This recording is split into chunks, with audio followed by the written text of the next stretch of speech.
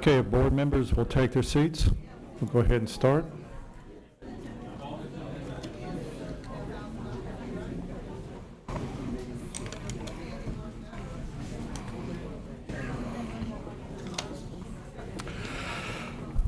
I'd like to welcome you to the special board meeting on the budget for December 8th, 2014.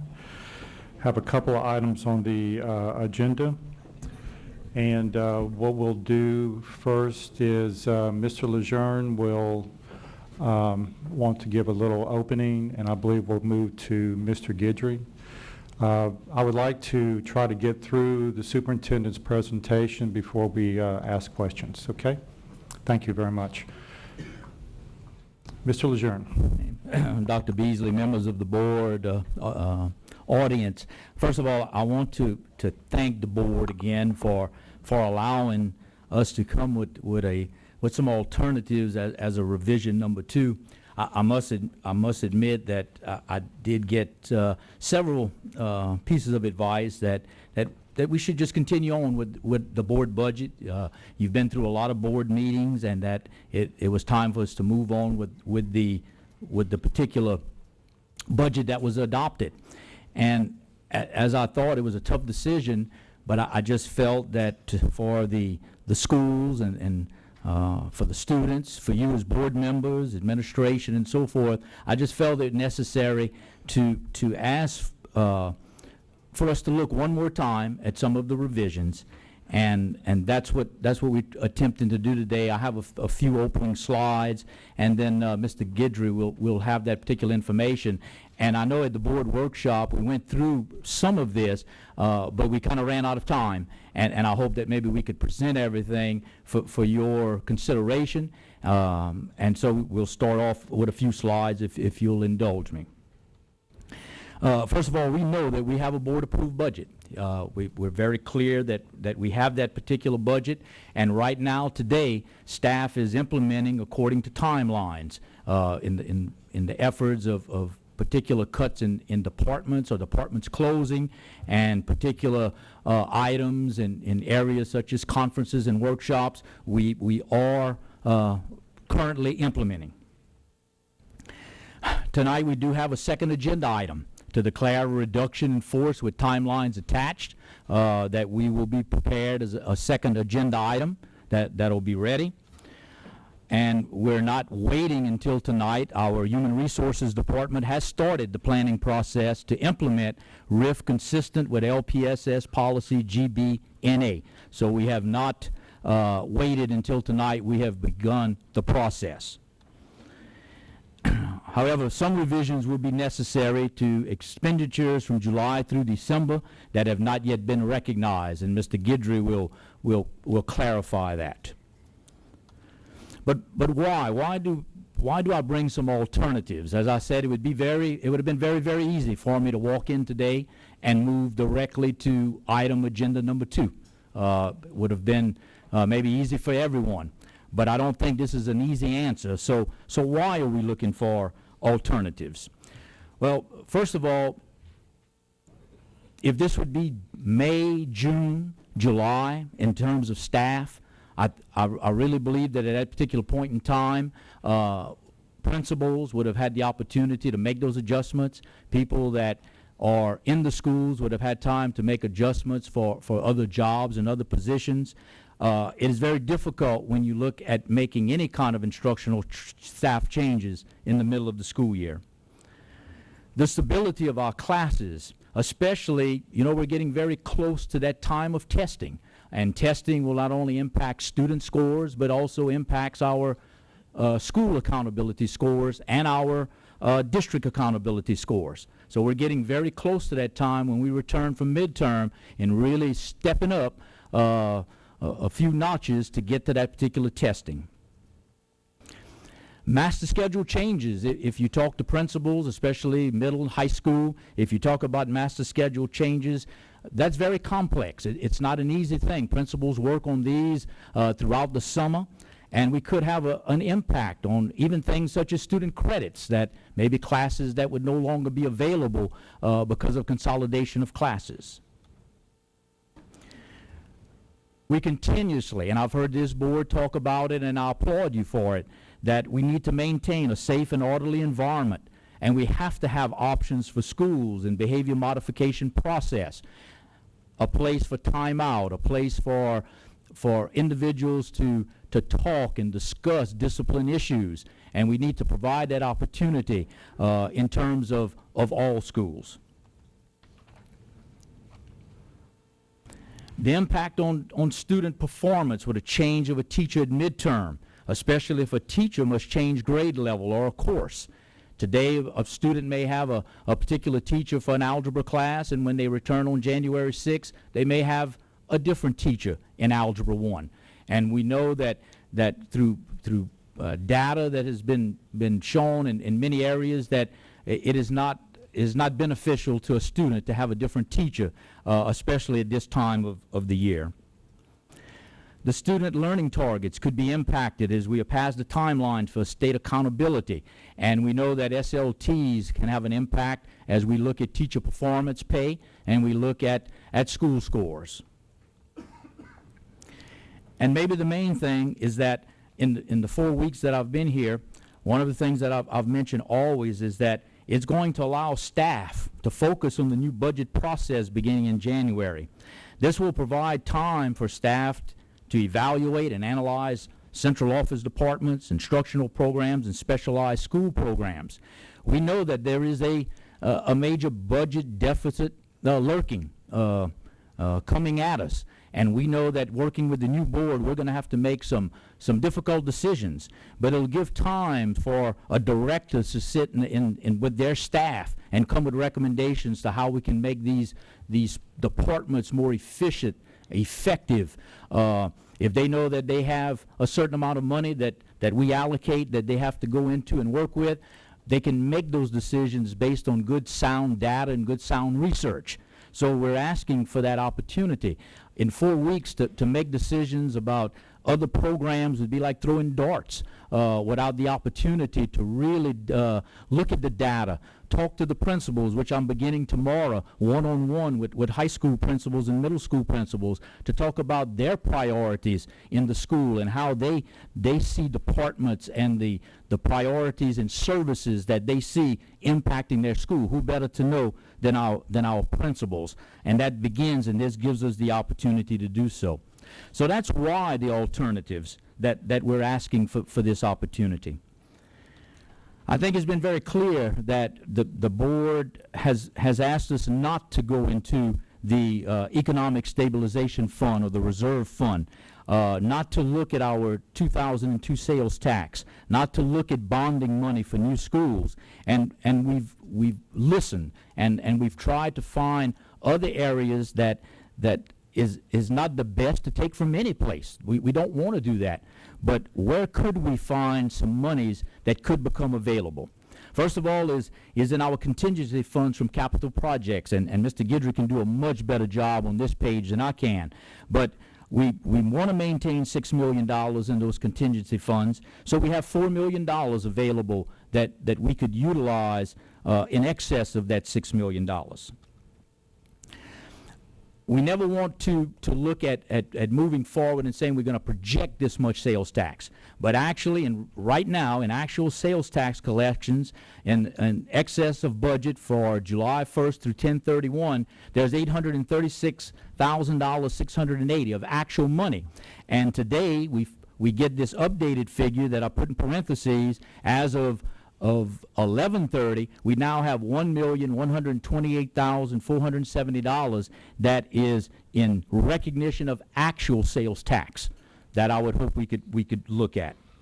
And then the last one, something of course no one wants to do, but we've gone through, Mr. Bordelon and his staff has looked at the capital projects, and even though we'd never want to eliminate capital projects ever and ever, but when it comes time to, is it going to be people? Is it going to be a facility that we could actually eliminate capital projects? And when I say eliminate, we're actually deferring from 1 year to the next, and we've identified about $2.5 million.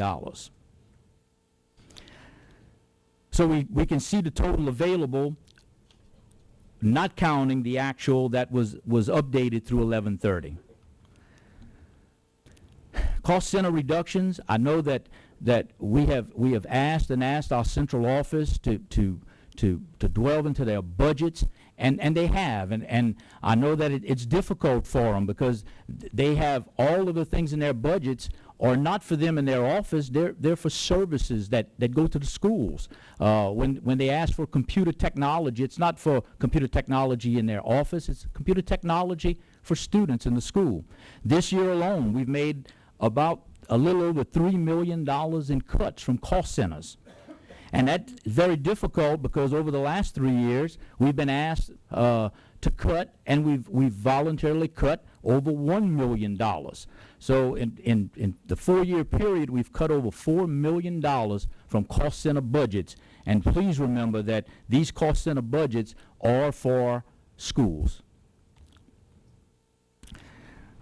We have some alternative. We know that we are going to have a budget, and you have a budget, and we have to implement if that's the wishes of the board.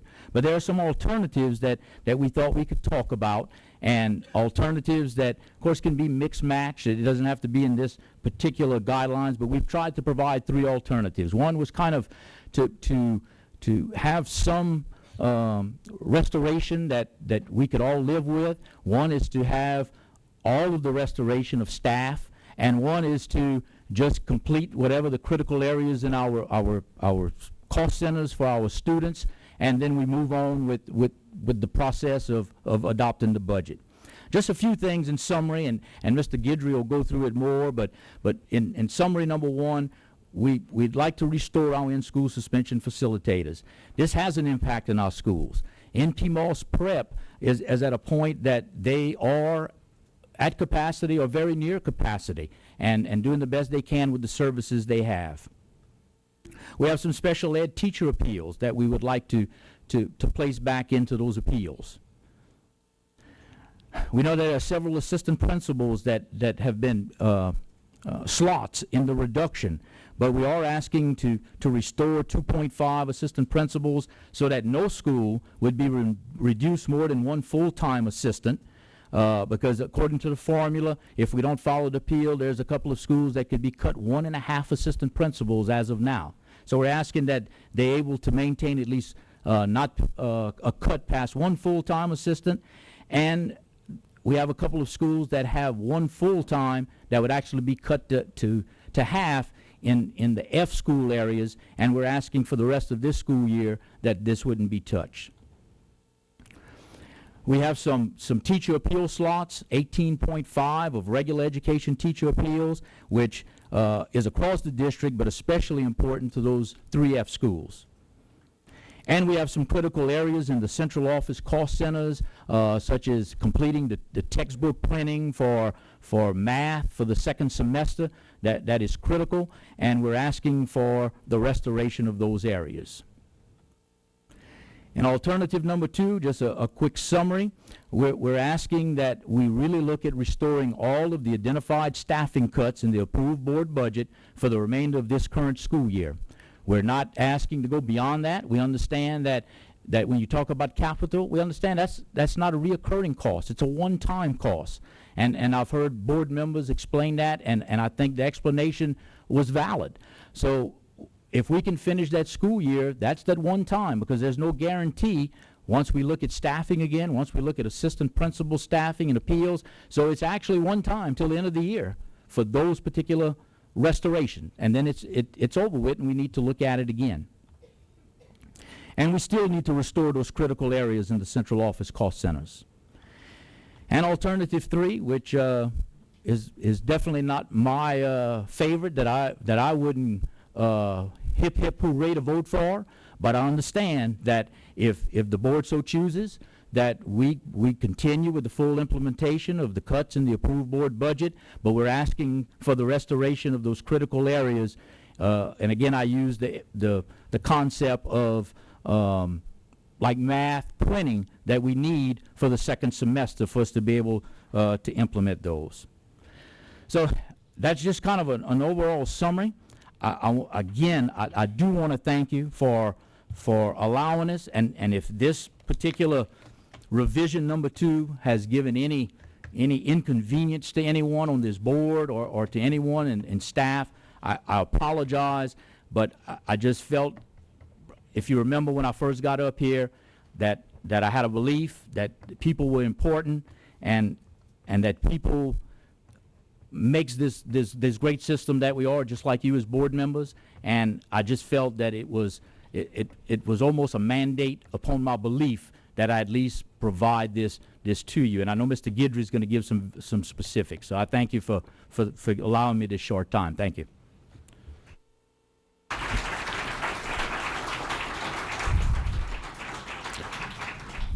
Thank you, Mr. Lejeune. Mr. Guidry.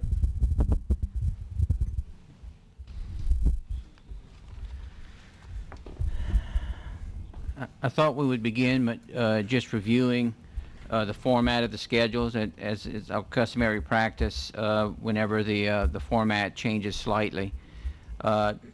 In the more, I'll begin with alternative 1, which basically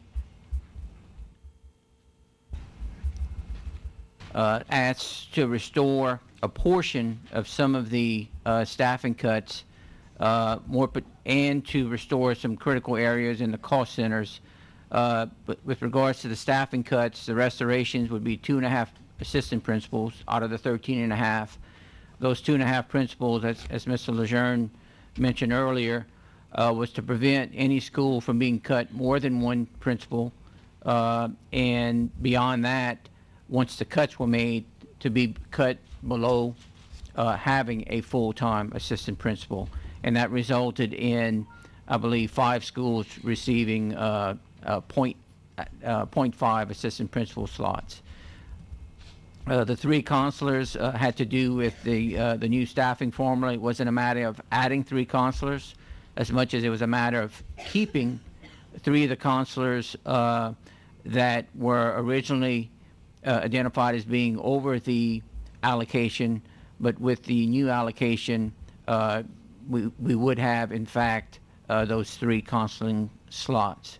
With regards to regular ed teachers, 18.5, those restorations relate only to the D and F schools, with a heavier concentration, of course, on the F schools. And then the 7.5 special education teachers to address specific needs in the special ed area. So with regards to staffing, these are partial restorations, and beyond that, we do have a request for cost center restorations in critical areas. And just to generalize, we'll go into more specifics as the board wishes, but along the lines of, say, contracted services, where we basically have software licenses that we've already implemented the contracts, where the termination clauses would, in essence, either impose severe penalties or would require that we pay out the remaining months of the contract term, which at the end of the day would mean through the end of the school year. We made an effort to provide explanations, not necessarily statutes that required these expenditures, but detail of the expenditures and what they're spent on, what they relate to, what services they relate to, hopefully providing the board with a clearer understanding. I'm not sure that we had provided specifics to this level of detail with regards to the specific contracts that we were talking about. And I know I'm referring to contracts. This is just an example. We also have, with regards to conferences and workshops, mention of the specific workshops that would be attended, and in some cases by whom, if not by the name, by the title of the person. So we're hoping that additional information better supports or provides a better understanding of why we're asking for the restoration. And we also, at the end of the day, want to point out that yes, we are looking for those restorations. with regards to the cost centers, even after those restorations, we're still looking at an additional 1.4 million of cuts that the board has implemented that would actually take effect and would be over and above what had already been offered, and that was in the neighborhood of about 2.2 million. So that's the 3 million plus figure that Mr. Lejeune had mentioned earlier. So with that said, I'll get into the specifics unless there's any questions with regards to the general overview. Yes, sir. Mr. Babineau. Yes, in regard to what was said about the assistant principals, are any of those positions in regard to safety package? Those positions were specifically tied to ensuring that no school would be cut more than one full-time assistant principal's position. And secondly, once the cuts are made, that those schools would have at least one full-time assistant principal position. When you look at the schools which are listed in footnote 4,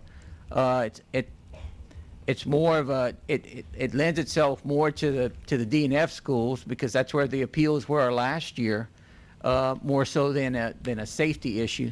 But by doing this, in essence, one could argue that that particular added benefit would be there. Okay. But it was more along the lines of keeping at least one full-time assistant principal for those school sites that were losing slots. So that's as per the staffing formula? Yes, sir. Okay. And is the same true for counselors? Or are any of those restorations in regard to any safety package?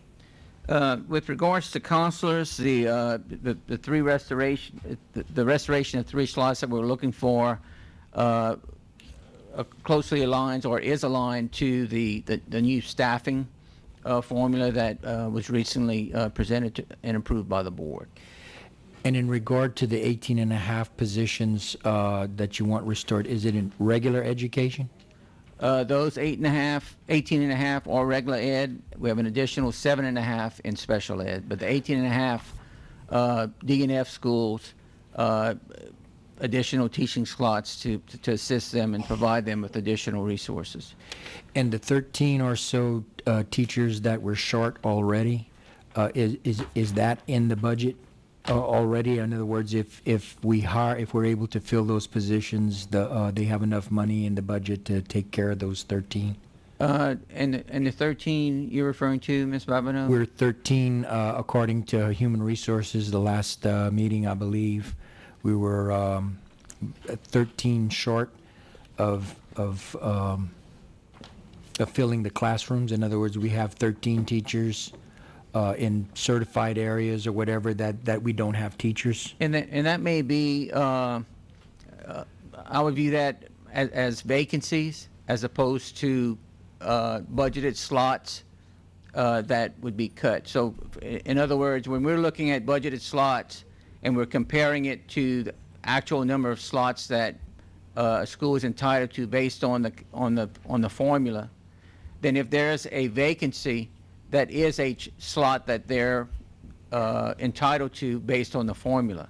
So a vacancy would be counted no different, or should be counted no different than a teacher being in that position.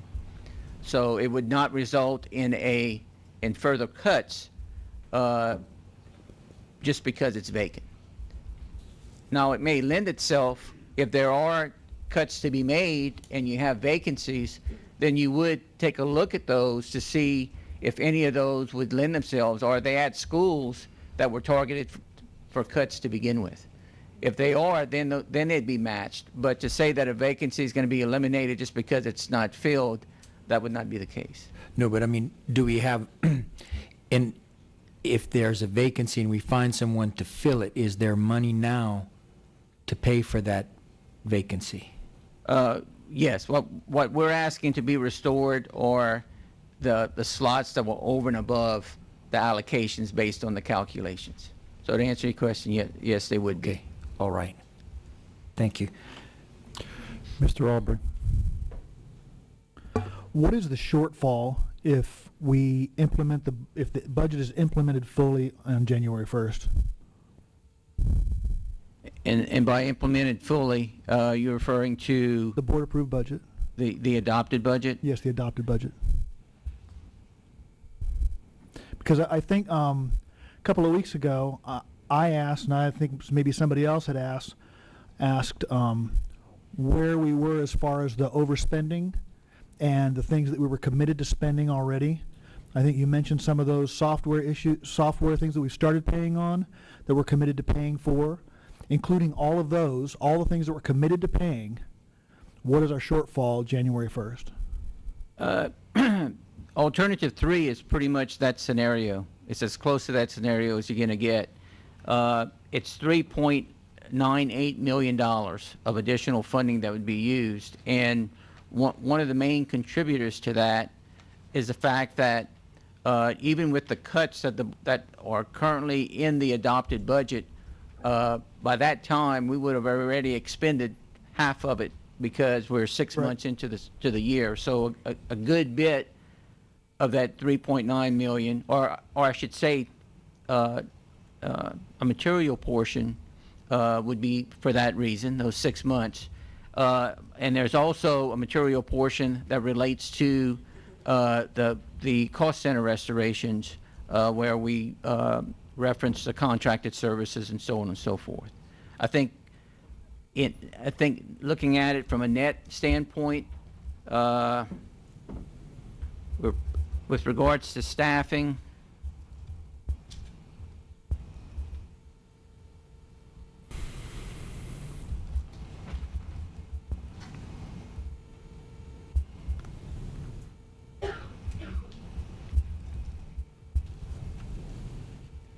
yeah, get that.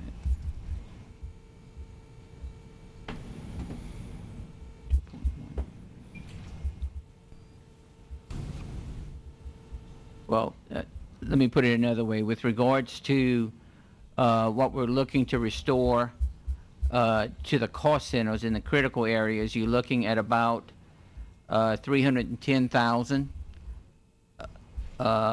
plus 310,000 more than has already been restored. The board had, if you remember, the board had approved 2.5 million a while back for us to come back with detail. The detail we were providing came out to about 2.8 million. So that's 310,000 more.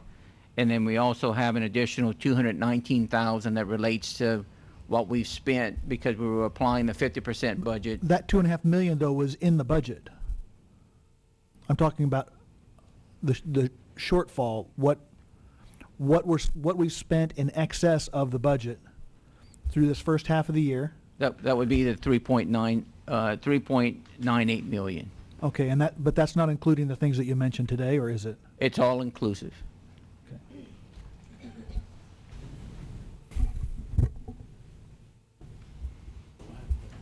Mr. Angel. First of all, I want to respond to the superintendent's remarks. I appreciate your remarks, Mr. Lejeune, and I feel that you're going to, and the old saying about getting more sugar with more bees or more honey with whatever with sugar than with vinegar. I think you it's obvious that you want to work with us, and I think you'll find that we want to work with you. But my question is kind of along the lines that Greg was asking, and that is, if I could ask for the big picture, what would alternative 1 cost? What would alternative 2 cost? Now I understand 3. I think. Do you have just broad, Excuse me. Alternative 1 would cost right at 5.3 million. I'll just round up. Alternative 2 would cost about 6.3 million, and alternative 3 about 3.98 million. Now that's over and above, and I'm using round figures. That's over and above the 7 million that we already have in the budget. Is that right? That's correct. Yes, sir. Okay. Thank you. Dr. Chasson. Mr. Guidry, fund balance wise, where are we at with the fund balance? With regards to the fund balance, I'll begin by saying when the adopted budget was approved, we're looking at about 7.1 million utilization of fund balance at that point in time. Can I ask a quick question? Out of that 7.1, how much of that was over and above the 3-month threshold? The full 7.1. Full 7.1? Yes, sir. Okay. The estimated amount over and above the 3-month threshold is 8.7 million. So you're looking at about 1.6 million that still exists or would still be available and still keep that 3 months intact. Does that answer your question? Yes, sir. Okay. 1.6 is still available for usage. Correct. Okay. That 1.6 can be applied to either alternative and drop each one of those numbers by 1.6, basically? That's correct. It would be an offset for any of those three numbers listed in the three alternatives. Okay.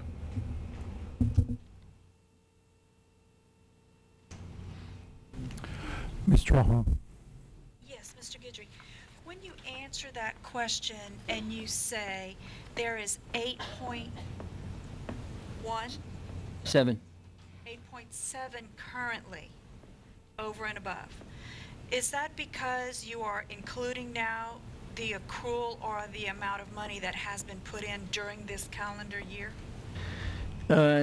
No, what the main reason for that, Ms. Trahan, is the results of the fiscal year 13-14, last fiscal year.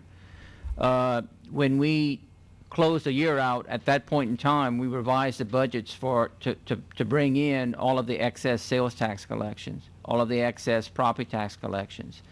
So in essence, I think that's what that number reflects. So And then you also have budgeted line items that you didn't spend the full amount, and all of that falls to the bottom line.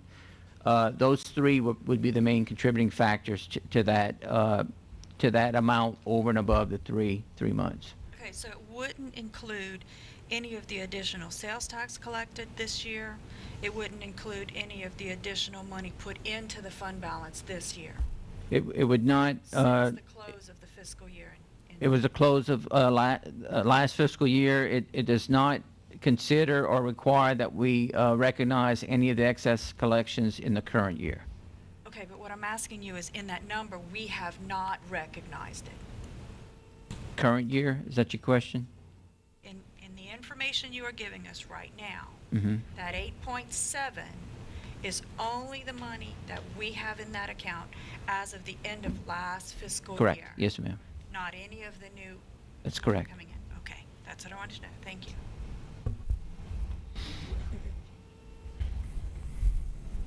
Okay, Mr. Guidry?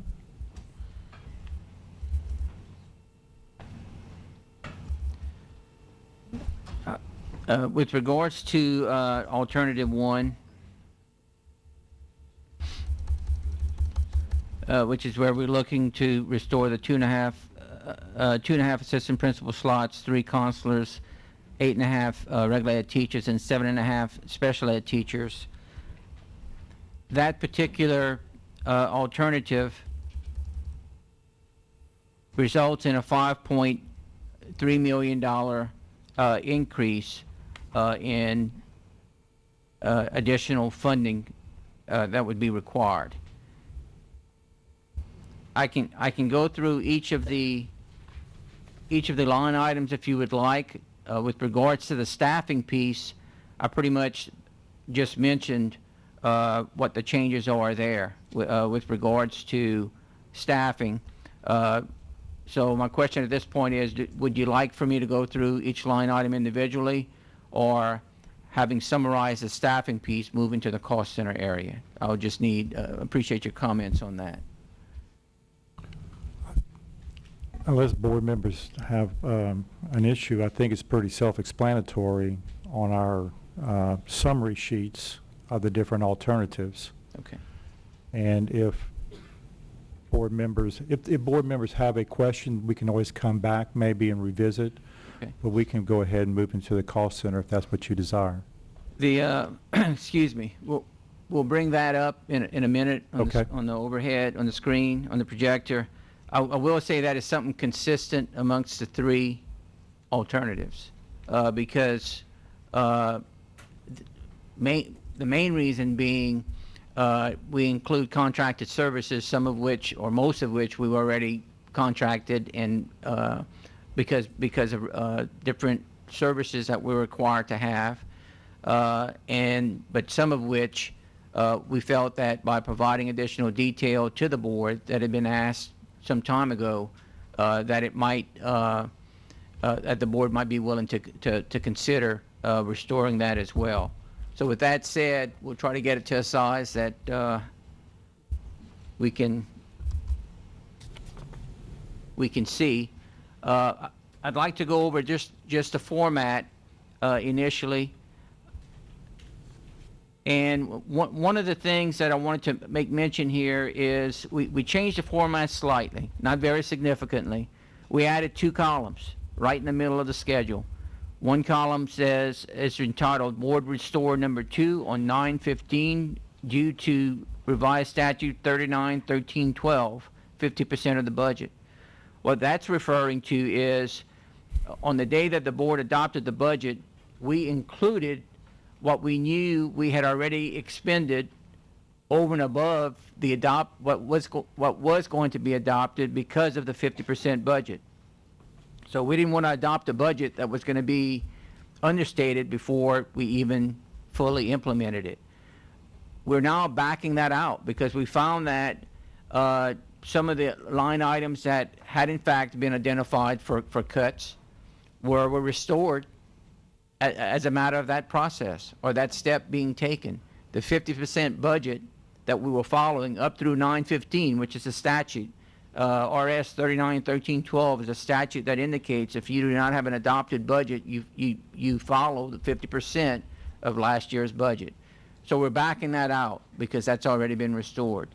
The column right after, immediately following, is a third restoration, and it's due for the same reason. It just takes us from, or covers a period from 9/5 through 11/19. I'm sorry, through, well, it was through the 11/19 meeting, but it was actually 11/12 was the date that we ran the report. So these 2 restorations, the first one, we ran it on 9/5 in preparation for the 9/15 budget meeting. The second one was run on 11/12 in preparation for the 11/19 meeting. And these restorations are due to the fact that we're operating under the 50% budget as opposed to the adopted budget. So we have backed out those restorations that have already basically been approved in arriving at the remaining cuts to be considered. And that is the amount that's reflected under the column heading Board Cuts after Restorations 2 and 3. In other words, that is the cut that if no restorations were made would be in effect and would be implemented. The next column, Cost Center Supervisor's Request for Restoration, indicates the amount that we're requesting to be restored. And so that the final column, this is a new column that has been added because we wanted the board to see what cuts would still be implemented over and above those cuts that had already been offered by the cost center supervisors. And I would just say that at the end of the day, I'm going to quickly go to the last, ask Stephanie to go to the very last page so we can look at the totals. And then if there's any questions with regards to the any specific line items, we can go through it then. In taking a look at the totals, and I'll give Ms. Richard a minute to get there. You'll notice that the board cuts after restorations number 2 and 3 is $4,227,000. we're asking that 2.8 million be restored, which is the next column, reflecting that, in essence, there would still be 1.4 million of cuts implemented. Now, that 1.4 million is over and above what had already been offered up. And what had already been offered up was right at 3.3 million by cost center supervisors. And that amount had, in alternative one, is reduced by 1.1 million to add the in-school suspension department back. So if you take a look at the net of those two, what's already been cut, you're right at 2.2 million, and then you add the 1.4 million, and you come up to a little over $3 million of cuts that would have been made in the current year. So these are cuts over and above what had already been offered. So with that said, I'll ask if there's any questions with regards to any of the explanations that have been provided by line item. I'm not attempting to make this a line item by line item review by any means, but if there are any in particular that have stood out to the board members in their review, we'd be more than happy to entertain questions on those line items. Mr. Aubrey. Yeah, this building down by talking about the cuts, I think, confuses the issue, because my understanding of where we are on January 1st, where we're going to be, is the budget approved was 7.1 into that we spent of one-time money, correct? And adding to that up to January 1st is another 3.9. That's correct. Correct? Mm-hmm. Okay, so that puts us at 11, right? Correct. Okay, so to do some of these restorations above what we've already spent and what we're committed to spend with contracts and software contracts and all of that, then the first tier above that is another 2.8. Okay, which would get us to 13.8. Well, the 2.8, Mr. Aubrey, is included in the 11. It's part of that $11 million figure. Okay, you have three restoration proposals. One is only to basically approve the money that's already been spent, the 3.9. And then, to include the cost center, request. Oh, so there is no baseline figure that is the budget that is approved has been approved by the board. We don't have a figure for how much that budget is approved for with no additions. We could take the third alternative and get to that point. In its current form, that is not what it represents. Okay, so we don't have that. We could get to that if because I mean, really, that. I mean, to me, I don't know about anybody else, but I mean, I'm much better at adding than subtracting, and to figure out what the base is, what is already spent, where we are fiscally right now, and then to go forward is makes it far less complicated than trying to say, well, there's this group of cuts and that group of cuts, because then I don't have anything to compare that to as to how much money we're spending, because that's what we're talking about is how much we're spending, not how much we're saving. You Right. follow me? Yes. And Because if someone tells me I can save you $100, you only have to spend $10,000. You know, that doesn't add up very well. So I'm trying to make it simple for me.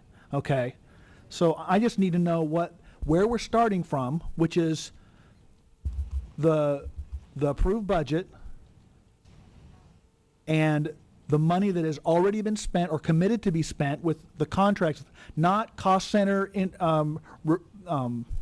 add backs, because there are a lot of these things I've seen in the cost centers. I mean, there's awards that are in there. There's a lot of stuff. I was going through that list, and to me, it didn't look like anyone was really serious about making cuts, looking at what a lot of the requests for to add back to the cost centers.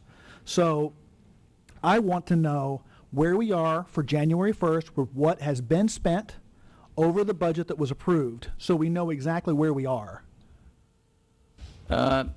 With regards to that inquiry, alternative 3, it would be a starting point to that 3.98 million number.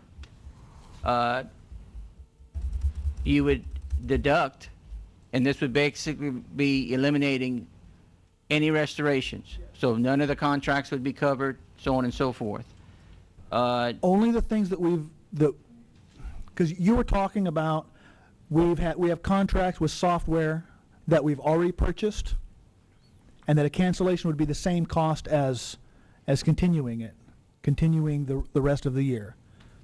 Right. Okay.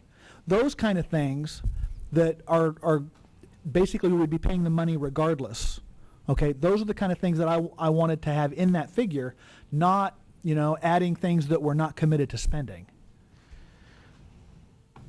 Well, the best we can do at this point with what we have would be to take the 3.98 million Yes.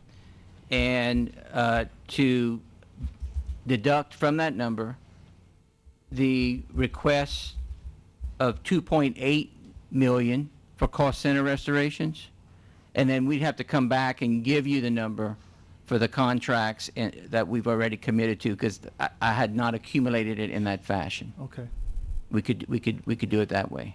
All right. I'm just trying to get at what our real starting point is, without restoring anything. That would be that if you were to do that, that would put you using the adopted budget with no restorations beyond what we were already committed to spend because of the 50% budget. Or have spent. Yes. Or have spent already, because I know a lot of the funds for materials has already been spent. The only thing it would not cover at this point, which we could come back with, are the contract services that we've already contracted going through the end of the school year, only because they're part of a much larger calculation. We could come back with that.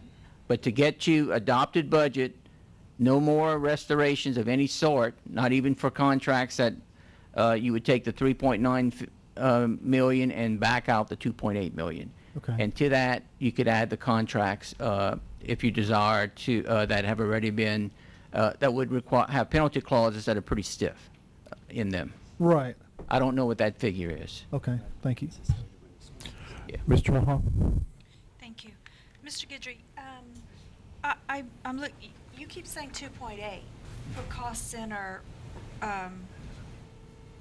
money that they want to restore. I don't see a 2.8 line item on this alternate 3. 3? Yeah. Am I just overlooking it?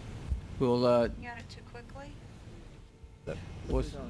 we'll switch over to 3, and it's 3. It's about Oh, I see it. Halfway down the page. right. Okay, it reads 2.8 only in one column. Right. Okay. So that one particular in that 11.3, we would subtract the 2.8, and that would get us to where we are right now with our current adopted budget and the money's already spent. Yes, ma'am. In the 50%. That's correct. And that's a 50% budget that was used beyond September 15th, when it should have truly been cut off at September 15th. Yes, up through September 15th, it was actually the budget that we were required statutorily to Right, use. right. So we have 2 line items. Both of them refer to that statute. One of them would have existed because the budget had not been adopted. That's right, until The September 15th. second one is tied to beyond after the 9/15 date. Okay. And, okay, I see that. I see you have the 2 different line items. 1 and 2. Okay, thank you. Mr. Lejeune. Just a clarification, Mr. Guidry, the 2.5 out of the 2.8 has already been approved by the board? It's already in the restorations for us to bring back specifics? Yes. Okay. I just wanted to clarify. Okay. Explain that again? You've Okay. run a budget amendment by us already that we voted on and approved to give you back the 2.8? The 2.5, I don't know if you recall, several meetings ago when the initial cuts were voted on by the board,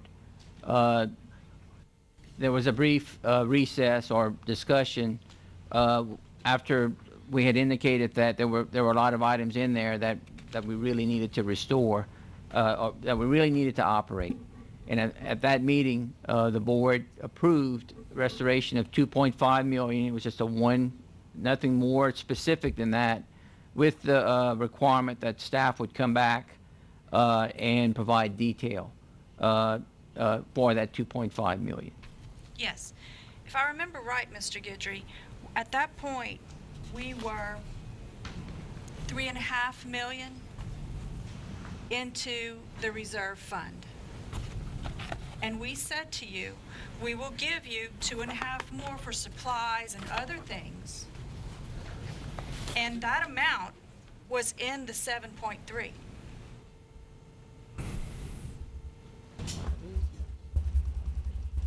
So you can't now add it into, again, the 7.3 to make it 11.3. Well, we're not adding it in again as much as we're showing basically what has changed. If you look at the difference column, the only thing that has changed for that line item, the only difference is $300,000. So we're not trying to add it in again. We're just reporting that amount that's over and above the 2.5 million that's already, and we can point it out. The 310. Because when that was voted on, when we said to you, we will give you 2.5, that was all inclusive in the board duly adopted 915 budget. And It the is. total deficit there, hitting the reserve, was 7.1. Yes, ma'am. So at this point, beyond the 7.1, all we want to see is the overages that were spent because the 50% statute was carried beyond when it should have been. And that money was expended without board approval. And we want to see how much that has cost the system above the 7.1. Because we'll have to cover that. You guys have spent it. Well, if we, excuse me, if we take a look at alternative one, just for discussion purposes, the 5.3 million of increase there, 5,268,566 consists of only those increases that are included in that column. So you'll notice majority of them are staffing, especially when you take a look at the in-school suspension. That's 1.1 million of that $5 million figure. So you get to the $2.8 million line item, or 2.5 million, and that's reflecting only a $310,000 increase over and above the 2.5 million that was included in the 7 million figure. So it's the 310, so to speak, that's over and above the 2.5. Okay. Again, we're going right back to what Mr. Aubrey asked a while ago. We gave you guys in the duly approved September 15th, board voted on, adopted budget. Right. Our deficit hitting the reserve was 7.1 million. Mm-hmm.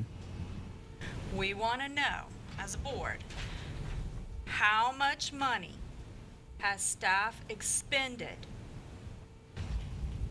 above and beyond that duly adopted budget because the 50% statute was carried beyond the date it should have been carried. What is that total dollar amount? Nowhere on here do I see that. In every case, you don't, each alternative builds something entirely different. You start with something different, you build something different. In no case do you have, this is just that dollar amount plus what we've spent, and then the next one plus what we want to restore, and then the next one plus staffing. It doesn't do that. You don't do that, Mr. Goody. Each one is different, and you tackle different things with it. Well, it's different in the staffing arena, Ms. Strawhall, but when you get to the cost center, they're pretty much the same. Every line item is pretty much the same in all three alternatives, because there are certain things that did not change from day one. If the column if the amount in the adopted budget column, which is the first column, agrees with the amount in budget revision number 1 and budget revision number 2, that means that there has been no change since the adopted budget. Okay. In the first column, in every one of these approaches, the balance is 7.1. That's Yes, ma'am. from the board adopted budget. That's 7.1. Correct. Yes. If I look at alternative number 1, where is the 25? Oh, okay, I see it. $2,500. And there's a $310 addition. 310,000, correct. 310,000. That is a restoration to some of our cuts that we. And then you say here in the adjustment 1 is the 50% spent prior to 9/15, and adjustment after that is the 50% spent to November 12th. Is that correct? Correct. Mhm. So I could add those two line items. Do I add the difference column? Just a difference column. 7.1? Just a difference column, because if you notice for the first adjustment, it was $1,299,000. We actually ran that report in time for the adoption of the budget, and it was included in the adopted budget. So that's why that amount is also shown in budget revision number 1 and number 2. In other words, that number has not changed since the time it was adopted. So you're only looking at those line items that have a difference in the difference column. If there is no difference, then that means what was in the adopted budget is still in this alternative. It would still be, that line item would remain unchanged. Mr. Guidry, you're going to, staff needs this board to make a decision. We can't do that until we fully understand. And as long as we keep talking round and round in what I consider circles, I don't get this. So we're going to have to break it down to like elementary level, all right? Okay. Because this is, if I take the 7.1 and I add the 310,597 and the 219,175, do I get everything that we've spent to date? Plus our duly adopted budget. Do I get that? You have to add all the amounts in the increase column. All of those amounts? Yes, ma'am. All of those amounts are 5.2, Mr. Guidry. That's correct. So we've spent $5.2 million over the duly adopted budget to date? So your question is, what have we spent to date? Don't worry about the alternative. You want to know what have we spent over and above if we just went with the adopted budget but didn't implement. Okay. That's what Mr. Aubrey asked a while ago. That's what I've tried to ask for 10 minutes now. I don't, maybe didn't convey that well. Yeah. Mr. Aubrey. I know you feel like you're being tag teamed here. Yeah. Yeah. Maybe if he's trying to maybe get the answer. Yeah. I still have an issue with this $2.5 million that the board allowed for restorations, because that was part of the adopted budget. And in this discussion, we've determined that, and it's been stated several times, that the adopted budget used $7.1 million in reserves. The $2.5 million should have been part of that 7.1. And yet I've heard more than once it stated that out of the 2.5 is part of this 3.9, which is impossible because the 2.5 was part of the 7.1, not part of the 3.9. Well, all I'm saying there, Mr. Aubrey, we're saying the same thing. It's reflected in that figure. At the end of the day, it is reflected in the $3.9 million figure. Now, if you're asking what amount has it increased by, that amount is in the difference column. It's clearly stated in a separate column, $310,597, and it is in that $3.9 million figure. But when I ask if we had the adopted budget went into the reserves $7.1 million. Correct. Correct? Yes. Okay. This proposal here has a figure of $3.983 million. Correct. That if we take alternative 3, which it says is the adopted budget plus the excess spending. It doesn't make sense that that 2.5 could be included in this figure if it's part of the adopted budget. That doesn't make sense. Do one at a time, please. Okay. The 2.8 million and the 2.5 million is in the $7 million figure. Yes. We agree on that? Yes. The $2.8 million figure, which represents a $310,000 increase, the $310,000 increase. Yes, I understand that. Okay. But of the 2.8, the 2.5 is being used. It has not been used yet. That was just a restoration that the board just allowed during the adoption process. Yes. So the 2.8 should only be 300,000. It shouldn't be 2.8 million. It should only be 300,000 because the 2.5 is part of the 7.1, not in addition to the 7.1. But keep in mind that, and I think I see where I may be confusing the issue. The 2.5 has not been spent. So yes. So the 7.1 has not been spent.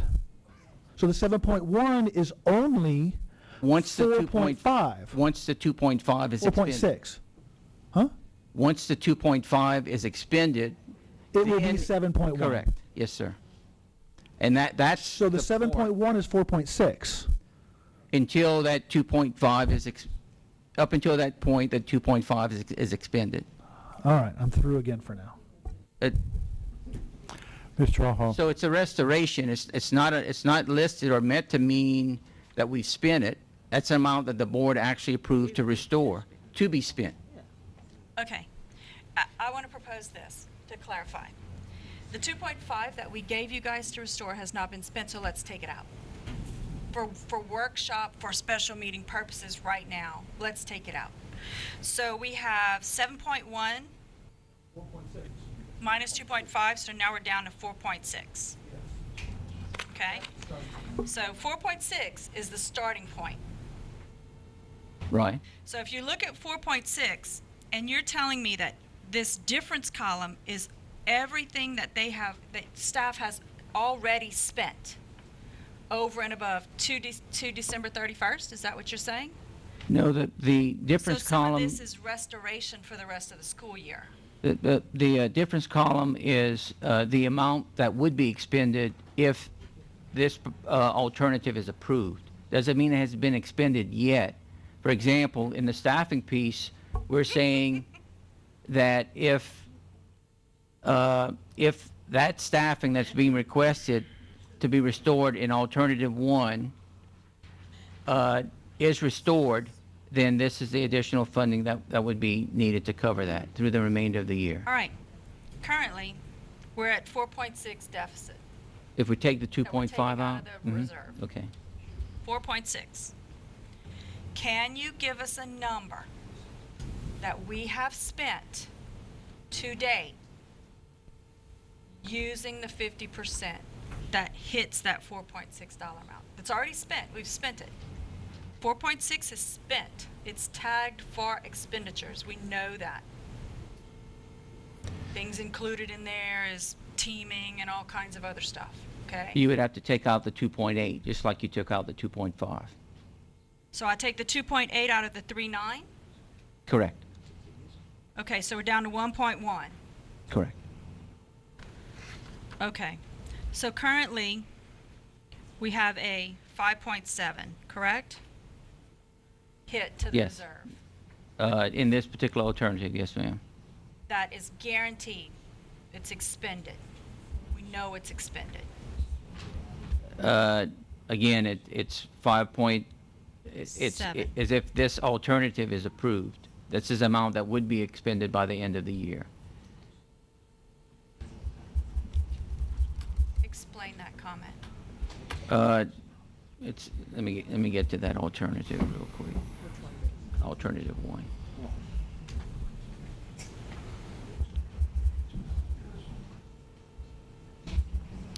The alternatives are being provided as a proposed budget revision. So that means that if the proposed budget revision is approved, that by the end of the year, that 5.7 million represents the additional funding that would be required to cover this proposed budget through the end of the year. That's what that would mean. Additionally, Yes, ma'am. so at the end of the year, our budget, in its totality, will hit the reserve 5.7 million. Is that an Or accurate statement? or the additional funding that Mr. Lejeune referenced could be used in lieu of the fund balance. Yes, ma'am. But currently, the board budget said we would spend that out of the reserve, correct? Correct. Yes, ma'am. 5.7. Yes. Okay. So if that's in total, and we have, you said 8.1 in the reserve, that was an audited amount over and above the 3 months as of June 31st? 8.7. Yes, ma'am. 8.7. See, now we're getting somewhere where I can understand, Mr. Guidry. Maybe Mr. Aubrey and I were tag teaming with that. Just didn't make sense because this 2.5 hit that line twice. I didn't understand that. But I think I'm getting to the bottom line numbers now. So we have basically $3 million that we can be creative in restoring some of these things. Is that what you're saying? And that 3.1 million is If we want to expend all of the overage in the reserve above the 3 months. that would be 8.7, of which in the adopted budget we've expended 7.1. 7.1 minus so 2.5, that got us down to 4.6. yes. Mm-hmm. You said we spent over the budget in the 50% budget process, 1.1, which got us to 5.7. If we have 8.7, did I lose them? Did I lose you? Did I lose you, Mr. Guidry? Yeah. Okay. I don't want Just- to. I don't want to be wrong, so I would like you to confirm what I'm saying to be accurate.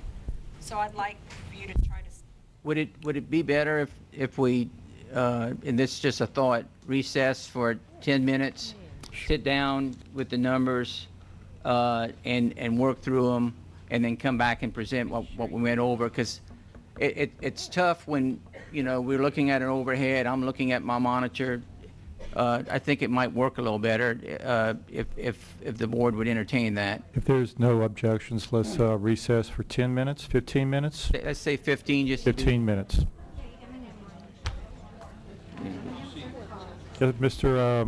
Mr. Bouillon, I think that's the hold on, best way, but they don't come and sit with you. hold on. Go ahead, Mr. Bouillon. Did you In all object to of the? the comments that were made tonight, it was stated that 7.1 is now 4.6. So I guess we're talking about the New York math that we're teaching in our schools. That I don't know. So with all of that in mind, I'd like to look at alternative number 3. What we're really talking about here tonight is eliminating 102 positions. We're talking about human beings and lives that work for the Lafayette Parish School Board. We're talking about eliminating these positions right around Christmas time. Whereas, if we would have been on our game plan when we began this in May, we wouldn't be having to be here in December, threatening to fire our own employees right before Christmas time.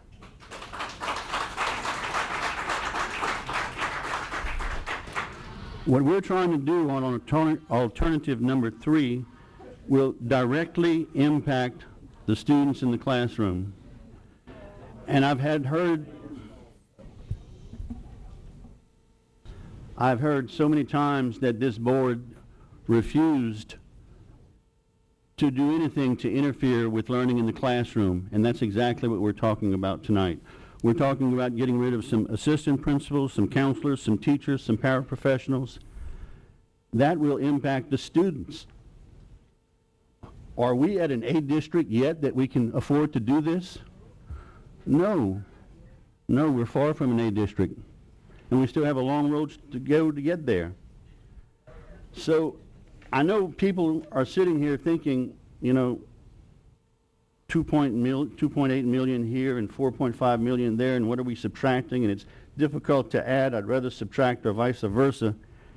I'm looking at these alternatives that least affects the classroom.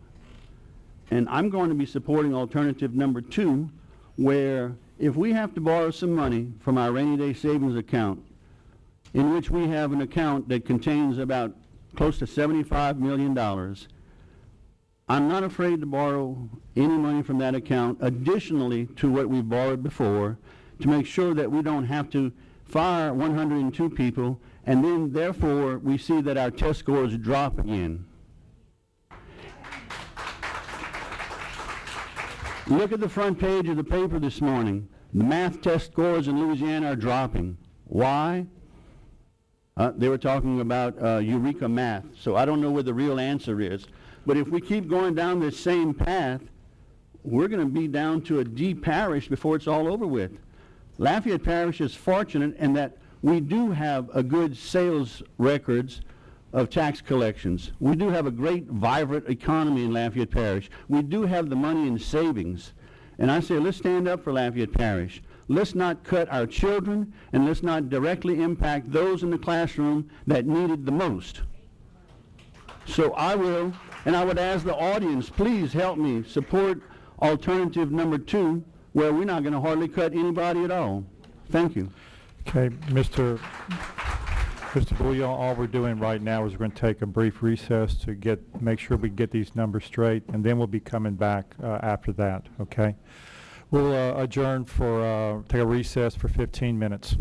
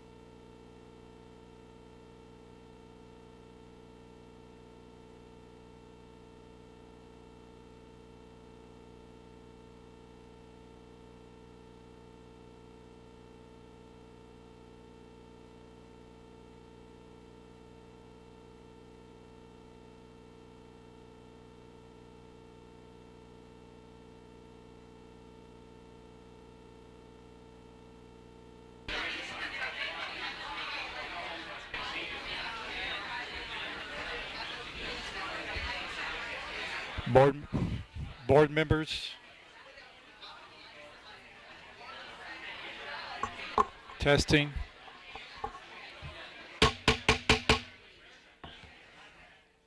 Board members.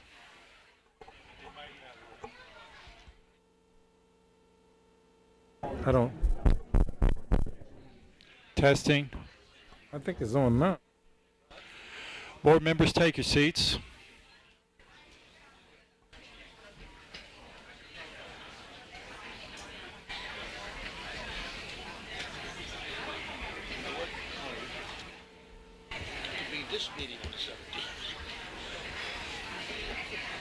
We'll have some, there'll be some items, some introduction items.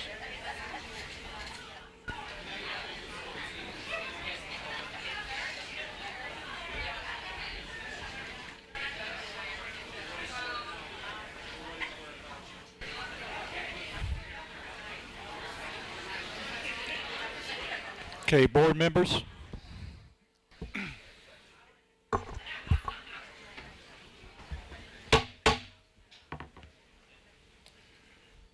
We're going to come out of recess right now.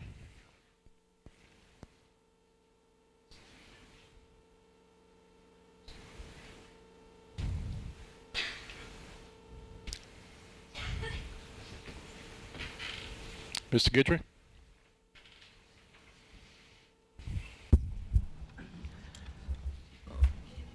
Basically, what we've done, Dr. Beasley, is we've looked at alternative 3.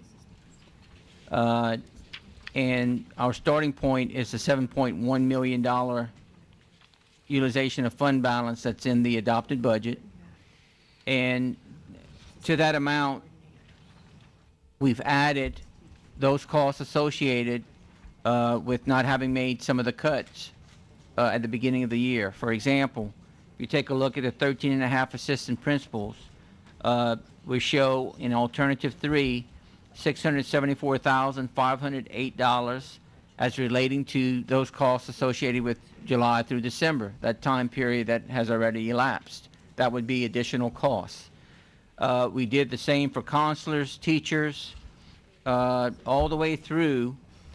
And when we got to the $2.5 million line item, we backed out the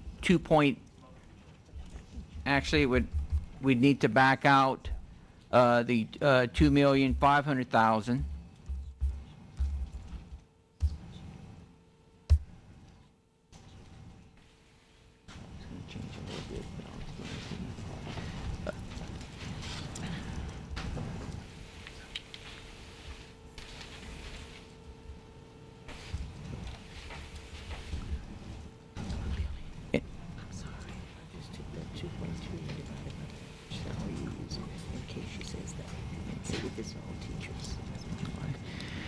And then with regards to the 50% budget, the $504,576 amount. So if we take those.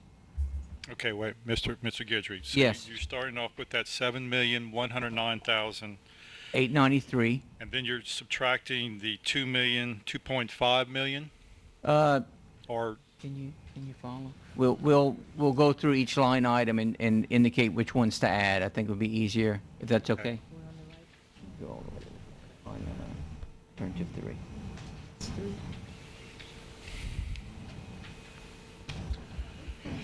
Ms. Strawhon. Mr. Guidry, you need, what Dr. Beasley asked is where we started from. So Yes, 7 million. at 7.1, but we subtracted the 2.5 that we gave y'all because it had nothing tagged to it yet. Correct. Remember, we started with 4.6. Yes. So we'll, now you're adding back, right? And you're going to right. We're going to start from the top of the schedule and just work down, if that's okay. The 7,109,893 is the starting point. To that, we're going to add the 674,508 for assistant principals. And we have it up on the screen, so if you want to follow along, that's basically the cost associated with keeping those 13.5 slots from July through December. Everyone's, see where that number comes from? We're going to add half of the counselor's position for July through December. That's 37.5. We're going to go down to the regular ed staffing appeals, a line item that says July through December, $1,056,250. We're gonna add that. That's an added cost. Wait a minute, what was that amount there, Mr. Goodrich? $1,056,250. Okay. Next line we're going to go to is one half of the SPED staffing appeals, July through December, $532,750. We're going to add that. The next line item we're going to is the elimination of dean students. The cost of July through December is $195,000. That's an addition. The in-school suspension at all sites, July through December, the cost associated with that is $572,439. We'll add that. Then we're going to deduct $2.5 million, which is a line item that was included in the 7.1 for expenses that staff would come back, identify, and expend at a later date. We're going to back that out. Next line item we go to is the addition of $504,576.82 for the 50% budget to cover the time period 9/5 to 11/12. And the sum total of all of that is $8,182,917. Mr. Hall, the reason that number differs slightly from the one I gave you was I had backed out $2.8 million instead of the 2.5. So there was a $300,000 difference. I should have backed out the 2.5 because that's what existed in the adopted budget. So we're looking at the $8,182,917 is basically where we would be allowing for the expenses for July through December for those personnel cuts that had not been made during that time frame. And Mr. Aubrey, does that put us where, or give us a number that that you were looking for? Yeah, I just had one question about the $2.5 million. We had received a schedule months ago that had textbooks and some other things that were approved by the board president that were included in that $2.5 million. None of that has been accounted for in that figure? With regards to the cuts, we have in the there's a line item relating to the 50% budget of $1.29 million. Yeah, I'm talking about when we were having the discussion, there was a big discussion on approving student text materials and some other things, and we were hashing out where that $2.5 million was going to go, and we received a schedule that showed it all expended, but that was never part of the budget. Is that my understanding? That's correct. That money had not been spent. Okay. So those funds that were spent on textbooks are part of the 50% budget rather than the $2.5 million schedule we were given. That's correct. Okay, thank you. So Mr. Guidry, so what's your bottom line down there? $8,182,917. That figure, basically, if you're looking for, you'd have to look at the differential, or the difference between that number and the $7.1 million figure we begin with, and that's an increase of $1,073,024.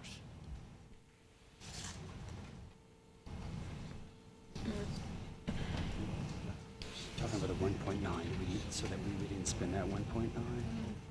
You said that's going to be in the restoration. Spend that. What 1.9? The 1.9 you referred to as, you said you're going to see later there's a 1.9 expenditure for those textbooks. Right. 1.29. And that is where. Oh, So that's one of the things things they're gonna have to add back in. It's already in there. Oh, it's already in there. Mr. Chair? Mr. Aubrey. I'm assuming you're going to use the same baseline to give us revised figures on the alternative 1 and 2 as well? Or Well, 2 and 3? The Because that's going to change the 5.2 as well, because it has the same figures in it. we can, we worked it up because I think the request was where Yeah. would we be Right. based on the adopted budget, and that's what alternative 3 does.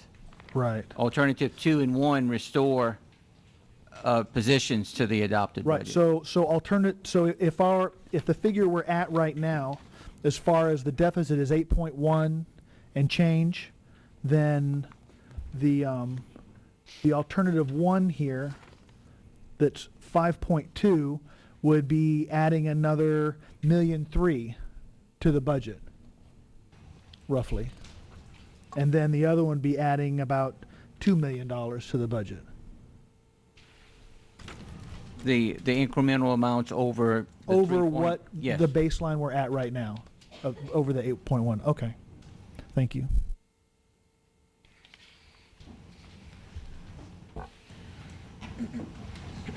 Mr. O'Hall. Yep, my question is for you, Mr. Aubrey. Explain. I don't understand that last comment. You Mr. said Aubrey? something about If- If we're looking at this, the first page, the alternative 3, okay? And it says 3.983. But once you back out the 2.5 million, which is part of the 7.1, which made it the 4.6, okay? So when that figure is included in there, the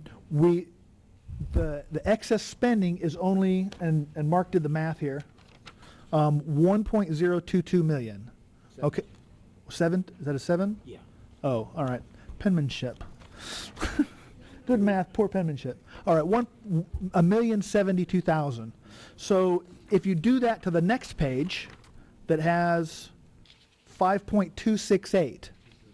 Okay, the difference between the 3.9 and the 5.2 is another $1.3 million ish. Okay, above that figure. So if we were to approve option or alternative, this says alternative 1 on my page. So if we were to approve alternative 1, then that would bring us to about 9 or 10, somewhere around there. I would like, I hear where you're coming from and I understand now, thank you. But my question is, I don't necessarily, would that be an accurate statement, Mr. Goodry? Because we were taking out half of some of these amounts in certain cases. And are all those numbers the same? Well, what you have is if they're not being eliminated, then you're just adding the other half over and above the half that we added in alternative 3. So, for example, if you had, let's say you had $1.2 million that was meant to be cut. In alternative 3, the one that we just worked through, July through December adds $600,000 to cover the first 6 months of the year. In alternative 1, if we're asking to restore all those positions, then it's only the difference, the January through June numbers, which would be half of that figure. So, in essence, that would be a close estimate of where we would be with regards to the additional costs associated with those alternatives, because all we're doing is adding the other 6 months to finish the year. So, in alternative 3,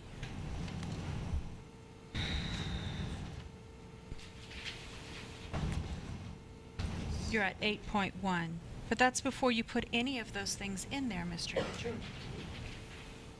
Before we put any of what things in there. Second half of any of these items and all of the other items that you didn't subtract out. Right, I think what Mr. Aubrey is saying is if we want to consider where we would be at that point in time in terms of the staffing, we would add the differential, the difference between the alternatives to the 8.1 to tell us if we restored the staffing that's in alternative 1, the 8.1 becomes the differential. 8.1 plus 7.1, it's 8.1. plus the differential. Yes. So it's in alternate 1, it's 8.1 plus 5.2. It's 8.1 plus the difference between alternative 1 and 2. So you take alternative 1, oh, I'm sorry, you take alternative 3 and subtract it from alternative 1, add that to 8.1. That would be 9.4. Okay. There we go. Now, Okay. okay. So in that calculation right there, the 9.4, that would be going with alternative 1, correct? That would be going with alternative 1 staffing. And for the cost centers, remember, we've eliminated that 2.5 million. So that would basically put the staffing in. The staffing that's being asked to be restored, not all of it, Right. just what we're asking to restore. So alternative 1, but going through that scenario, would add the staffing that we're asking to be restored. It would leave the cost centers as is. The 2.5 million would be out, would not be in it. One more quick question. And so the reserves that we've used already, the 7.1. 7.1, we would subtract that from that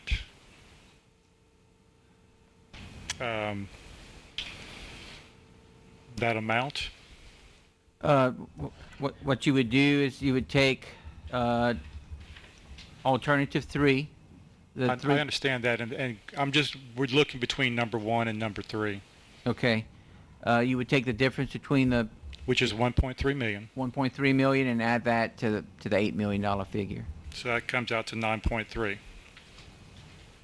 8 plus 1.3.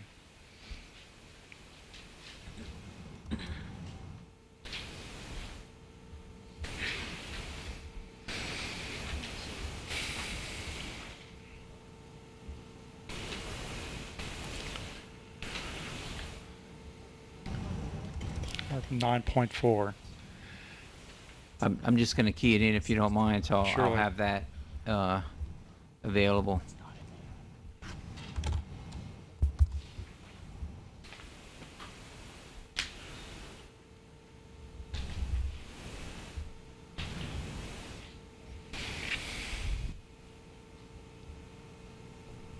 I have another question. Go ahead, Mr. Aubrey. The alternative source of funding for these was going to be what, from capital projects? Yeah, Mr. Aubrey, they're listed on the bottom of your paper. There was 4 million in capital projects that you were proposing to use part of? Those are alternative funding, possible Then- alternative. And the funding available in the reserve down to the 3 months is available as what, 8.7. 8.7? Correct. So that would get us, if we looked at alternative 1, I come up with 9,468,265. Okay, and then you could use 8.7 million? That's correct. And so then you're basically approximately $700,000 short, approximately. Correct.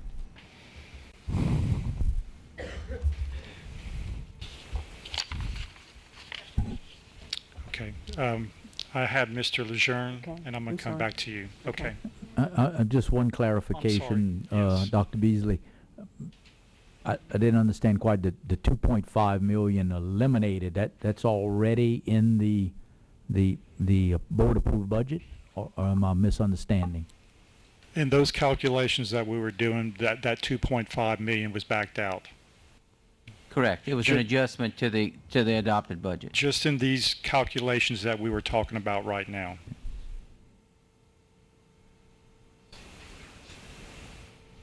Ms. Trahan. Yeah, Mr. Lejeune, we backed it out because that amount was a lump sum that we had given staff to use for bridging the gap on things. It wasn't earmarked for anything specific yet. And we backed it out thinking, well, now we've got an earmark for it. So it's back in there basically with a predetermined subject now. It's going to go towards overages in the 50% budget. It's going to go to staffing that we've spent already, those kind of things. And if there's money in excess of that, I mean, you're still going to get it. But now it's earmarked for something. It's not over and above. Now, my question for you, Mr. Guidry, was, we were talking a little bit ago, and in that 2.5, y'all expressed to me that there were definite things that the system has to cover in there that's going to come back to us. There's going to be licenses, SACS accreditation fees, amounts for mileage for itinerant people that has to by law get paid their mileage. And I'm not talking about conferences, I'm not talking about cell phones, I'm not talking about, those are luxuries at this point for this system. But those things that we have to absolutely pay for. And so that's going to be another amount that's going to come back and get tacked on top of this in that 2.5, correct? Yes, ma'am. And we don't know at this point what that amount's going to be. No, ma'am. Okay.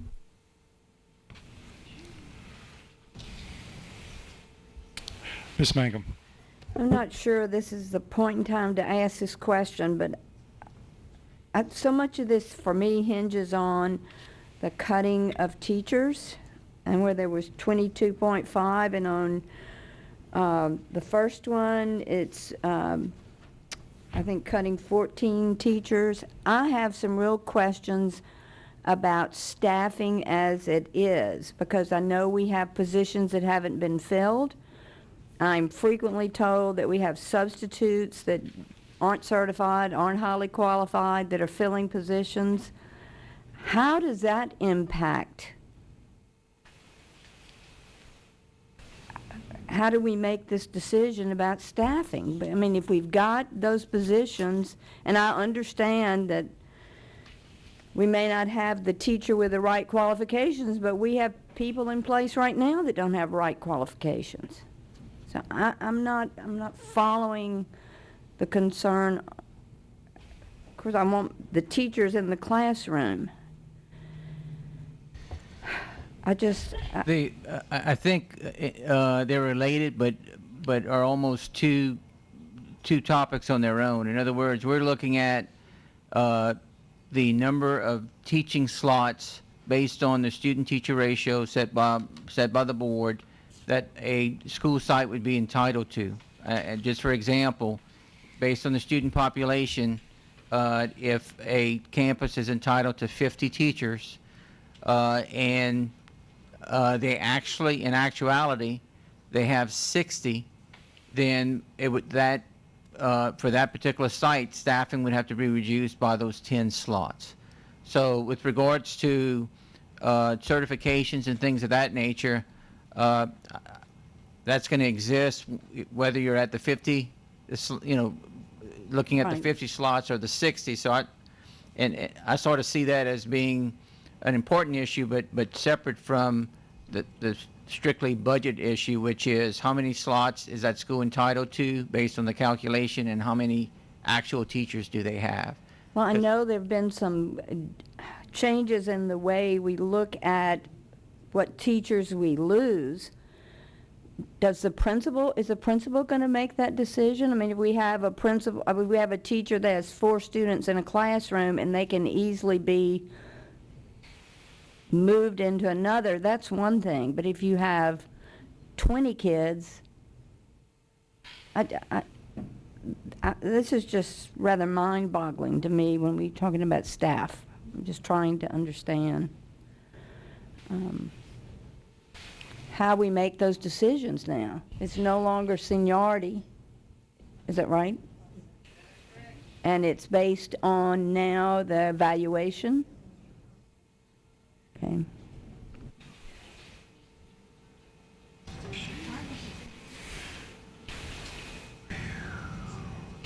Mr. Babineau. I think in that regard, the 18.5 is over and above staffing formula. So it's not cutting any teachers at all, it's adding teachers, right? Well, in that particular alternative, Mr. Babineau, we started out with 32.5 over. We're asking to restore 18.5, so at the end of the day, 14 positions, 14 slots would be eliminated.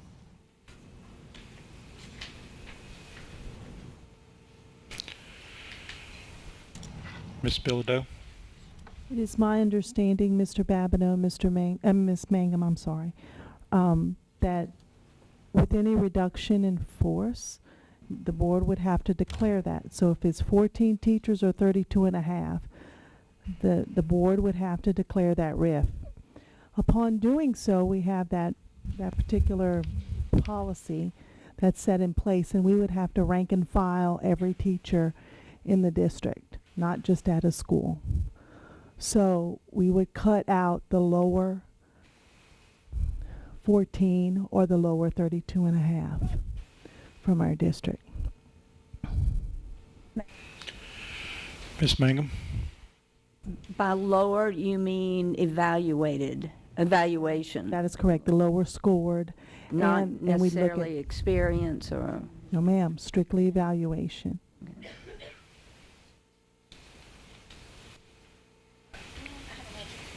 Go Certification as well. I'm sorry. What if we have teachers I'm sorry. Teachers that have come into the district and they have no evaluation within our district. What happens then? Well, there are 2 parts to that. We look at the evaluation, if they have none. We also look at certification. There are some specific standards that we have to follow in that RIF policy. So it is a huge task. Mr. Lindgren, could you please, sir?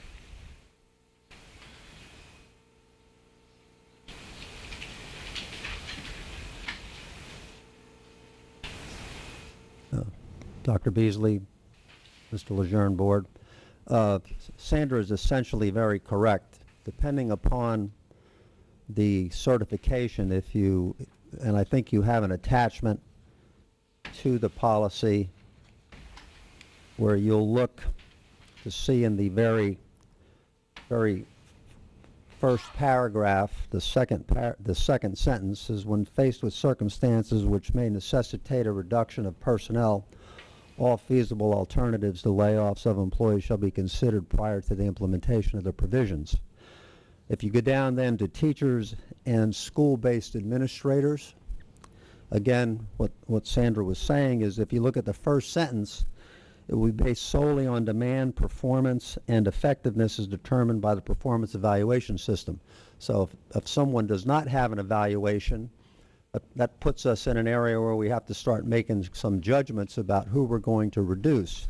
If you go down further into the middle of the paragraph, any reduction of teachers and administrators by the superintendent shall be instituted by dismissing the least effective teacher within each targeted subject area or area of certification. In our particular circumstance, for instance, at the last board meeting you asked about TATs.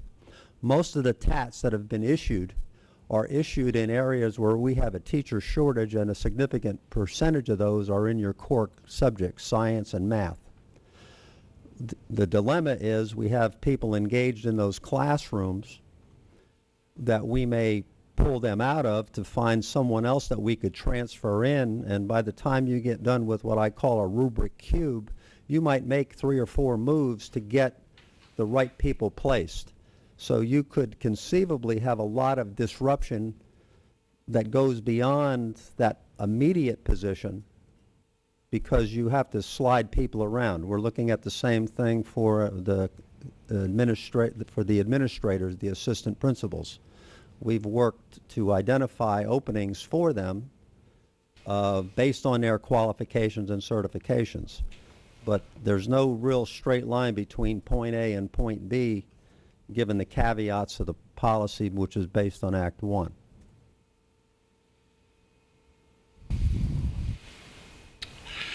Okay, thank you, Mr. Leininger. You're welcome. So, Mr. Guidry, is there anything else that you want to state? I mean, are you done with your presentation right now? Yes, what I would be looking for is some direction with regards to, we have our starting point, and to that, are we going to look at alternative 1 or 2 or pieces of it? Okay, let me get these numbers straight so everybody's on the same page. Sure. Okay, if the board decides to dip into the reserves the entire 8.7 million, okay, and which will keep us above the 3-month threshold. Correct? I think you indicated a while ago that alternative 1 would cost us, on top of the 8.7 million, would cost us approximately $700,000 more. Correct. Okay, so that's alternative 1 would be the 8.7 million fund balance and $700,000 from another source. Correct. Alternative 2, and I was doing a little bit of math, and I just want to make sure that we get, so we know alternative 1, if we go with the 8.7 million, it's going to take 700,000 extra. Alternative 2, if we use the 8.7 million, we would need basically about 1.7 million additionally.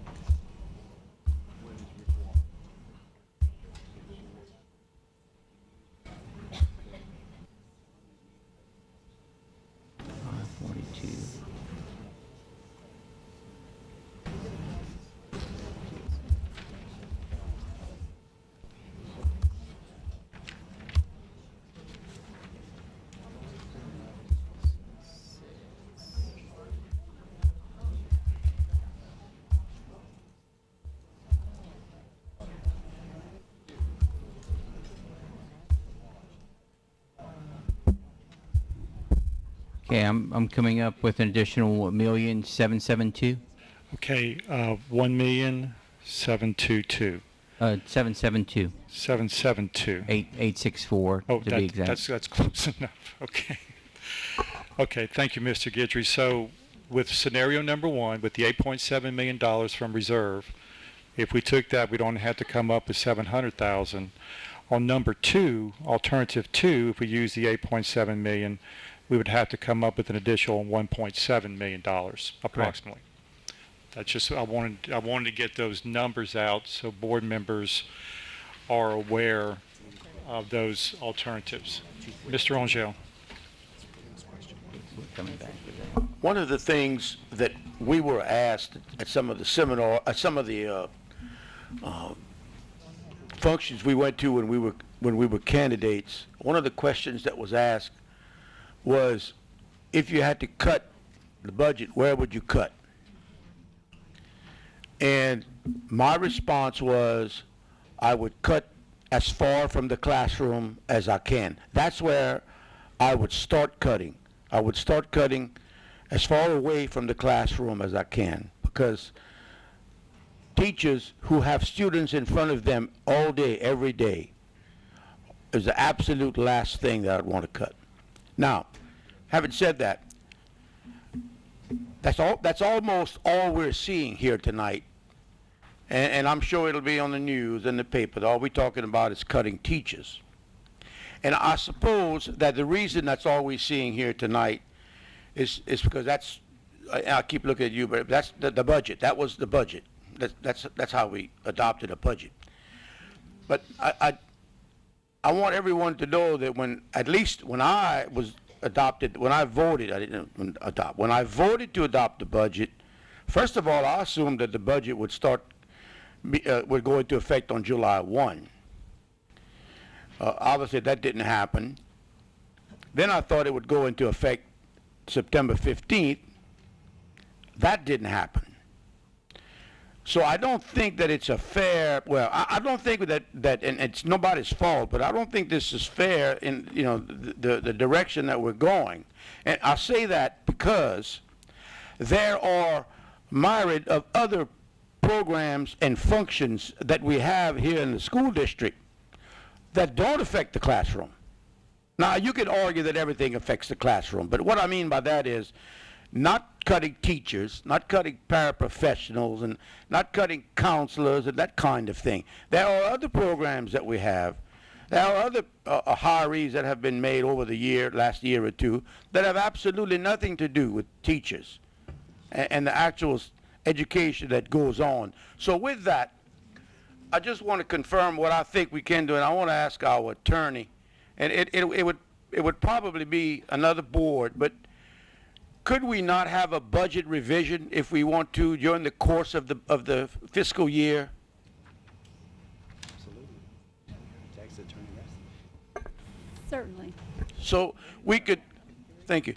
So I'm just like a lawyer. A lawyer knows the answer to the question before they ask the question. So if we, whatever one of these scenarios or no scenario, whatever we adopt, I just want to understand that I would like to make my feelings known that perhaps if we want to look at some, and I would like to look at some other cuts, that we could be presented cuts different from these kinds of cuts. Cuts that would affect programs that don't directly affect the students and the teachers and the counselors and the principals and the assistant principals. Other kinds of programs that we have. I just wanted that to be, I just wanted you all to know my thoughts. Thank you. Thank you, Mr. Angel. Ms. Trojan? Mr. Angel, thank you for those comments. And I don't think it's ever been the intention to hurt the classroom. I know that in the past when this board works out the budget process, and it's never the intent to employ people that you let go or let them go at midterm. When we work and have worked for the past 8 years in this budget process, staff always asks us in the summertime, we need to know, what are you going to do with staffing? because we are needing to hire right now, and we don't want to do something that this is not the board's direction. They asked us that this summer. We voted and we made board decisions on staffing that allowed staff to staff properly as per the board's direction. That didn't happen. The board continued to make cuts, and again, those cuts were not implemented in the fashion that they typically are in the summertime when we are not cutting staff. Because in the way things happen in the summer by retirements, resignations, and other such things, we could have absorbed any personnel that may have been displaced, kept them in the system, and no one would have been out of work. We would have just hired fewer people, that's all. Because of all that, because of the way those things happened, this board now finds itself in a very bad position that is through no fault or direction of our own. So, in finding ourselves there, I, for one, like you, feel like we should try to do whatever we have to do to try to keep staff in place. But that means all of that other stuff, it needs to be cut to the bare bones. The recommended cost center money that they want to put back in, I think only that stuff that we absolutely have to, and that's what I mentioned earlier, the SACS accreditation money, the licensing money, the money to pay mileage for itinerant staff that has to go from school to school. Now, we cut some of that when we gave every school one counselor, so they don't have to, we don't have halves. Counselors aren't moving around during the day. That's a good thing. That's less mileage we have to pay. But those absolute have-to things, we're gonna have to. But all of that other stuff, at this point, and I know people don't want to hear it, but at this point in the crunch that this system finds itself in, are luxuries. Cell phone reimbursements, conferences, that kind of stuff. Those are luxuries. I know in the past it's been professional development. It's been part of your job, but we can't afford that anymore, and we can't afford to continue to pay reoccurring costs with one-time money. So I would like to, in order to try to get us out of the predicament that we find ourselves in right now, maybe use, in order to try to keep as much staff as we can, but then we're gonna, as much as we dig in to the reserve, we're gonna put the next board in a tougher predicament, because they're gonna start this process as soon as they get sworn in next month, and they're gonna find that there is no more money to dig into, and they're gonna have as big a hole, if not bigger, to fill next year.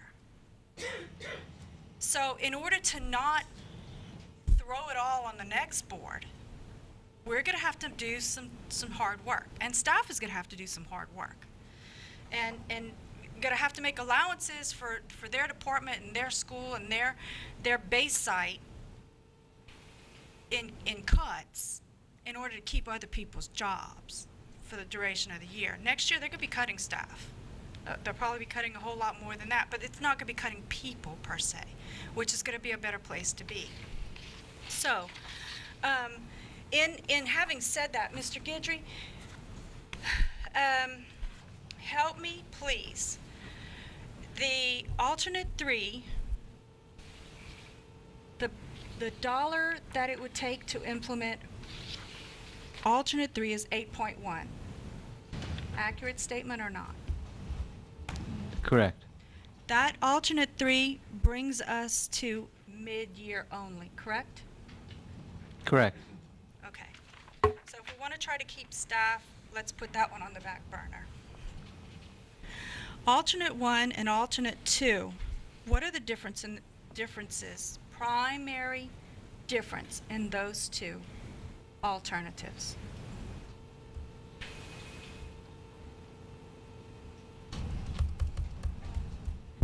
I think one of them has an additional assistant principal, 2.5 or something like that. In alternate one, we're restoring 2.5 assistant principals, 3 counselors, 18.5 teachers, regular ed teachers, and 7.5 sped teachers. Is that all the staff that's currently in place, Mr. Guidry? Currently in place, Currently employed? as far as those that were targeted to be cut. From our budget? No, there are others. These are just, if you look at alternative 3, which basically eliminates all of those that were, you'd have to basically check off those that are in 1 and in 3, and those that are left in 1 are those that are being cut. Those that are being, I'm sorry, restored. Restored. Cut 2 still fires people. Cut 3 doesn't. You would be eliminating fewer positions because of the restorations. That's basically the difference. 3, you're basically eliminating for half the year all of the positions. 1 and 2, we're restoring, as I mentioned, 2.5 assistant principals. This is 1. 3 counselors, 18.5 teachers, 7.5 sped teachers, and then in 2.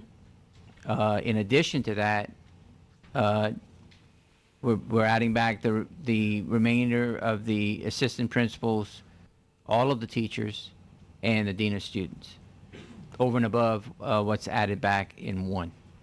So you're saying alternative 2 is the one that has all of the current positions that are currently filled? Yes. Yes.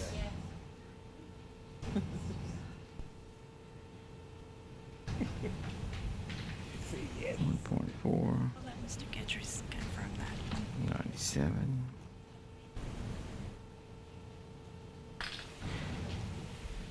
Dean of students difference.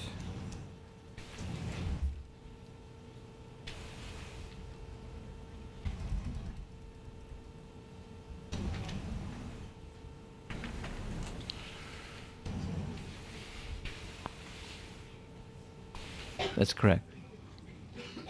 Okay. We had figured that alternative 1 would cost us 9.4. Did we calculate what alternative 2 would cost? What was that amount?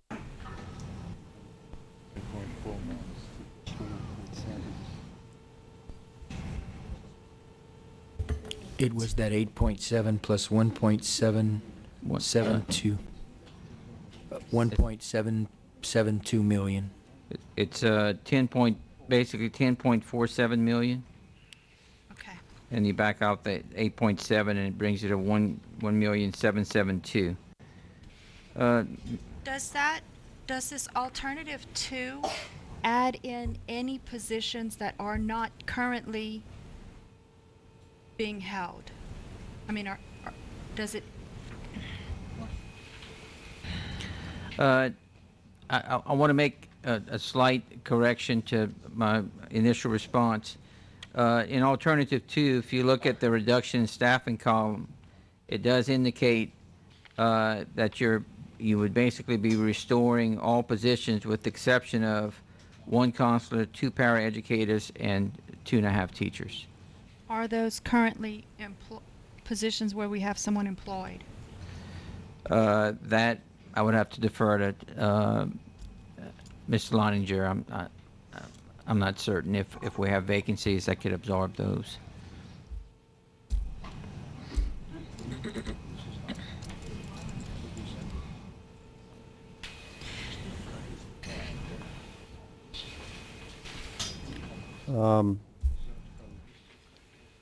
with regard to teachers, there are a small number of positions open that right now we're working to identify that would be filled by the assistant principals if they were cut. But if you're not going to cut the assistant principals, then those positions wouldn't necessarily have to be filled unless they're a core class, and we'd have to maybe transfer people around to cover those spots.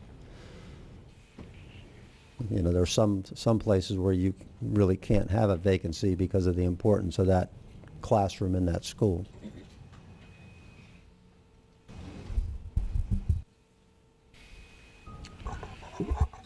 Okay,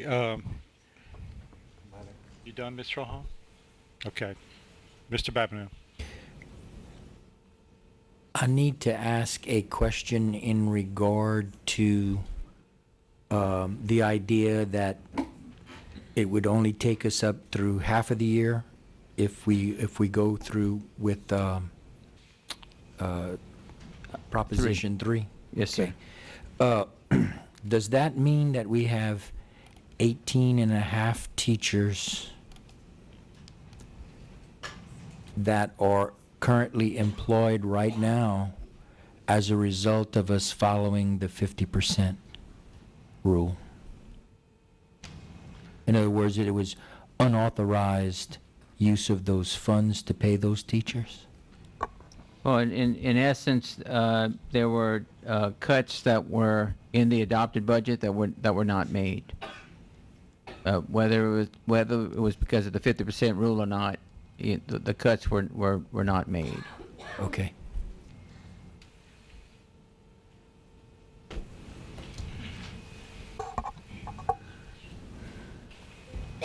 Mr. Albright.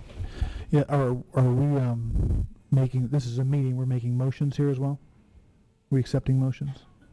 Motions can't be made. Okay, I'd like to move that the, really no, that the staff be instructed to use alternative 1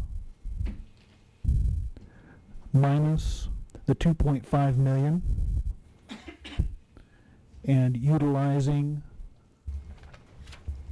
the fund balance above the 3-month reserve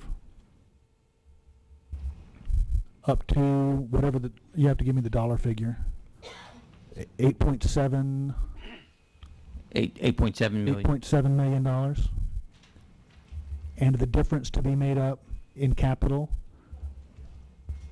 in an amount of 772,000. 768,265. Okay, 768,265. You got that, Melva? 768,000.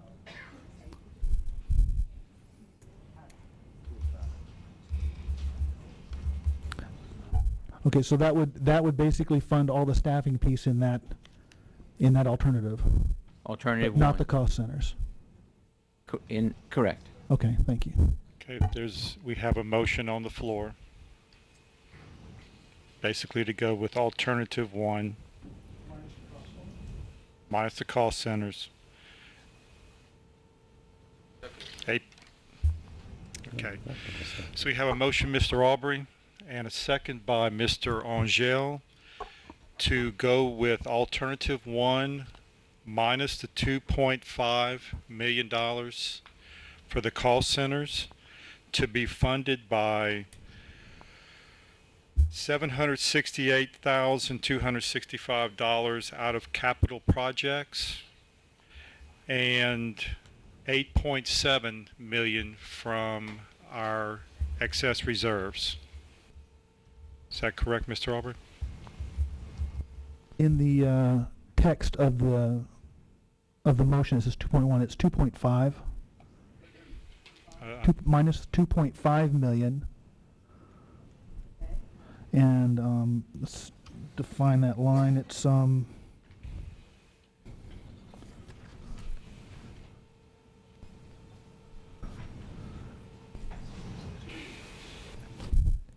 make it minus, there's no line number here, minus additional restoration of board recommended cuts in the amount of 2.5 million.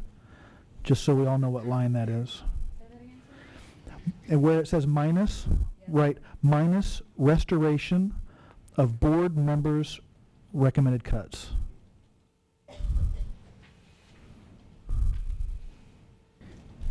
In the amount of $2.5 million.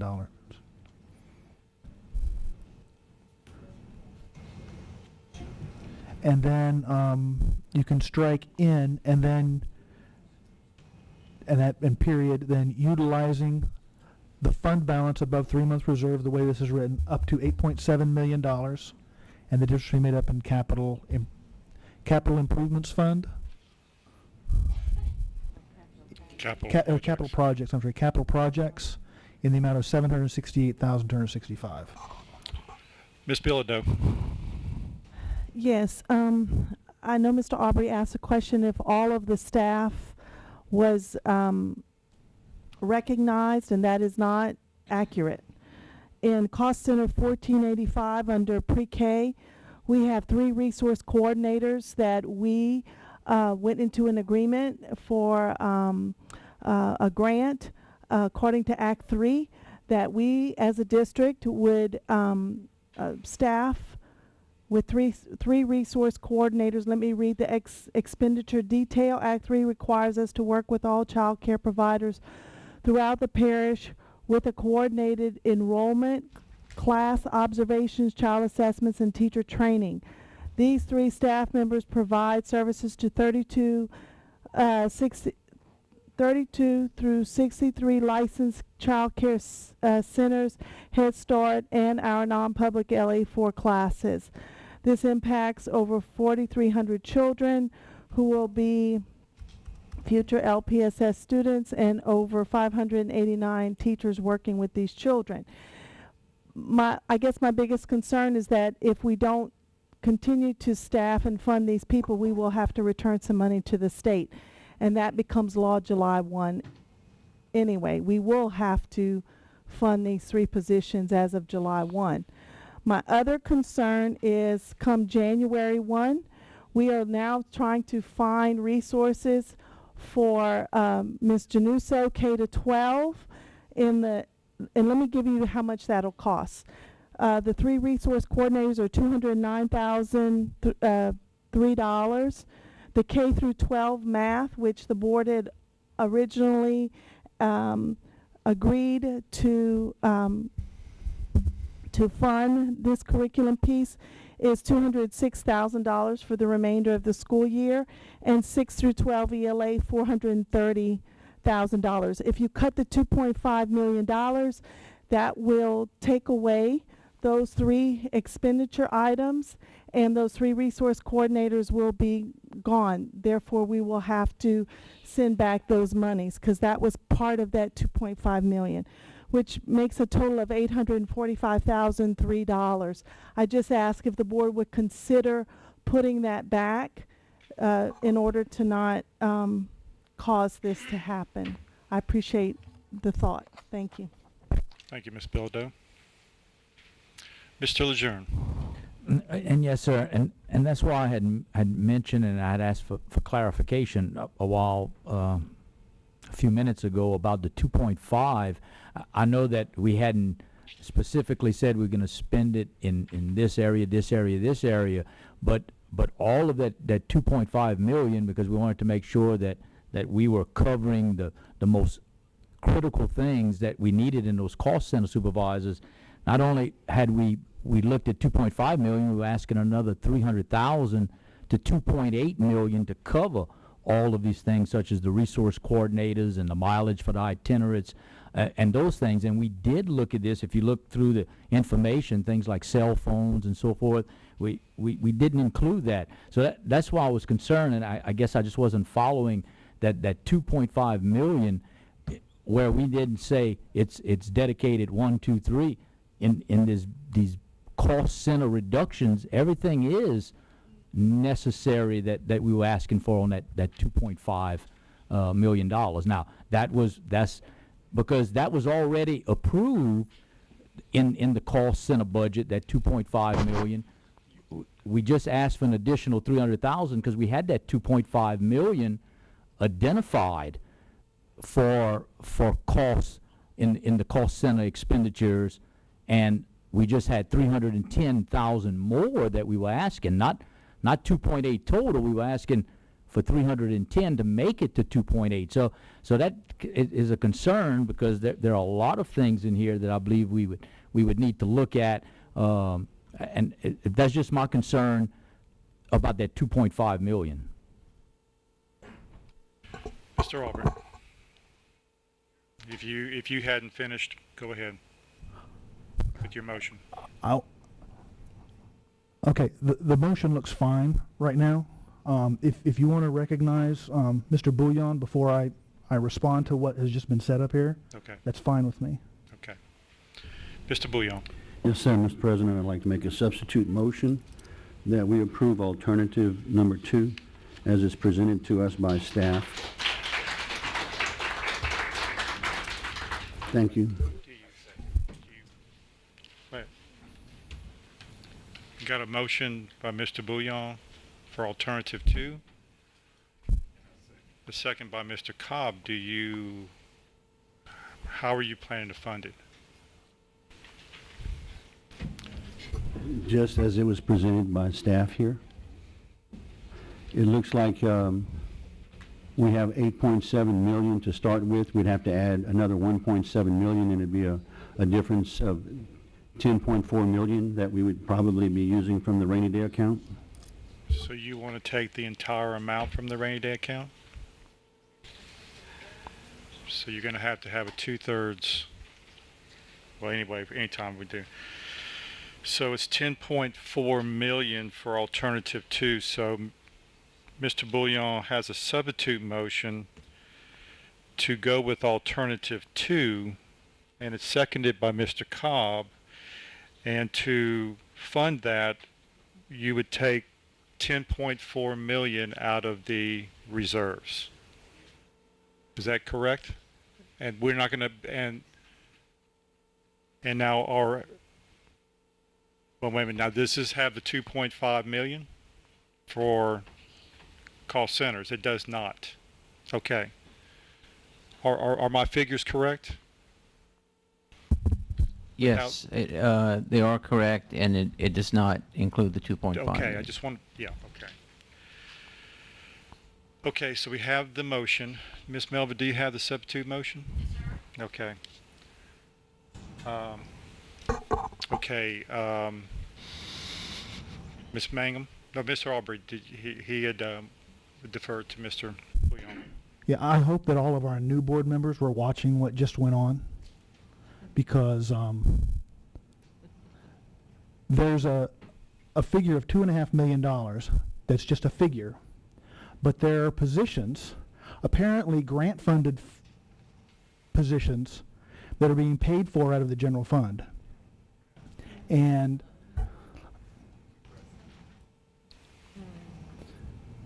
none of that was brought up in any of this discussion, and we've been bouncing this $2.5 million figure around for the last couple of hours. And when a decision is finally made, then the other shoe is allowed to drop, and this happens over and over again.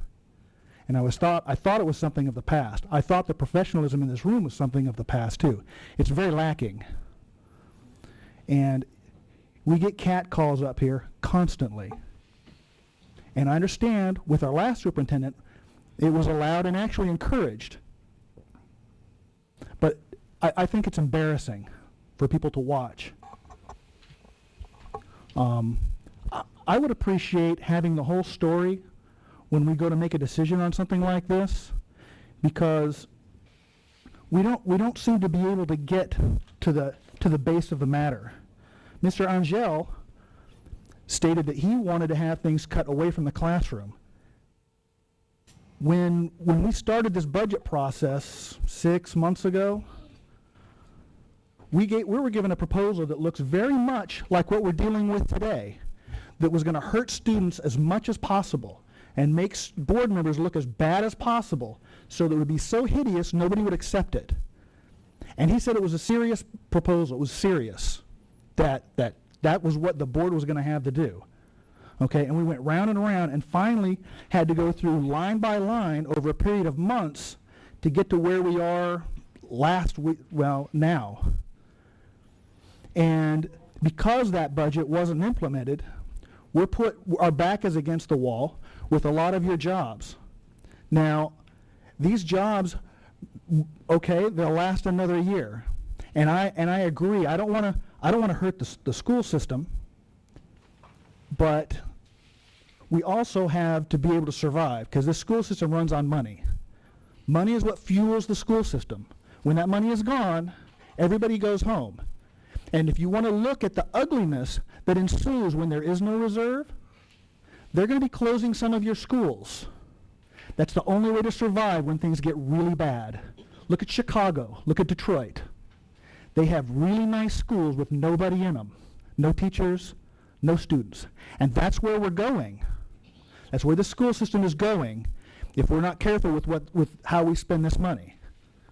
If we go and get every Cadillac thing that we want, or even just the things that we feel that we need that maybe we don't, that's where we're going to end up. We're going to end up just like those places, and we're going to be closing schools. And the first schools that are going to get closed are the ones that are underpopulated. Can anybody name an underpopulated school? I can. Northside. We have fought to keep that place going. But when the money is gone, and you want to talk about it's going to get ugly, if the money does disappear and we're not careful, that school will close in 3 years. If we keep spending money the way we have been, and the reserve is gone the way we predicted it is, without any additional revenue into the system, the places that are underpopulated are going to have to go away. I would appreciate in the future when we're talking about something and these people sitting behind me know the facts about one of these figures, that maybe we could bring it up at the beginning of the conversation and not at the end. I'm going to stand by my motion because I feel that the next board should be allowed to approve all of these cost centers one at a time, rather than doing them as a lump and then dropping them in our lap right at the very end. Because it's not, I don't feel it's an honest conversation when we've been discussing this and our staff back here behind me knows that it's on the table and they say nothing until the motion hits the floor. Ms. Mangum, did you have a question before you had your hand up or a comment? Okay, well, I can come back to you.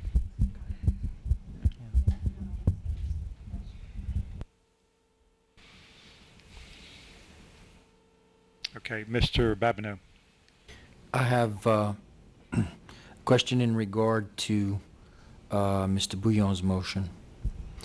It says 10.4 million out of the reserve, and it's approved the alternative to as presented by staff. That's 13.668 460. 13,668,000. Where is the rest of the money going to come from? I believe the 2.5 was pulled out. Well, not if we're going as the proposed budget, as proposed by staff, that's 13.668. That's before the 2.5 million was taken out. Mr. Bouillon, I thought I asked you if you were doing the 2.5, or were you going to keep that in? I tried to make it as clear as possible. This was the proposal submitted by staff. Alternative number 2.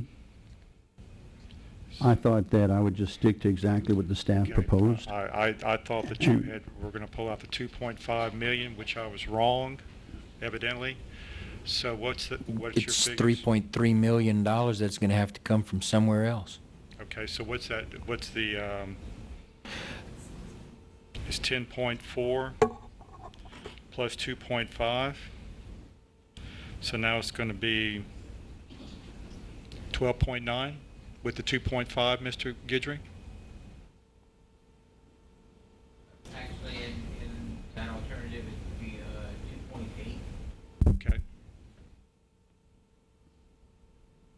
instead of the 2.5, 2,810,597.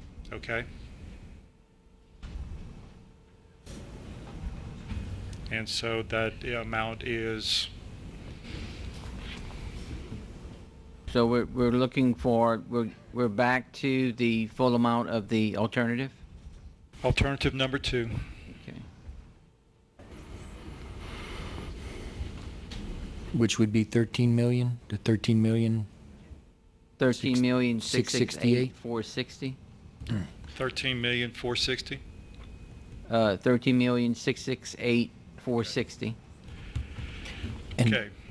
And then I have a question in that regard, that 10.4 million, how much of that dipping into is that reducing our 3-month buffer? When the 10.4 million, it reduces it by 1,772,000.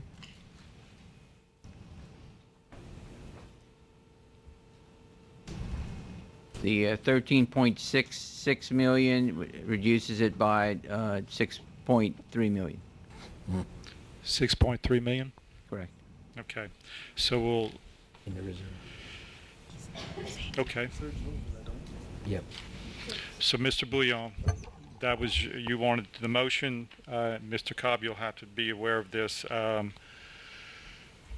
It's not going to be 10.4 out of the reserve. It would be 13.6 out of reserves. Is that what your motion would be, Mr. Bouillon? Yes, sir, to stick with alternative 2. Mr. Cobb, do you still, those figures have now been changed?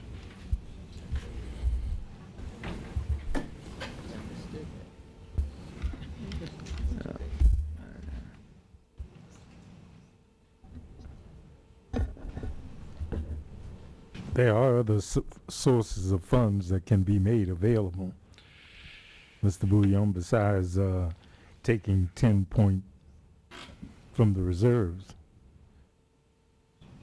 Aren't there funds available in capital outlay and capital projects? Yes, sir. There's 6 million in funds, in those funds, Okay. that are available as well. Okay, do I have a second Second on what? on the motion by Mr. Bouillon? I second. I just wanted to clarify. Okay, so you second the motion, so it's going to be 13.6. Okay. Ms. Mangum. I do have a question. Is this put us below the figure for the reserve? There's the policy that we should maintain the 3 months? This would, if it were modified to utilize the alternative funding sources such as capital for that amount, which does dip into the 3 months, then that could be avoided. So in other words, utilizing up to 8.7 million of the excess over the 3 months, and the remaining difference to come from the capital contingencies and elimination of capital projects. But in this Did you consider that? motion saying that it comes all from the reserve? That is correct. Okay, thank you. Mr. Babineau, did you have a question? Comment? And for this to happen, we need a 2/3 vote, is that correct? That is correct. Mr. Angel? Okay, Mr. Lejeune? Just one point of clarification on our recommendation, alternative 2, we were asking to utilize alternative sources, not more into the reserve. Just for clarification on number 2. Mr. Chairman, I withdraw my second. Okay. And I'd like to make a motion. A substitute motion? A substitute motion. Okay. Ms. Melba, did you get Mr. Cobb withdrew his second? Mr. Cobb? I'd like to go with alternative 2 as well, making use of the 8.7 and also the amounts of the fund balances that were reported as necessary to make up the difference. So you're saying to remove from contingency funds from capital projects, Right, from those three areas. from those three areas, which is 3.351 million. So you want to go with the 8.7 million out of the Contingent reserves, reserves, yes. and the remainder out of those funds. Yes. Second. We have a motion, Mr. Bouillon. Excuse me, sorry. We have a substitute motion, Mr. Cobb, seconded by Mr. Bouillon, to go with alternative 2 as presented? As presented, to use 8.7 million of the fund balance, and the remaining amount would be coming from the other funds that are listed, contingency funds, capital projects, and actual sales tax collections.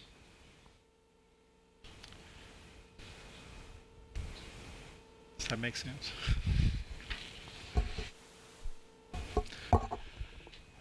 I'm sorry, Dr. Chasson.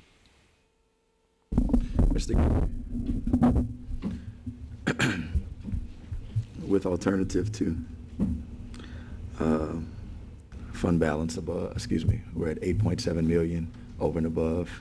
That was that 7-figure, and then that extra 1 point whatever that I had asked earlier. Right. So 8.7 total over and above.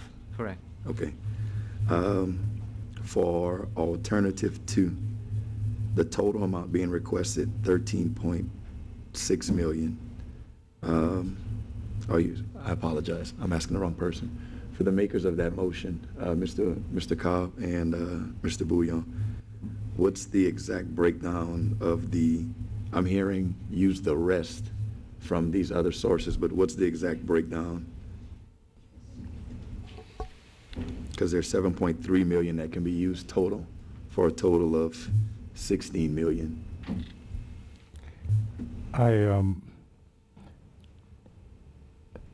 I would use the exact amount, avoiding as much as possible the sales tax recognition. Okay. How much of that would you have to use, Mr. Gidger? We would utilize the full 4 million of the contingency And that would funds. make it 12, and 1 million out of eliminating capital projects. Yes, sir. To make up the 13. Correct. Is that correct? Yes, sir. All right. Okay. 8.7 from fund balance, the full 4 million from contingency, and Mr. Guidry, help me real quick. So 12.7, we're trying to get to 13.6, so 900,000 from capital projects. Yeah.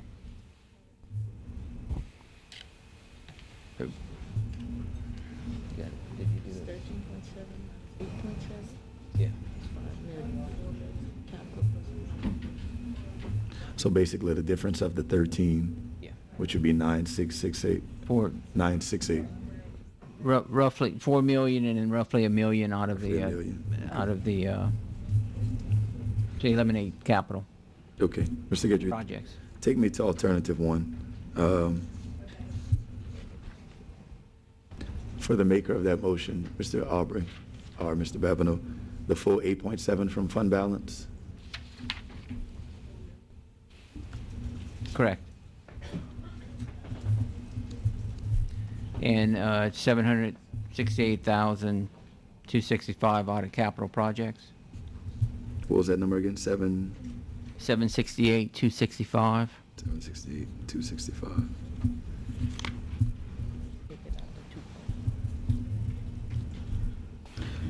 That's for the contingency fund or eliminating capital projects? Which category? That would be the contingency. Okay.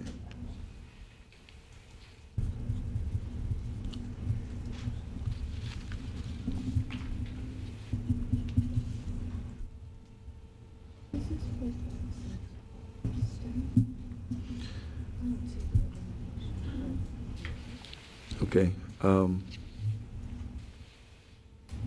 Eventually, I'm going to ask for it before, well, no, it's already on the floor. And a short recess can't be taken since there's a motion on the floor, or can it be taken? What's the purpose for that? Just to speak with their board members.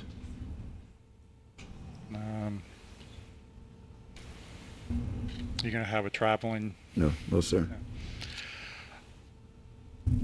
Can it, is that possible? Maybe legal counsel? Or since there's a motion on the floor, it can't be taken? I must admit, I don't know on that. I think it would be improper. If we're going to, what we need to discuss, we can discuss on the floor, board floor. Okay, so.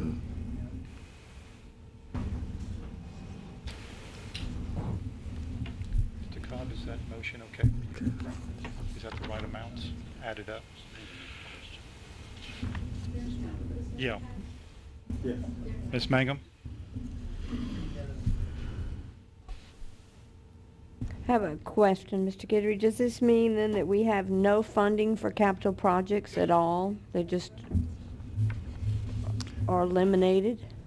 When the air conditioning breaks, there's no money to bring in the itinerant generator? In the original motion, the $768,000 would basically come out of what reserve that we have set up for 15-16 projects, not the current year, but next year. We try to set aside $3 million in each of the capital project funds for a total of $6 million. This $768,000 would come out of the funds that are over and above that $6 million. So yes, ma'am, these would be funds that would no longer be available for capital projects. At the same time, it would still leave the $3 million in each of the two funds for capital projects in the 15-16 school year, as well as keep intact the funds that have been budgeted for the current year. That's alternative one.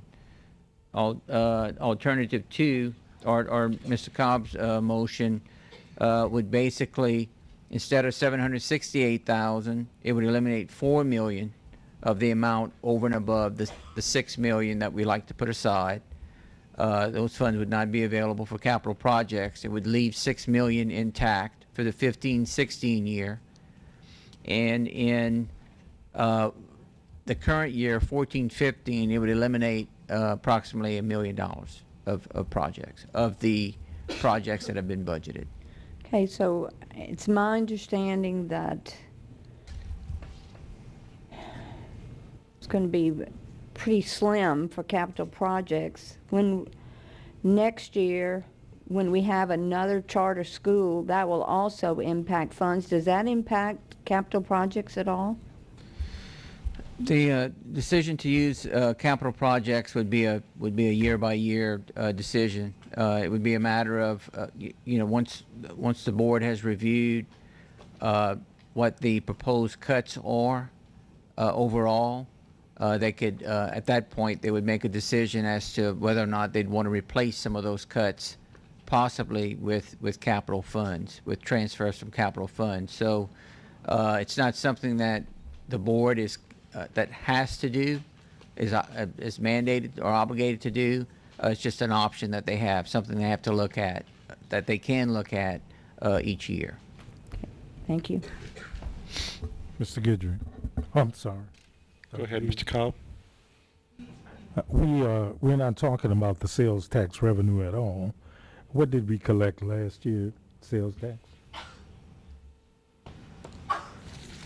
The excess sales tax collections would have been, I believe, in the $3 to $4 million range.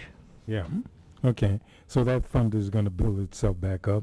Also, this has to do with current budget, not next year's budget. And I feel that we should take care of our kids, our students first, staff second, buildings and all the other stuff whenever. I've heard board members say that buildings don't teach anybody anything. We want to provide all of the creature comforts we can. As I appreciate it, we have a maintenance contract for the AC and everything else that we need to take care of, and our staff is going to take care of the rest. So I don't see any problems with using these funds at this particular time. Dr. Sasto.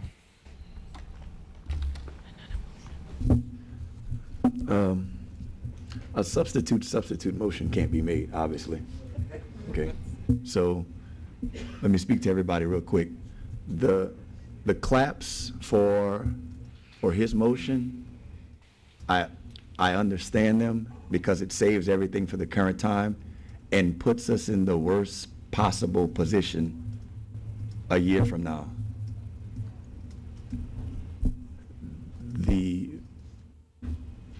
I'm sorry. Speak to the merits of this particular. I am Dr. Beasley. I appreciate it. I am.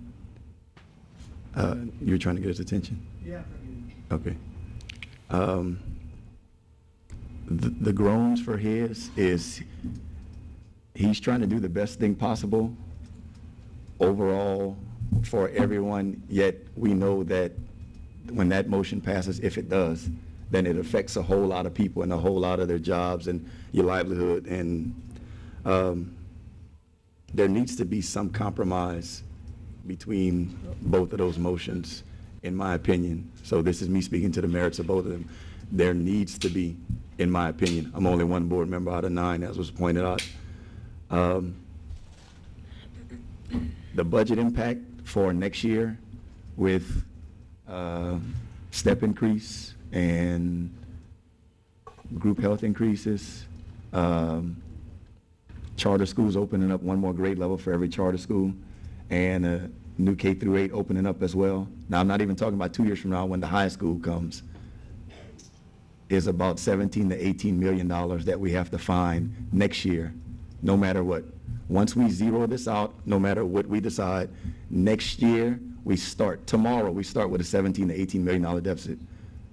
So whatever we don't cut in recurring expenses right now simply is put off for now, added to the $17 to $18 million. Now, if we're going to do it to the tune of $13 million, we got to cut $30 million next year. $30 million. As Mr. Aubrey pointed out, eventually that's schools. That's entire departments. That's academies. I know nobody wants to talk about it. Since he made the motion, he's not the bad guy. Since he made the motion, he's not the good guy. We're all trying to figure this out, but we have to compromise somewhere, because whatever we don't cut right now comes back next year, and then we have to cut it next year. And whatever we don't cut next year has to be cut in 2 years no matter what, because there's only, how much is in the fund balance? About 66 66 million. You use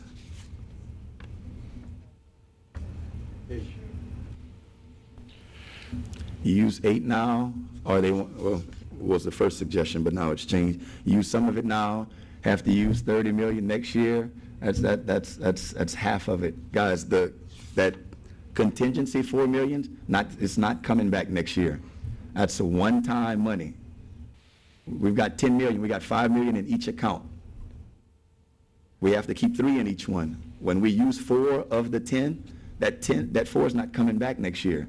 So I have to find 4 million that I had lanyap now. I have to find that next year. That's fund balance, or you have to cut. So I'm not trying to make any one board member feel good about themselves or one feel bad, but please, y'all, literally, everybody's trying their best up here. I don't know what a cat call is, but the groans, we're literally trying our best. That's why I'm asking for a recess, because a lot of people thinking that you're doing the right thing, but next year when the new board comes on, they have to cut, if this passes, they have to cut $30 million. There's no ifs, ands, buts about it. Now, you know how you cut $30 million? Schools, departments, academies. So there has to be some compromise. Before, I wish everyone would take their motions back, withdraw them, even though they're probably not, because there needs to be possibly some, we can jump back and forth between contingency funds and capital projects and sales tax collections. I hate to think we have to use that, but there has to be a compromise here, because if this passes, it's that much worse next year. And if the other one passes, it's affecting classrooms and the current state of our schools immediately. And we know there has to be a compromise. It can't be the far extreme of both of them. So I'm asking for both sides to withdraw your motions, even though you probably won't, so we can hash this out some more. Okay, thank you, Mr. Chasson, Dr. Chasson. I need to clarify something real quick, Mr. Guidry, on this motion. The amount of money, I thought that we needed, that 13.6 was needed for alternative 2. I'm sorry. Is it 13.6? 13.7, 13.66. Okay, So we'll round up. 13.7. And if you look at what's on the item, if you have 8.7 plus 4 million plus 1.2, that comes out to 13.9. But you only need 13.7. Am I correct?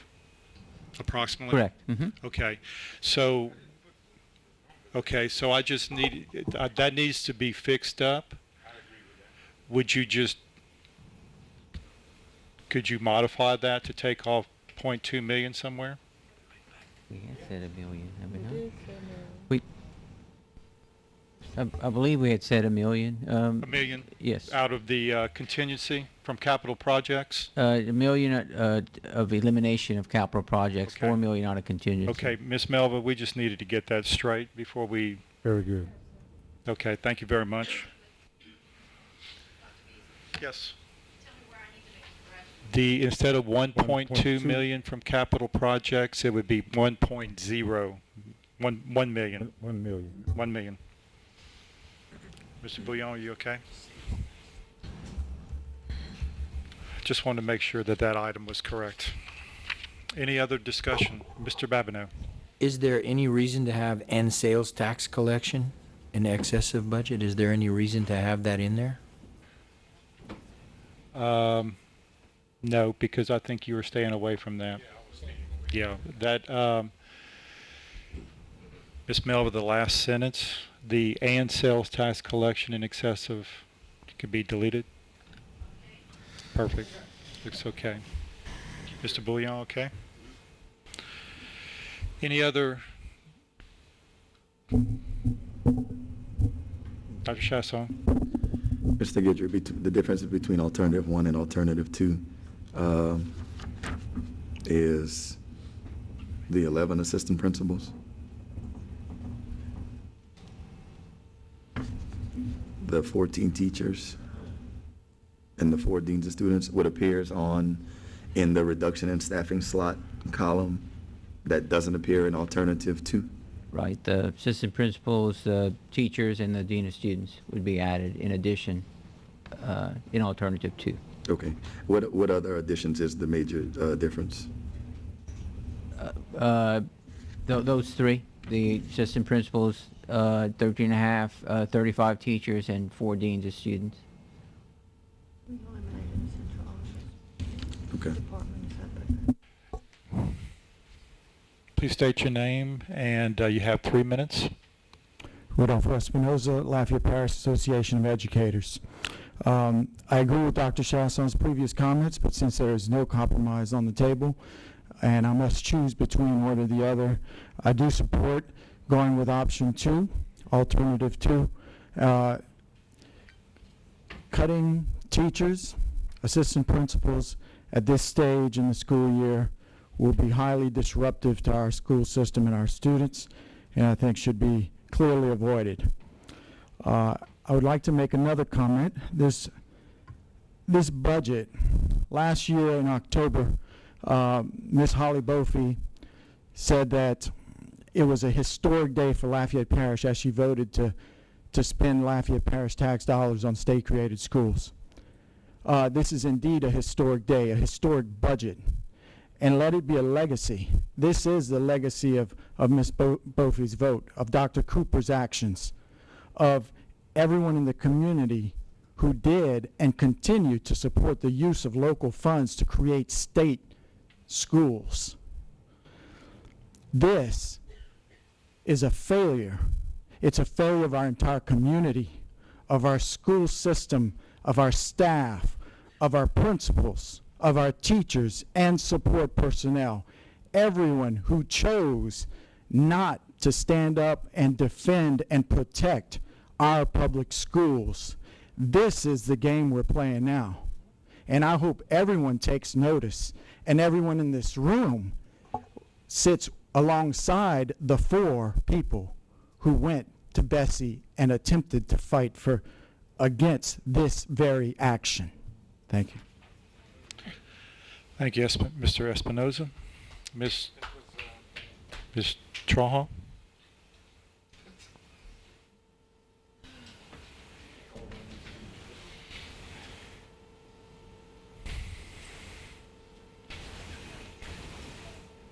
I'm sorry, I'm trying to get back on track here. No, just a quick question, Mr. Guidry.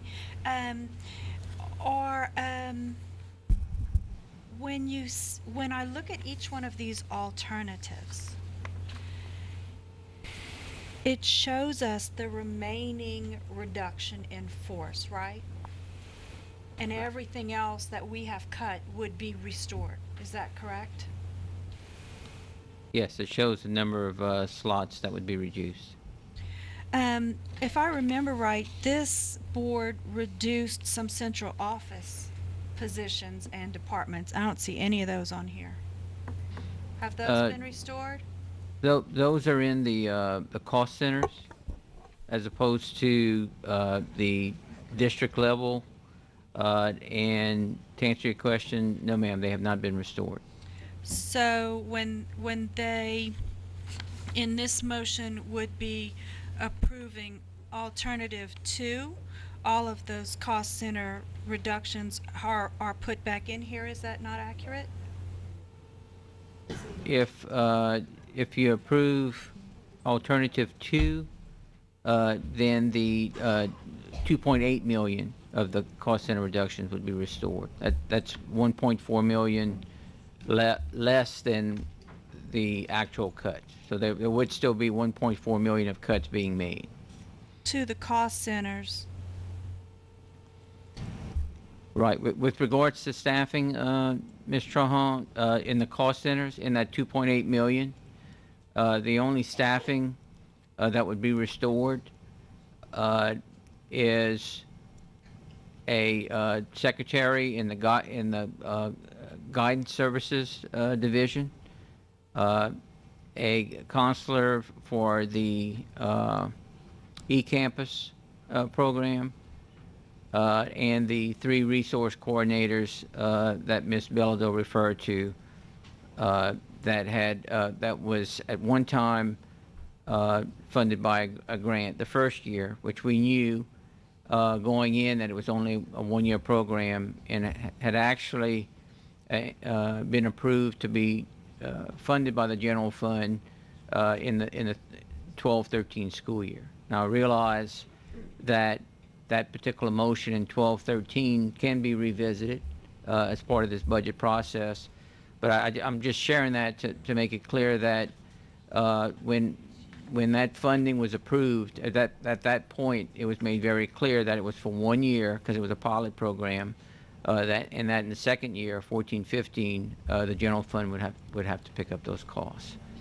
So just a point of information on that. Those are the only positions that would be restored. All the others would remain cut, eliminated. Is Mr. Leininger still here? Mr. Leininger, do we, and maybe this is out of line, Dr. Beasley, I don't know. I maybe shouldn't be addressing this at this point. Maybe I can just throw them out and not expect answers until later. Does it have to do with this item? It has, I mean, it's just budgetary information. It doesn't have Ask your question. pertinent to. Just, we'll see what it is. My question would be, do we have a number of what central office staff numbers were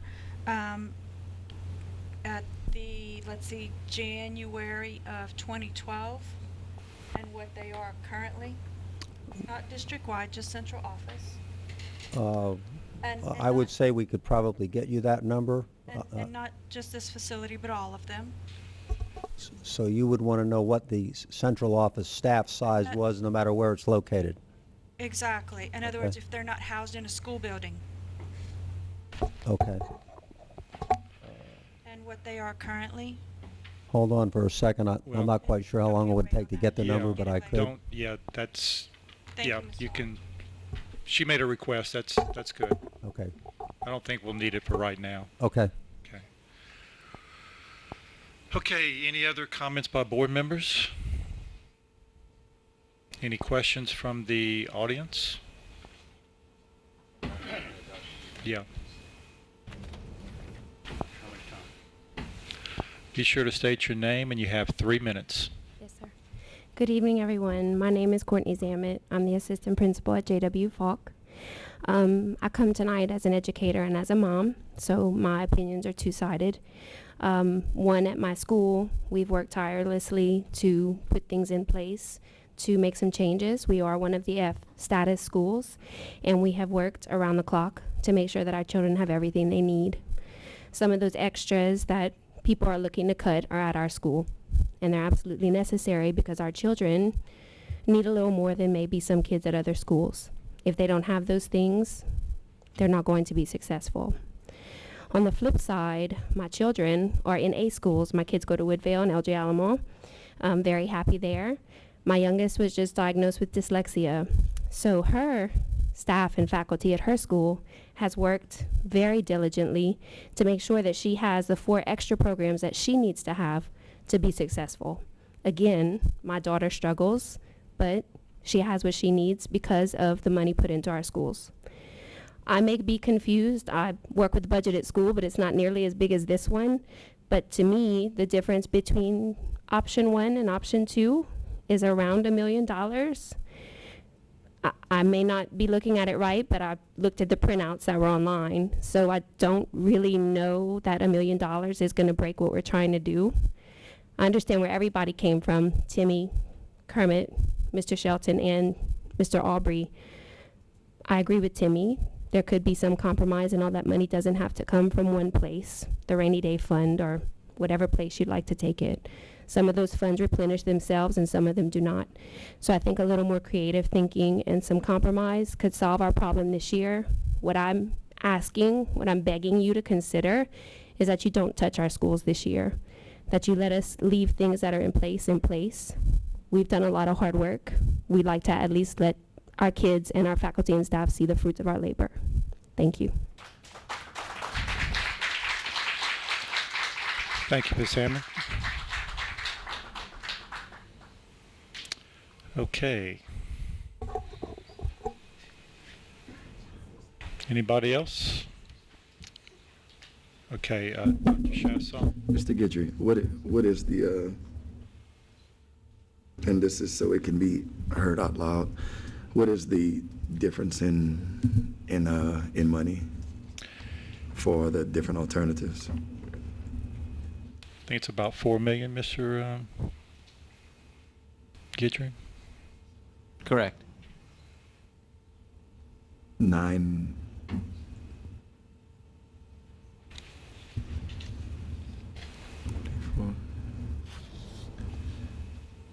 It's about 9.5 million. Is that about right? Compared to 13.7, so about 4.2 million. 9.5 million for, you're referring to? Alternative 1, with 8.7 out of the fund balance and 768 out of contingency. Correct. But Dr. Chasson, keep in mind that that does not have the $2.5 million cost centers. Right. Alternative 2, through the motion, has restored that 2.5. Okay.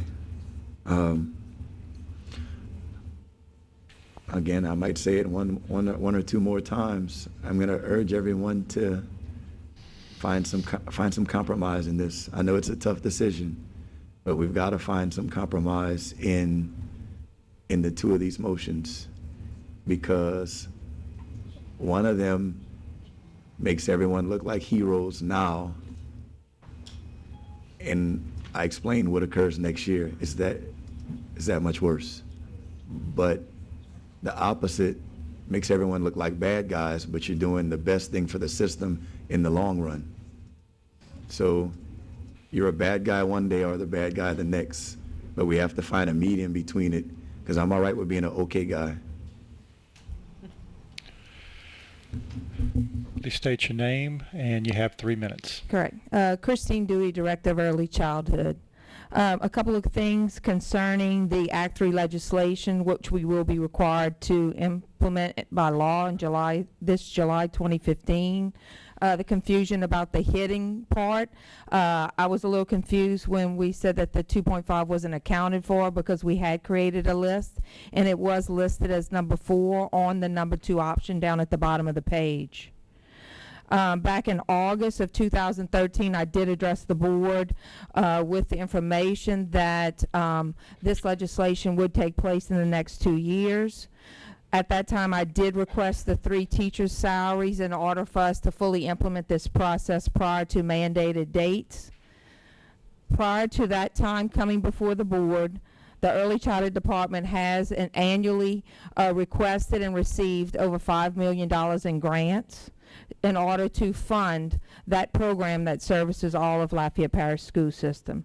The goal of Act 3 is to have that uniform system under the State Department of every birth to 5 child in your parish, and it's the responsibility of each school system, each parish, to take on that responsibility. Beginning in the spring, the State Department of Education will be giving letter grades not only to each school in early childhood, but into each district and anyone who has anything to do with public funds, which requires our child care centers, our Head Starts, our non-public LA4 classes, and the school system's LA4 classes. So that request of those 3 teacher salaries is in order for us to fully implement, which is required by legislation, without taking services away from the kids who we already service with the staff in place. Thank you. Thank you, Ms. Dewey. Mr. Aubrey? Yes, the $2.5 million that was part of the approved budget and is not part of any restoration has become a complete fallacy, and is getting ridiculous here, because that $2.5 million was part of the approved budget. Now it's on a restoration. We didn't cut the $2.5 million, but we're restoring it again. Okay? It was part of the approved budget.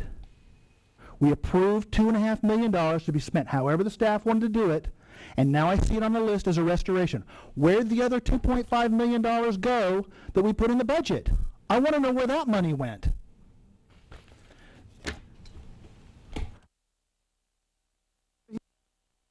Here, but we approved a budget with that figure in, and maybe because everybody's eye is going to go to it, then nobody's going to notice that there's another $2.5 million being added back in. I don't know what happened with the actual approved budget that had that figure in it, but somehow it's jumped out to a restoration. It's not a restoration. That's why none of these numbers added up, and we spent 2 hours going over these.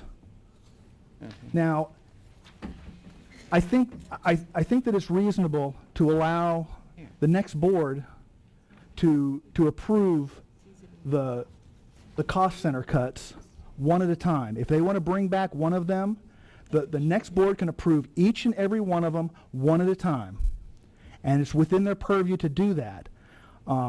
For us to go and get into the reserves to actually spend all of the capital projects contingency right now, I think is irresponsible.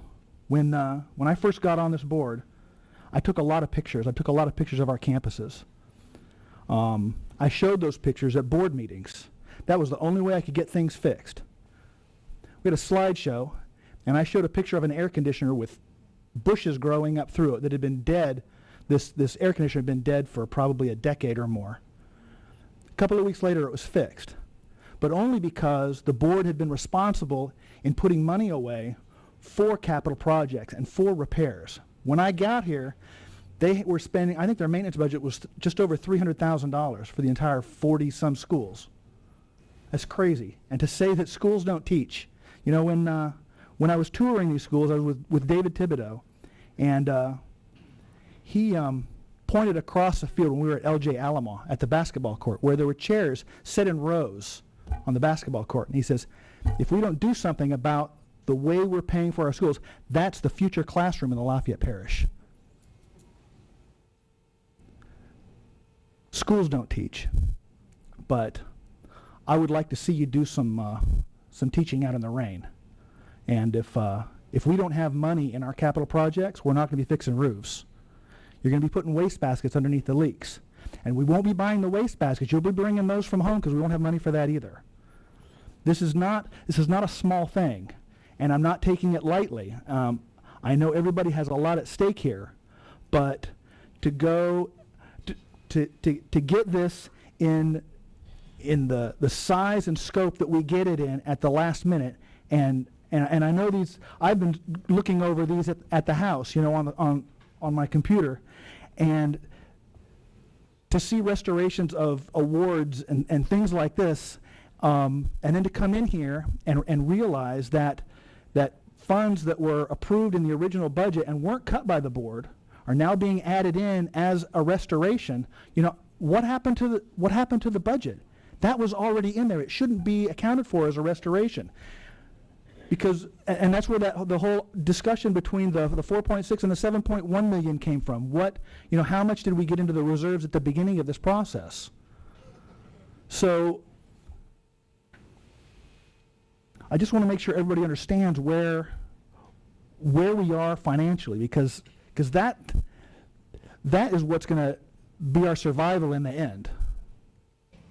And we're going to need time to go through each and every one of these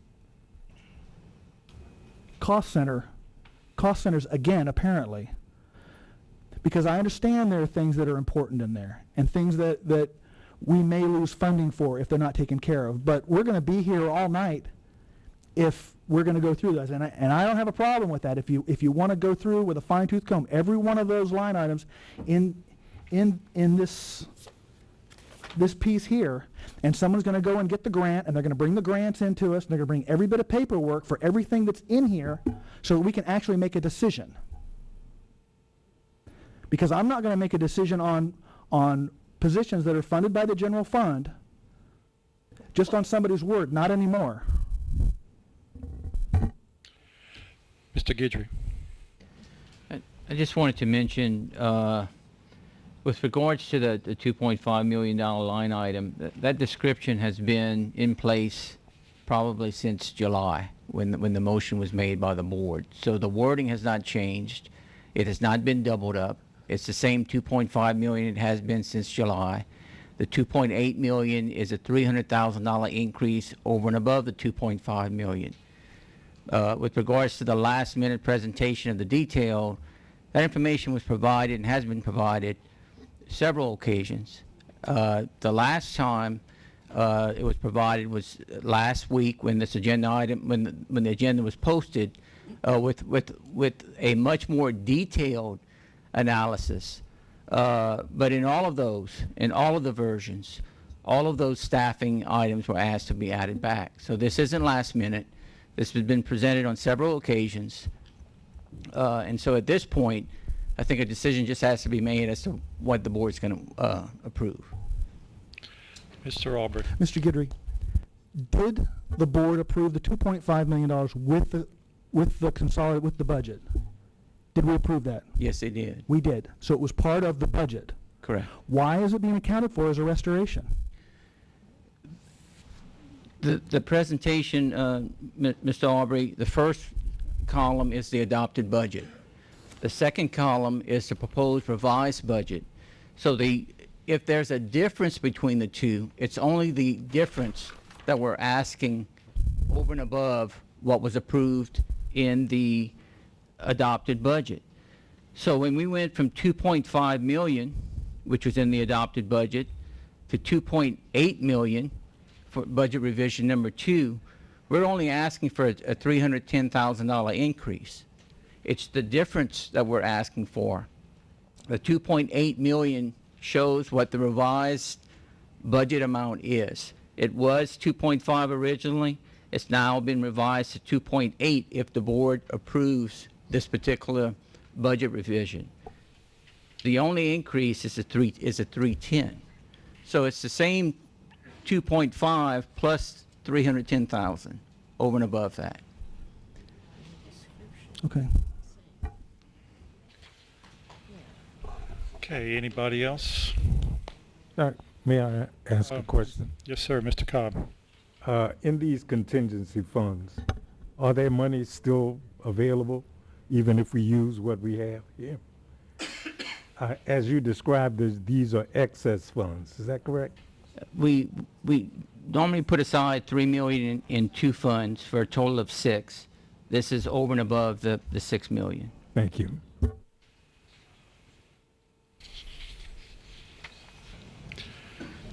Anybody else? Okay.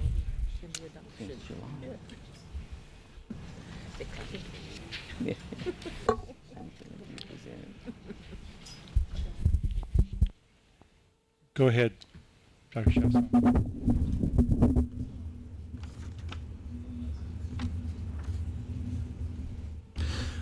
Besides staffing that is directly in the face of kids, someone that has a roster, someone that goes to school and is directly in the face of a kid teaching and affecting them on the school level. Besides that, what's being requested in alternative to? And I guess that's mainly a question for central office, because we're either at the point or reaching the point to where I know items have to be cut. I'm being a realist, but at the same time, I know where I have to start. I have to start at central office. Central office may not like to hear that. Central office might not want to talk to me anymore. But at the same time, before I affect the classroom level, I have to start somewhere. I have to, because regardless, it's either coming a little bit right now or it's all coming next year. And I'd rather do it in steps as opposed to the chunks. So what's being requested in alternative to? Not directly interacting with the kid. Now, I'm sure it can be spun that a certain specialist interacts with the kid. Now, if they're here, I'm asking what's being asked to be restored. Yes, sir, Dr. Chasson. In the particular restorations, as I said at the beginning in my opening presentation, we only dealing with what was cut in the approved budget, which was these items that are identified, and those particular items included the regular ed teachers' appeals, the special education teacher appeals, the in-school suspension facilitators, which have students right in front of them, and counselors.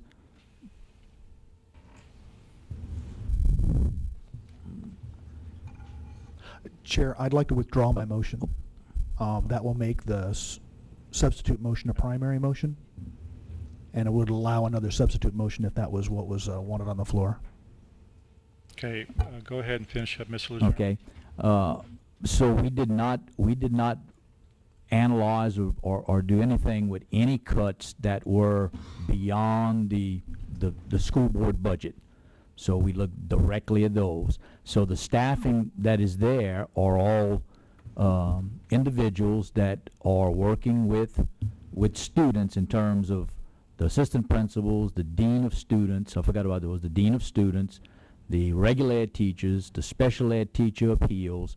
We're working with those in in that component of it. So we did not look, and I know, Dr. Chasson, that come the new budget cycle, we have to lay everything on the table, and we have to look at central office departments. We have to analyze. We have to provide the opportunity for a director to bring to us what they see as efficiency and effectiveness of their department, so that we can balance that budget. The only ones that maybe don't directly impact students were in that $2.5 million, and I apologize for the board if that was something that was miscommunicated, because it wasn't meant to be, because all we were asking for was $310,000. But in that $2.5 million were those 3 resource coordinators. It was identified. The eCampus counselor, which deals directly with students, and a guidance secretary that deals directly with the public to provide record information. So those aren't included in the restored cuts, except in that 2.5. So to answer your question, 95% of these that are here directly deal with students or services that deal with students, such as an assistant principal.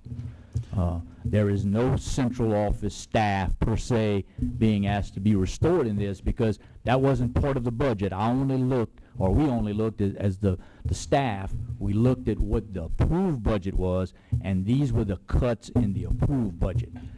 Do we need to look at central office staff? Do we need to look at special programs? As I said in my opening comments, yes, sir, we do, but it can't be a dart and just throw in the dark without listening to principals, which I begin tomorrow, working with high school and middle school principals to see priority of services that they're recommending, by looking at data to support a particular program or a particular department. You're right, we have to look at all that, and I understand that. But in this particular part, we were just looking at how can we maintain our staffing until the end of the school year in order to do the best job we can for the students on that campus. And we're not trying to make anybody out to be a bad guy or a good guy. I understand frustration, because 4 weeks I've been frustrated by what I've seen in some of the budget and trying to work around that. And I'm just trying to look at the situation. Can we complete the school year, provide these services, and are you right, we're going to have to do more budget cuts? We will. There's no doubt about it, without additional revenue. So we will. But in this particular budget, and I guess I gave you a long answer for a short question, is that the majority of these, if you look at the list, are directly impacted on kids at the school. Yes, sir. The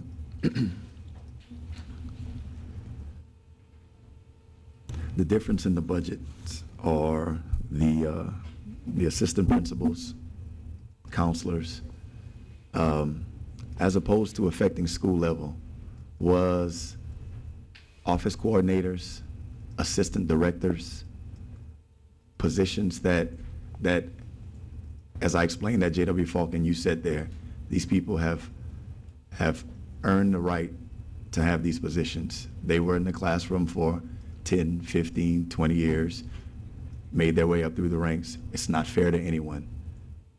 But at this current time, because it's raining, why are not the assistant directors and the other positions, entire department consolidation, as far as one director over 2 departments or even 3 departments, because that's what we're heading towards. We all know it. If it's not going to happen tonight or before January 1, it's going to happen in 6 months. Why not those options? Were those even looked at, as opposed to the discussion strictly about these assistant principals and counselors? We did not look at those at this particular point, because we looked at what was in the approved board budget. And if there was an assistant director, for example, that was in the approved budget to remove, it's been, that position has been removed. There was a department that was removed totally. That department has been removed. So we did not go back in and begin to look at other departments, because that wasn't in the approved budget. We were looking strictly at what the approved budget is. But what you said there, and that's a great statement, that when we begin the new budget process, yes, that all of that, as I said in my opening remarks, is on the table, and we need to look at consolidation of services, what's working, what are the priorities of our principals for their students. So yes, we are going to look at that. But at this time, I'll admit that in a few weeks, I only looked at what the approved, adopted budget by the board cuts were. And those assistant directors, those departments that the board said is not in the budget has been removed. They're gone. And I only looked at what was in the board approved budget. And these are the items that were in there. That's why I focused on those areas. Yes, sir. Okay. Tell me the job role of a resource coordinator, and does that position have a roster? I'll have to ask Ms. Dewey on that term, because it was part of a, and hope I'm not saying the wrong thing, Ms. Christine, of a board approved grant that was accepted. These three positions actually were, but all of the schools have them. They the best way to describe them, they are the instructional strategists for pre-K. They go in and model lessons, assist teachers. They do class observations and walkthroughs. So they are the instructional strategist type position for pre-K. The three that we're discussing here tonight are the three extra people that we need for the implementation of Act 3. That's why that discussion's coming. The rest of them are paid through grant funds. We are heading to a point to where someone directly over someone else that's not teaching kids, like your ideal job is not to, if you're not walking in and you have a classroom full of faces, all those positions will eventually be eliminated, because that's coming. It's no ifs, ands, buts about it. So, okay, never mind. That's the compromise. No, that's okay. I would like to add, though, part of, with that expansion of the early childhood program and responsibility of all child care in Lafayette Parish, we did, one of the cuts was the assistant director of early childhood. So our department has taken a huge cut in the last 2 weeks. Okay. Mr. Aubrey, do you want to go ahead and... I see it's reflected already. My motion is withdrawn.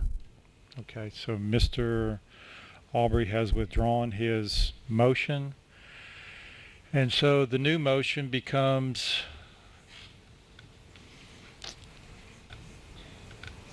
will be Mr. Cobb's motion. Check. I lost it. Okay. Yeah. It's going to become the main motion.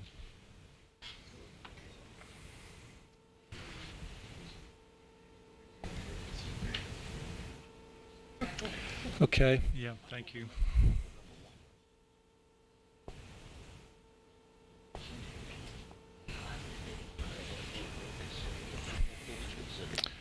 Okay, so the new motion is Mr. Cobb, Mr. Bouillon, that the board approve alternate number 2 as presented, utilizing $8.7 million of fund balance and $4 million would come from contingency funds, $1 million from capital projects.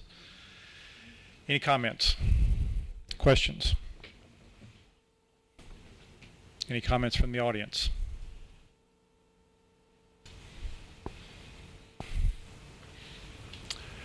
Okay, we'll call for the vote.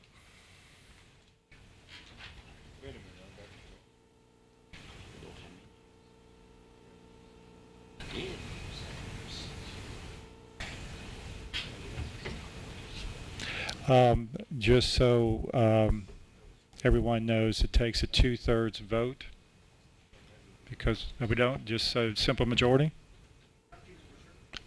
Oh, we just the excess. Yeah. Yes, Okay, the excess that's right. would require. Okay. All right. I'm sorry. Simple majority. But we're utilizing part of the fund balance, so it would require 2/3. No, I think it's if it goes into the fund, the 3-month fund. Yeah, but it's if we use any of it. Ms. Mangum? Yeah. Dr. Beasley, Yes, sir. the fact that we're going into the fund balance and utilizing it would require, That's what I thought. yes. Okay. It doesn't have to be into the 3 months. It's just so part of the fund balance is being utilized. My mistake. Yeah, that's what, okay. So, 2/3 vote. They changed that when they changed it to 3 months. Yeah.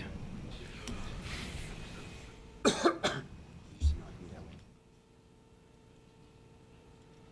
way. 3 for, 6 against. Motion fails. What's the wishes of the board? Move approval option 3.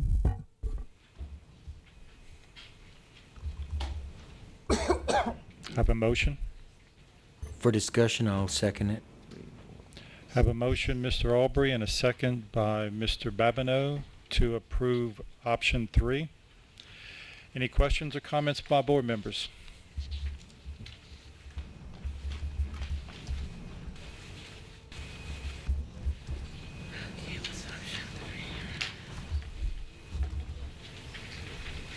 Mr. Rangel.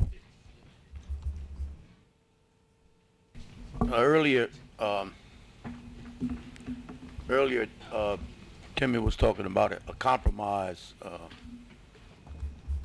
I think option 3 is one end of the continuum. I think option 6 is at the other end of the continuum. Option 2. I think option 1 is the compromise. And as such, I would make a substitute motion for option 1. Second.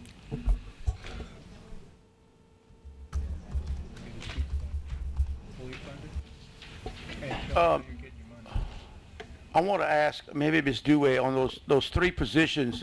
Part of that 2.5 million is those in there. Is those 3 positions? Yes, sir. And what I'm really trying to figure out is can the new board make that decision, or does it have to be done by this board? When did they get paid last, or when's the next? Paid in December. And maybe Mr. Guidry can elaborate, but if December 31st was your D-Day, so to speak, then the new board doesn't take office until January, so those people would be, in essence, released from their positions for however many days that is. And then we would possibly have to give some of the money that we receive back. That is correct. That was just my caution about that, and Ms. Dewey could probably elaborate so much better than myself. We initially accepted $342,000, and that first year it covered the salaries.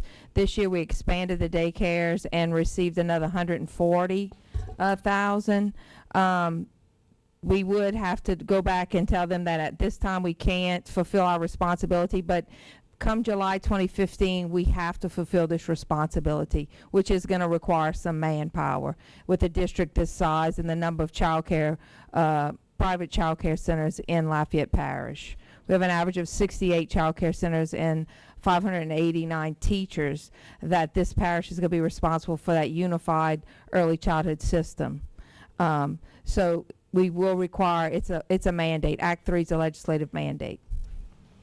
But it doesn't take the whole 2.5 million.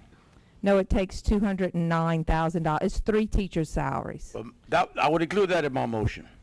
Would I please ask you, Mr. Angel, in all candor, is to include the other part for the math and the ELA that the board previously approved for the 6 through 12 ELA and the K through 12 math, because come January we won't have any modules in math for the students, so it does impact that classroom directly.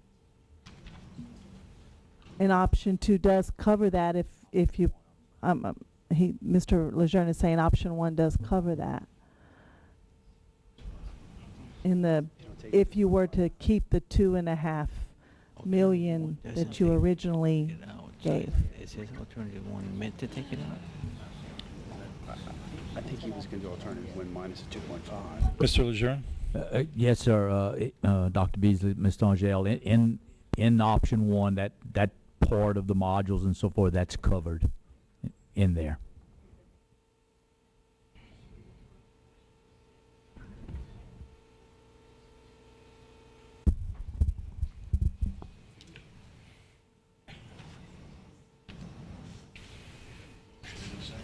My motion would be to, my substitute motion would be to adopt option 2 minus the 2.5 million plus the 3 teachers that she's talking about for the early childhood. Alternative 1 or 2? Okay. Option 2. Alternative. So, okay. He said 2. Mr. Angel, if I'm correct in saying you are making a motion to approve alternative number 1. Oh, go ahead. No, 1. To approve alternative 2. 1, excuse me. Mr. Angel. Mr. Angel, can I just get this motion, please? You're gonna choose alternative 1. You're not gonna go with the 2.5 million. Right. But you do want to fund the 3 positions. Right. How much are those 3 positions? $209,000. So alternative 1 minus the 2.5 million, but plus 209,000. Now that's $8.7 million out of the fund balance, and the remainder out of the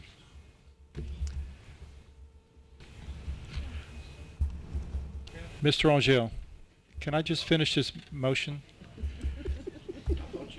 No, you're taking 8.7 million out of the reserves, right? The 8.7 million, the excess reserves. Excess reserves. You're taking 209,000 out of. Well, you're going to need 700,000. It'd be $909,000. Where are you taking that out of? Now, Mr. Aubrey earlier had taken it out of contingency funds, capital projects. Okay, so that would be 909,000 out of capital. Okay. So, Ms. Melva, that's going to be to approve option 1. That's where I'm putting it. Taking out the $2.5 million from restoration of board members' recommended cuts, and adding back in 909,000 from the capital projects fund, and in that, and we're also going to fund those 3 positions for early childhood.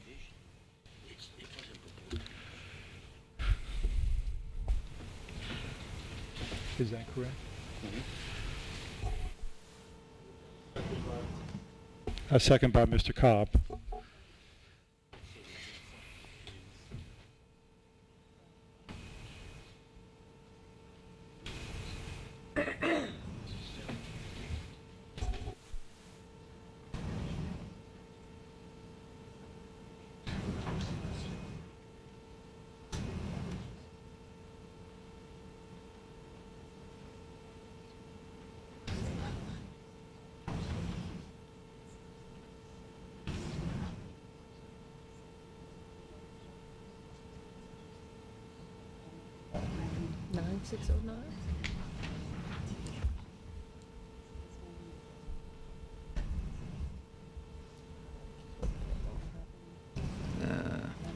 Yeah, 209 to 768.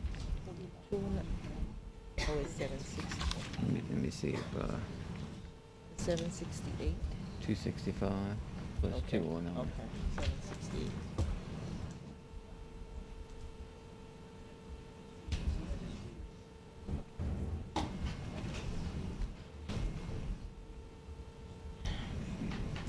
How many motions we had?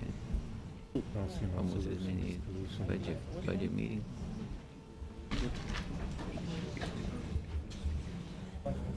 You ain't gonna get 7. You need 6. Well, I know damn well I couldn't get 6. Maybe you could get 6.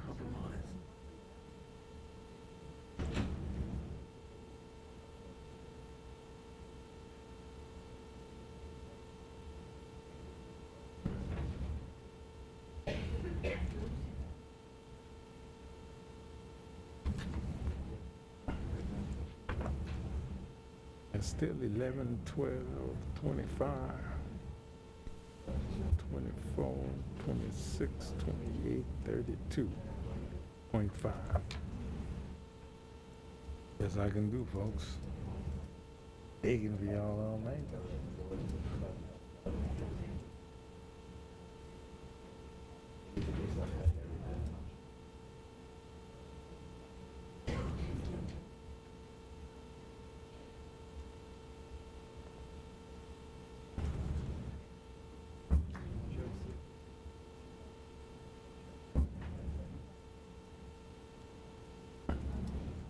Run out of space on you, partner. Mr. Guidry, do you see that item, the agenda item? I don't see it. I just want to make sure everything's adding up correctly. Okay, this is a motion.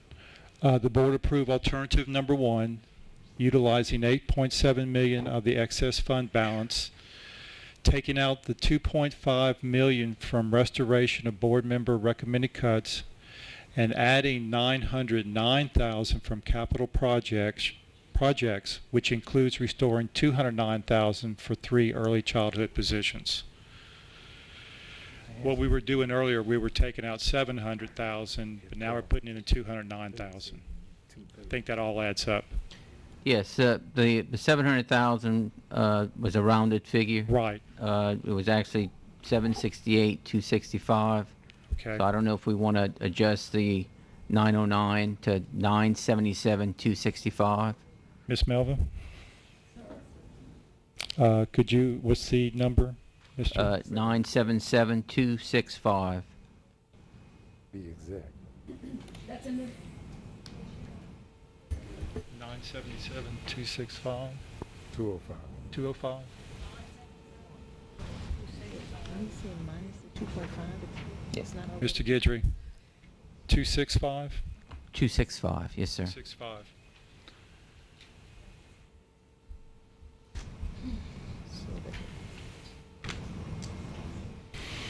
Yep. Mr. Babineau. And just, if I'm not mistaken, I do think it does take a 2/3 vote for us to get into the fund balance. Yeah, we discussed that. Okay. Yeah. Yes, sir. Any comments by board members? Questions? Ms. Mangum. I just want to be clear, these 14 teachers, we have 12, 13 places that don't have a teacher now. Is that correct? I mean, they're empty spots. Am I?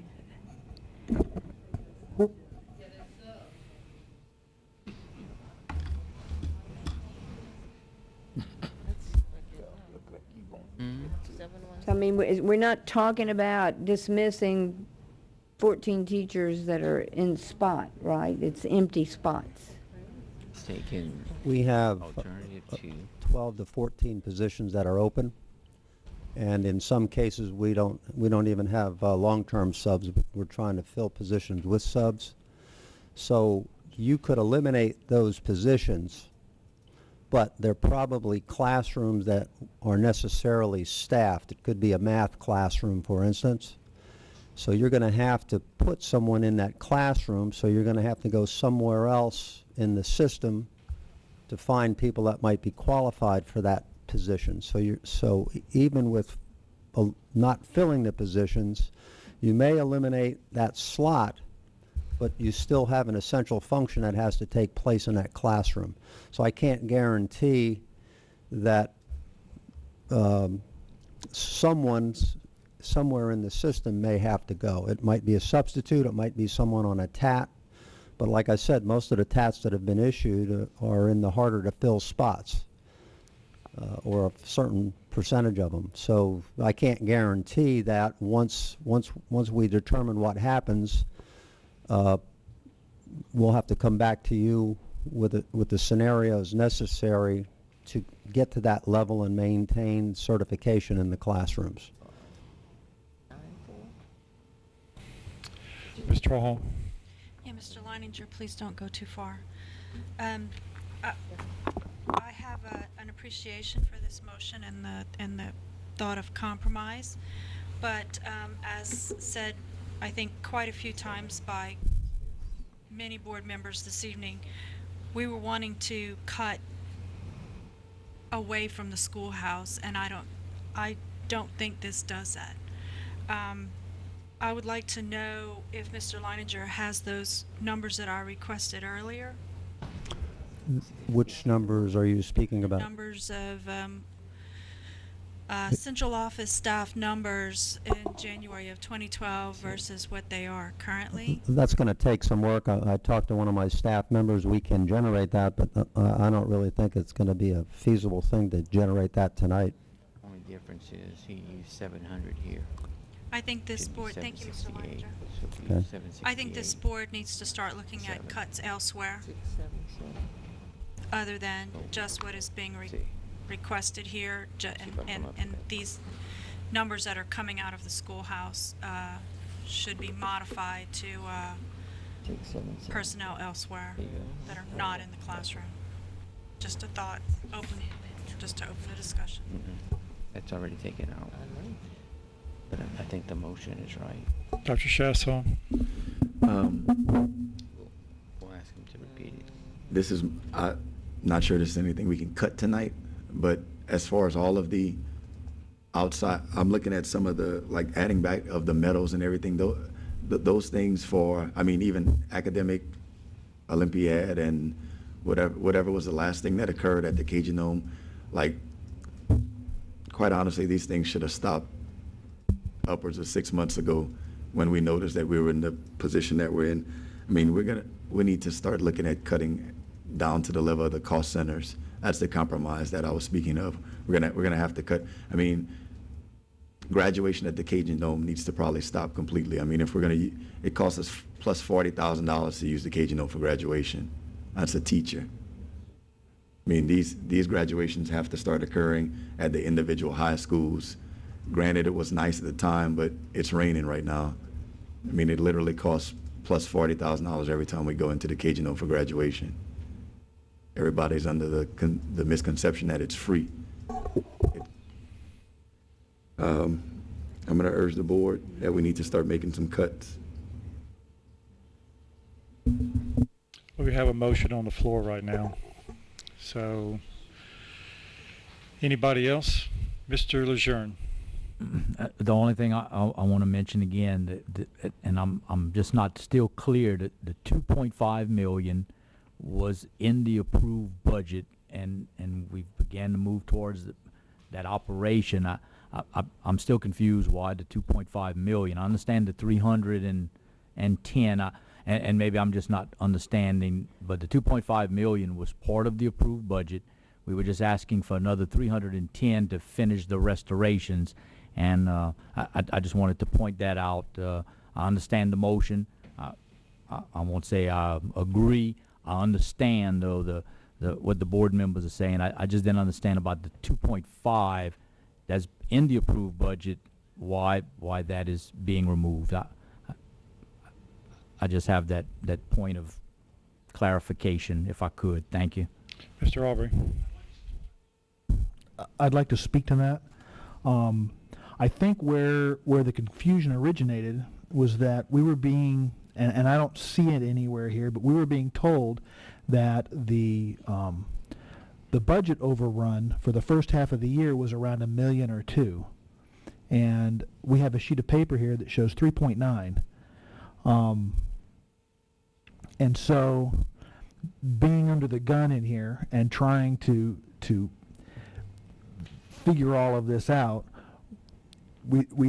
I personally simply looked at it and tried to resolve the difference and to figure out where it was coming from, and that got targeted as far as being the difference. But according to this alternative 3, if this only funds or pays for the spending for the first half of the year, the overspending for the first half of the year is almost $4 million, according to this list that I'm looking at. So I think that's where the confusion originated. But yeah, the $2.5 million was approved in the original budget. Mr. Guidry, let me ask you a quick question. We keep on throwing around this figure of $8.7 million of excess fund reserve. Does that include the $2.5 million? Because I think that 2.5 was coming out of the reserves, correct?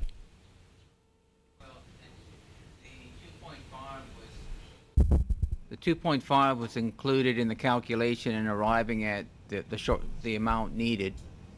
Every other line item contributed to that 7.1 million, so that the 2.5 is in that 7.1 million figure, if that answers your question. The 7.1 figure. Correct, in the adopted budget. Okay, board members, if you want to know where the $2.5 million is, it's in the 7.1. Alternative 3. Okay.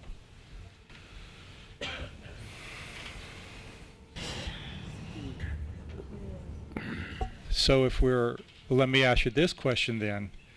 If we're asking in this particular motion to utilize $8.7 million,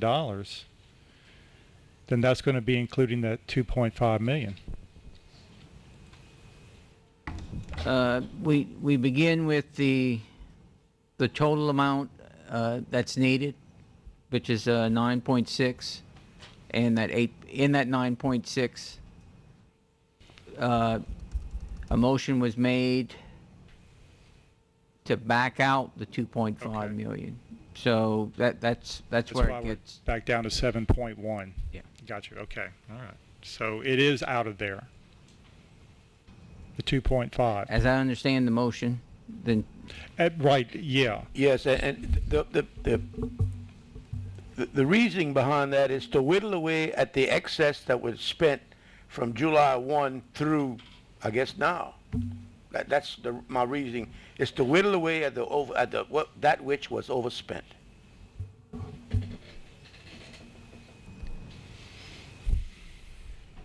Okay.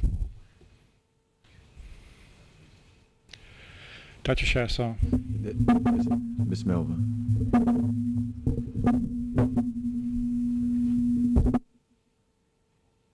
We don't need. I'm going to take it out right here. Ms. Melva. The That's what you're trying to tell me. the order of the motions is indeed correct. This is a substitute motion. No other substitute motions. Actually, it should be the original motion. This is the original or substitute? No, it's You have the original? Okay. I'm just trying to yeah, understand. yeah. I'm looking at 8 of them, so we're on the substitute. Okay. Okay, anyone from the audience? Or Dr. Chasson? I'm sorry. Mr. Guidry, the special assistant to the superintendent, Mr. Welch's former position, that department, what is that department classified as? Maintenance. Maintenance. The configuration as it's set up now with the extra assistants and secretary there, that what cost center by number is that under? 1203. 1203. Okay.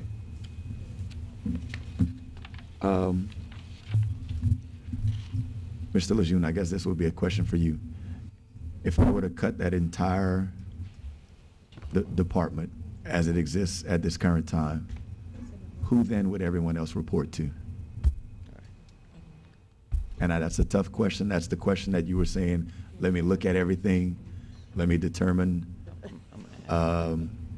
but still kind of on the fly, if Mr. Welch used to report to Dr. Cooper, other people reported to Mr. Welch, if that entire department is cut as is there, then who do the custodians and maintenance report to? Would that be Mr. Bordelon? Right now, we're going to bring some information to have Mr. Bordelon, and he has been assuming some additional duties now, and I appreciate that. They've been reporting to Mr. Bordelon. But again, that may be something that we need to reorganize once we look at that department. But right now, yes, sir. Okay. They're reporting right now to Mr. Bordelon. To Mr. Bordelon. Okay. All right.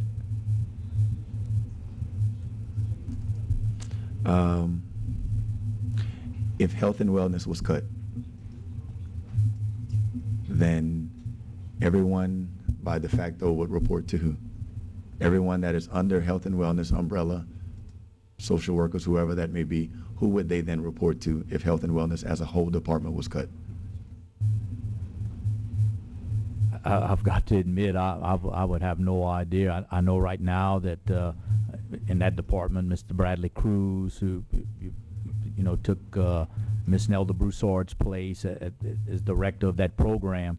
So right now, I'd have to see the whole structure. I'll admit, I don't know the entire structure of the health and wellness program. Okay. Before health and wellness was created, we coexisted upwards of about 2 years before. At that point, everyone reported to Nelda Broussard? Okay. Through the Office of Child Welfare and Attendance. Right. Yes, sir. Okay. So what has been added to the health and wellness umbrella? I remember Ms. Nelda Broussard. I remember where our office was. As she existed in that position, she had a secretary, correct? Right, because you had to go across the hall to okay. And then since the creation of health and wellness, how many extra positions besides what was already on the school level is in existence today compared to what Nelda Broussard was over? I'll be honest, I don't think I could answer that. I think Mr. Cruz could, if you would allow him to answer. Okay. I don't know. I'm sorry, Mr. Chasson. Good evening, Bradley Cruz, Director of Health and Wellness. That would be none. You're going to have to clarify that answer for me, sir.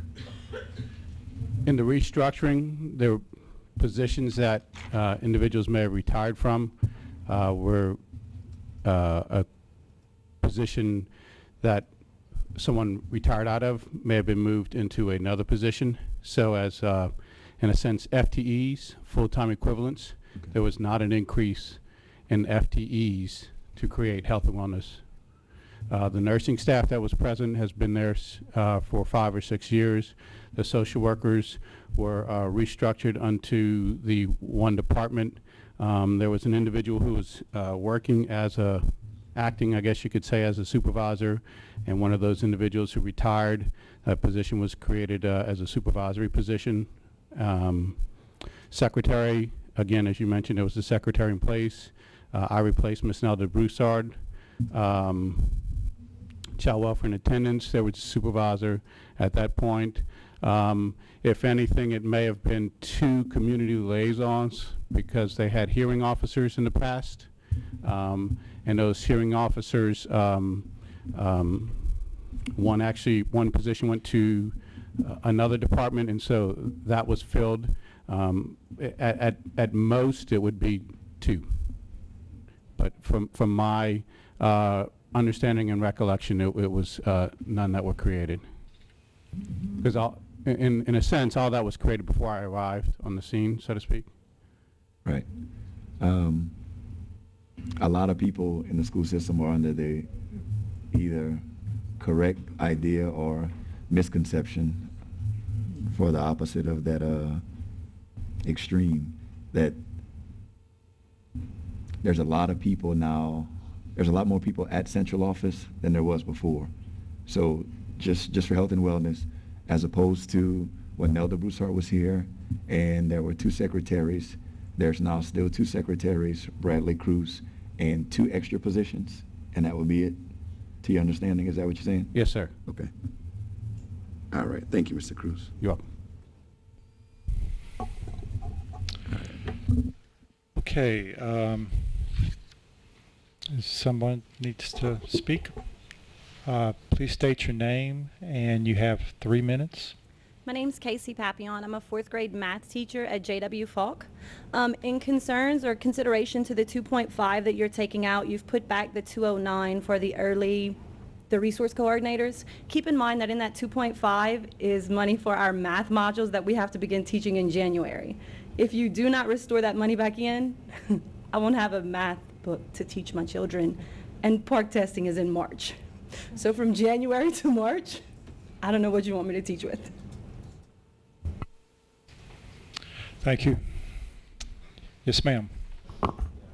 Dr. Beasley, board, Mr. Measure, Penny Januso, math and science specialist for Lafayette Parish School System, and I'm just here to support the math teachers and teach students in our schools. And it's exactly true what she said, that we do need $200,000 to finish the printing of teacher and student modules for the rest of the school year, and students, so that they can take their assessments in March and May for grades K to 9. So I just ask on behalf of those students and teachers that you consider putting that amount of money back into the budget so we can continue that process that we have started. Our next rollout that I would send to the schools would need to get there around January 5th. So I'm just asking on behalf of our students and teachers and schools that you please put that back in. Thank you. Thank you, Ms. Januso. Yes, sir. Good evening, Dr. Beasley, board. My name is Ken Roebuck. I'm the principal of Carencro High School.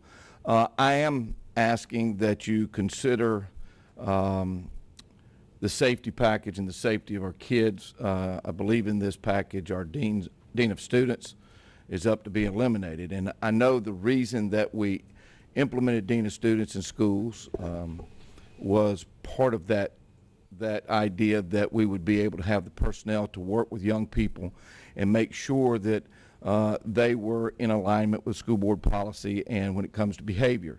That keeps them in the classroom, and that keeps them growing academically. In our particular case, we went from 5,800 state referrals down to 2,500. And the model that we have implemented is working at Carencro in order to keep students in the classroom, and the dean of students at our school plays a vital role in that. I can't speak for the other schools and how they utilize their dean of students, but I know at our school it has been vital, and that is support for the teachers, for to make sure that the classroom is running. They handle school culture, classroom management, working with teachers so that those students are learning and growing. So I would ask you to take a closer look at dean of students and maybe reconsidering, at least in the schools where there are dean of students, high poverty schools and struggling academically, that you reconsider and keep those dean of students. Thank you. Thank you, Mr. Roebuck.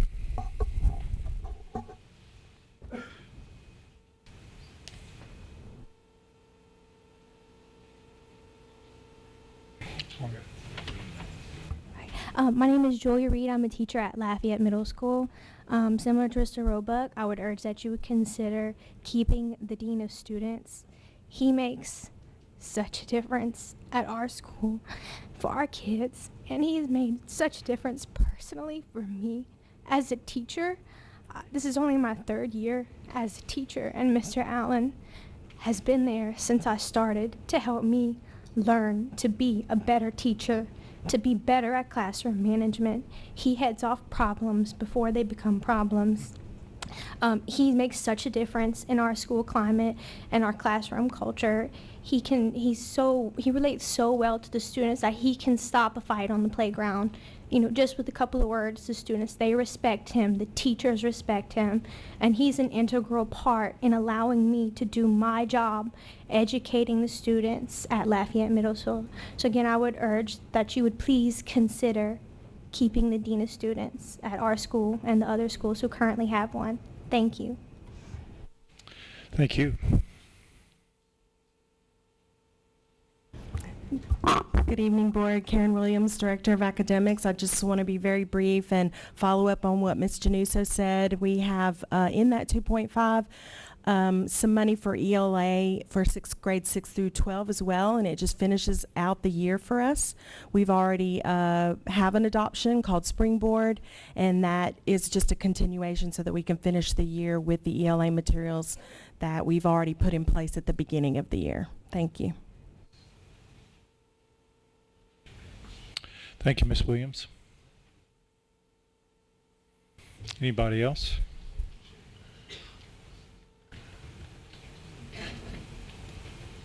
Mr. Angel.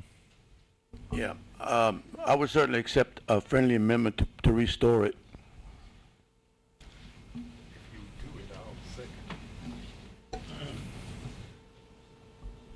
I'm talking about the 2.5 million, including the teachers over there.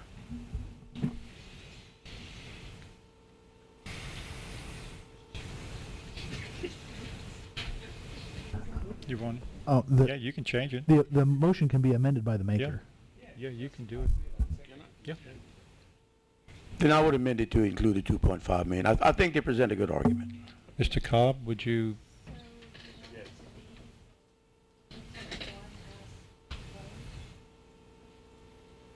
No. Yeah, basically to approve alternative one as proposed, Mr. Angel? Yes, as proposed, and here again, the reasoning for the original motion was that I thought maybe it had a better chance of passing without it, but you know, it's gonna be what it's gonna be. I'd rather see that than alternative 3.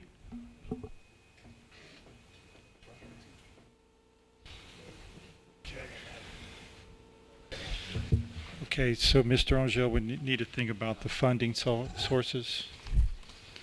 And you'd have to add what, 200 and... You got 8.7 from the contingency fund, the excess reserve, and you'll need another 2.5 million. Did we exhaust the 4 million in Mr. Guidry? Capital? Yeah, what we need your get back. Number one, option number one. What is the total amount for everything be funded? In number one, 11.2. In alternative number one, with including the 2 point.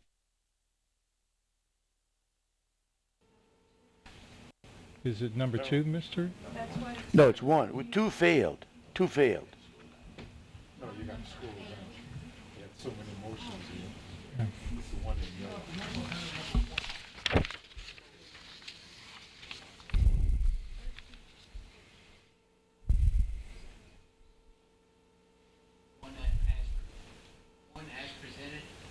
Yes, sir. It's the 12.66 million. 12.66. We have 8.7 from excess reserves. So that would be $3.9 million we would need extra. Correct. So, Mr. Angel, you would need to find. 4 million? You want to take 4 million from. No.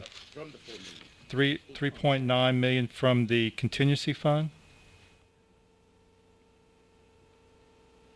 Is that the 4 million at the bottom of the Yes, page? sir. Yes. Okay, so 3.9 million from the contingency fund. So, Ms. Melva, do you understand to go with alternative number one, utilizing $8.7 million of the excess fund balance and $3.9 million from the contingency funds? And that will be it. You can remove the rest of it. Yes, ma'am.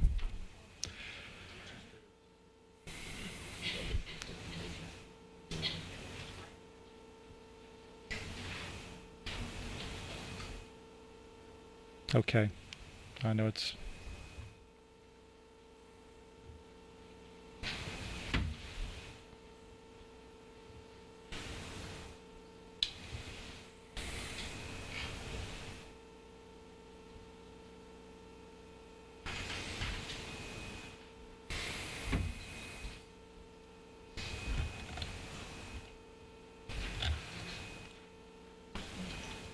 Okay, Mr. Angel, does that look okay?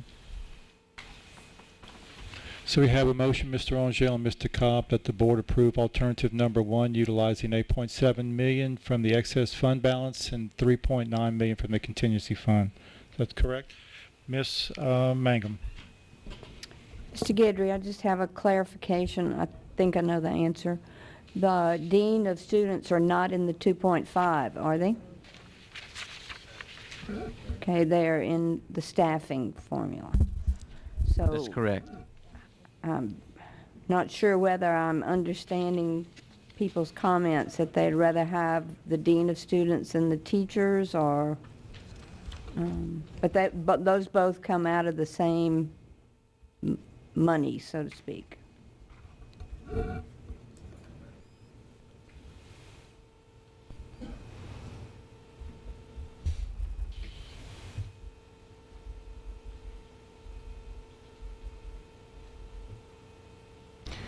In alternative 1, the dean of students are eliminated. I understand. They were asking that we reconsider putting them in, and I didn't know when we put the 250 back in, if that meant No, ma'am. dean of students. It does not, back does not in. put it That's back. what I'm asking. Thank you.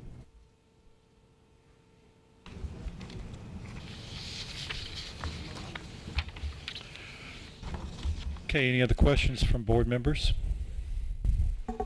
Dr. Chasson.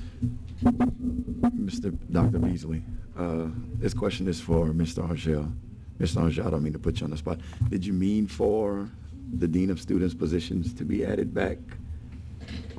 Or, because I did. I thought the dean of students was in the 2.5 million. Okay. And the problem is that the 2.5 was what we decided September 15th. We're going to give that back, use that money. That has nothing to do with any positions as we're looking at it. Right, but I was under the impression that if it was a safety package, that we weren't undoing a safety package. And am I incorrect was that an incorrect assumption? Can anyone answer the safety package question? Mr. Guidry? The dean of students are included as a separate line item Right. in alternative 1 and have been eliminated. Okay. So they are not included in the 2.5 million. Okay. It's a separate line item, and they were removed at that separate line item. Right. That 2.5 million that you're asking now has nothing to do with the dean of students position. But as well, those are the friendly amendments that I've been basically asking for compromise on. But we're actually not necessarily, and please understand what I'm saying, we're not necessarily headed in the wrong direction, but there needs to be some department consolidations that need to start occurring, such as whether we want to keep health and wellness or not, which was always a discussion. Maintenance as it exists needs to be looked at, because these cuts are coming. So we're keeping certain sects of central office at the expense of the school level, but at the same time, it's still not fair to central office. But this isn't fair to anyone. No one put us in this position but a select few people. We've had teaming discussions before when it comes to teaming, but those are extra teachers on a campus where we're looking at cutting teachers as is. Teaming probably needs to be the first thing here, guys. I know no one wants to talk about it, and it can be argued at these schools that it's working, but we're going to cut teachers that are directly in the classroom and not look at extra teachers that are helping make a difference. We need to look at all the extras first before we get to the school level. This is extra teachers helping and making a difference, but we're about to cut teachers directly in the class and consolidate classes. We need to start with teaming. I hate to say it, I'm gonna be the bad guy. We need to start with those things. There's a number of positions that work in certain areas. We've got academic officers, guys. Maybe we need one for high school and one for middle and elementary as opposed to 4 where we had 5, but the 5th isn't filled to my understanding. We need to start in these key areas and start consolidating, or we're just gonna go with it and then let the new board decide on it at a later point when we're gonna have to cut everything next year. So we need to start there. That's the compromise I'm talking about. And I can't compromise because I can't get to this substitute motion. So friendly amendments can occur. Motion withdrawn. There we go. Okay, Mr. Auger, Mr. Aubrey has withdrawn his motion for the second time. I apologize. And you were, Mr. Guidry, teaming's under what cost center?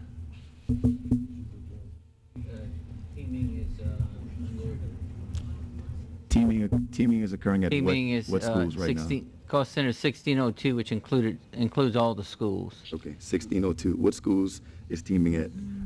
Acadian, Edgar Martin? I don't know right offhand. Edgar Martin. What's the budget impact if I cut teaming right now? I'd have to look. It's been a while since we looked I at it. apologize to put you on the spot, but that's probably what needs to start occurring, because we're about to start cutting at the school level as opposed to approaching all these other things in a much better way, in my opinion. These cuts, guys, I'm hearing in the audience, I understand, but these cuts are coming no matter what. So we're trying to start at the most basic level and not go directly into the class, such as the 3rd grade class at Falk, or the 5th grade class here, or the 7th grade class. If I could interject a point of order real quick, I think this is a point of order, but the lists of things we have are on the agenda. That's correct. And I don't believe that we could discuss cutting teaming tonight. If you want to hold this over to the meeting on the 17th, then I think we could bring everything back out on the table, but we would have to introduce it that way. So if the board wants to wait until the 17th to deal with this because you want to bring other things to the floor, then, you know, that might be something that you're going to have to do in order to get things outside of what we're talking about. Mr. Babineau. And then I want to remind everyone that we can make a revision to the budget anytime. So I think this is as Mr. Angel stated, I think it's a pretty good compromise for now. The 2 directions that we have an alternative, what's on the table, I don't think anybody wants to go back again. I think it's a good starting point, and I would support it. I may say something. You know, there's going to be an issue if we are cutting positions. There is a time issue. Am I correct, Mr. Lejeune? So, you know, if we... Yes, sir. The second item on the agenda is the reduction in force. Okay. That we'll need so it's just like mentioned by Mr. Aubrey and Mr. Babineau that you can always come back and revise, you know, the budget. You know, I think what we need to do, and we need to be very cautious, is that, you know, you just start kind of something that's a high price ticket coming along and just saying, well, let's go ahead and cut it or whatever. Or in the case of teaming, well, there's extra teachers there, but those are classrooms. And that's exactly what we've been trying to avoid. So the issue is, as was mentioned earlier, is to keep what's going on at the school intact and look somewhere else. But that just that didn't make any sense to me. But you know, the board can do what they want to. I mean, we do have an item on the agenda. I think that we are We do have certain items that we're looking at it as far as the agenda. And, you know, unless council, you know, if we're moving into areas that we shouldn't be moving as far as items that are not before us as far as the budget goes, can we go after those items? Can we talk about something else related to the budget, but not what's in front of us?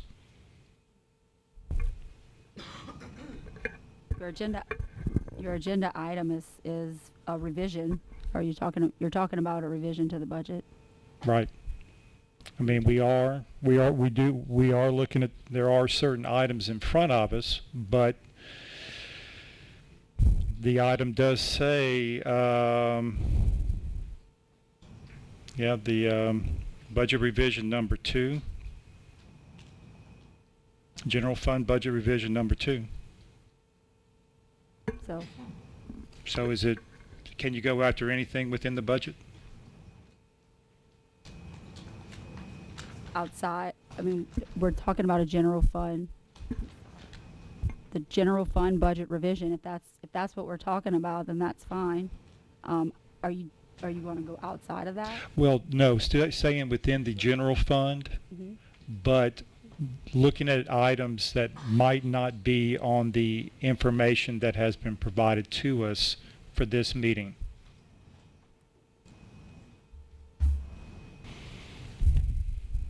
Okay. I mean, the agenda item is a revision. Okay. So. Okay. Okay, so I think that we can. Okay. So, okay. Dr. Chasson. Dr. Beasley, please know and understand that I understand what you're saying. But we're talking about kids that have one teacher versus kids that have one teacher and another teacher. I'd love to keep that, but we're getting to the bare necessities of what we need. Pretty soon next year we're gonna be teaching reading, writing, and arithmetic, and that's it. That's the direction that we're heading because these charter schools put us here. So I'm just stating the facts. I know you said it didn't make any sense to you, but it makes sense to me that whatever I don't cut in expenditures right now, I'll have to find that plus another 18 million next year. And I realize that, Dr. Chasson, you've made that very clear tonight. Okay. Mr. Angel. Madam Attorney, I want to make sure I understood what you said. We can revise this budget and use programs that we haven't been presented as part of the general fund budget?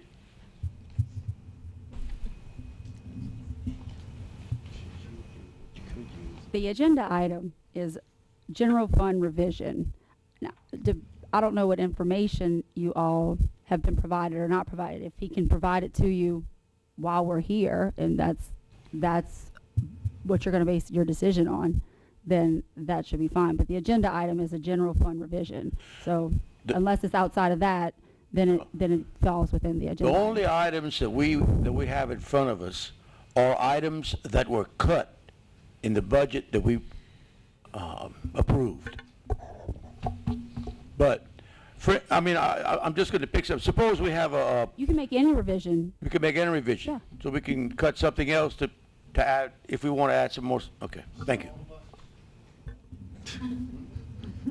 Dude. So we could sell all the buses if we wanted to.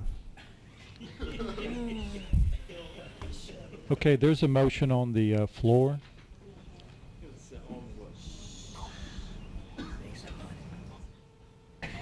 Any comments concerning this item? I think we're still on. Ken Roebuck, Principal, Carricker High School. I would like to, I listened to Dr. Chasson and Dr. Beasley. Mr. Roebuck, hold on for 1 sec. What'd you say, Dr. Chasson? Yeah. Just, I'm so sorry. I thought he said his name. Okay. Okay. Okay. Go ahead, Dr. Chasson. Hold on, Mr. Roebuck. Did you have a question Mr. concerning this Guidry. item? Yeah, concerning this item, because this is a budget item. Mr. Guidry, could you look and tell me what the teaming impact would be? That's my question. If teaming was cut at at all the schools across the parish, can you tell me what that teaming impact would be, money-wise? Yes, sir. Okay. That's fine. Okay. Okay. Okay, Mr. Roebuck. Dr. Beasley. Sorry about that, Dr. Chasson. I was listening to Dr. Chasson, Ms. Trahan earlier, and Dr. Beasley, and I, you know, for me at the school level, I absolutely agree that things that have a direct effect on kids and on teachers in the classroom, and I know it seems like I'm, you know, pounding a hammer here about deans of students, but I think it's important that you understand the role that they play at our school when it comes to making sure that teachers and students, you know, not only feel safe on our campus, but come to school and learn in a safe environment. That is vital. Matter of fact, if you look at the directives from the law, that is our #1 priority as principals, is to ensure the safety of the people in our state, on our campus. And so, you know, all 4 dean of students, I think, come to $390,000. And I can assure you, I know from talking to Dr. Thornton, I haven't talked to the other schools, those individuals play a vital role to make sure that the learning environment for our children is what it needs to be. And so any amendment that maybe you would consider for alternative #1 when it comes to ensuring those things on our campuses, I know our teachers and our students and certainly those on the administrative staff would appreciate. Thank you. Thank you, Mr. Roebuck. Anybody else from the audience? Mr. Babineau. Yes, I think the whole situation boils down to what Mr. Angel stated early on in this process, when he flat out asked the question, okay, where would you take the cuts otherwise? In other words, if that position is important and you want to fund it, where else in the budget would you cut, and where would you get that money? We gave $2.5 million that needed to be prioritized. If Dean of Students was prioritized and it was that important at that time, then possibly staff should have taken that into consideration at the time when they had the time to set the priorities. It's a question of where you cut otherwise, not where you just keep on funding. So I mean, we had staff had the opportunity to prioritize the Dean of Students when we had the $2.5 million, and they found other uses for that money. So that's just it. Ms. Mangum. What is the difference between the role of the Dean of Student and the assistant principal or principal on the campus? When he was describing that, it sounded very similar to what the principals and assistant principals on my campus have always done. I'm just curious. Mr. Roebuck. Thank you for the question, Ms. Mangum. The Dean of Students is the person who mainly deals with school culture and making sure that things like positive behavior are incorporated on our campus, working with kids on changing.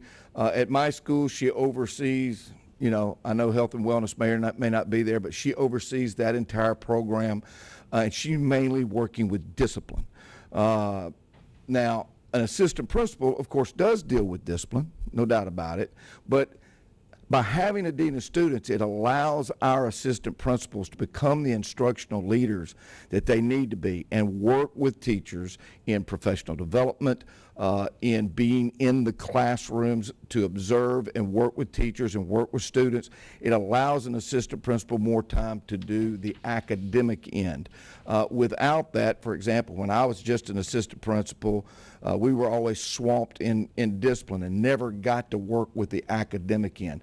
Having a dean of students there allows the assistant principals and me as principal not to be cooped up in the office dealing with discipline all the time, but actually working with instruction. I hope that explained it. Yes, okay. It's okay.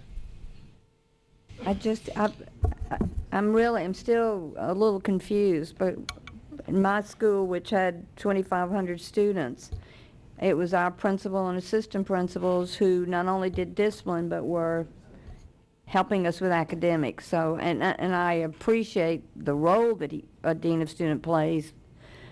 Obviously, if he can maintain the discipline for the whole high school, I'm really impressed. So that's wonderful. Well, in answer to your question, and absolutely, I agree, but that was prior to Compass. Now with Compass, we're required to be on the academic end more so than you know, when you were in school and what assistant principals did. And certainly the number of assistant principals you had at your school outnumbered mine because of the population, obviously. But the role of an assistant principal is different now. Okay. Dr. Shassaw? I don't want to put you on the spot. Mr. Guidry? There are 20 teaming slots, and we use 65,000 to cost it out, so it's 1.3 million. Okay. Anybody else for the this item? I'd like to make a substitute motion, Mr. Beasley. Dr. Beasley. Okay. I'd like to make a substitute motion that teaming be cut across the parish. I'm sorry? That teaming be cut across the parish.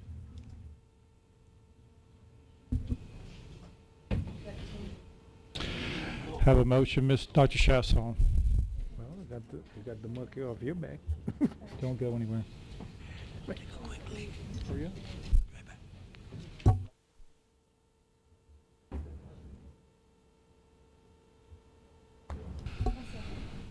Okay, we have a motion, Dr. Shassaw, and a second by Ms. Trahan to cut teaming across all schools that incorporate teaming.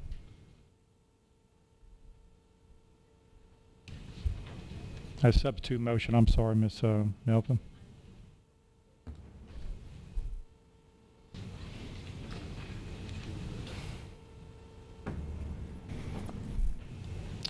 Mr. Bouillon. I have a question for Mr. Guidry. If we eliminate teaming, what are the schools that are affected in Lafayette Parish? Acadian Middle, Karen Crow Middle, Lafayette Middle, Edgar Morton, and Scott Middle.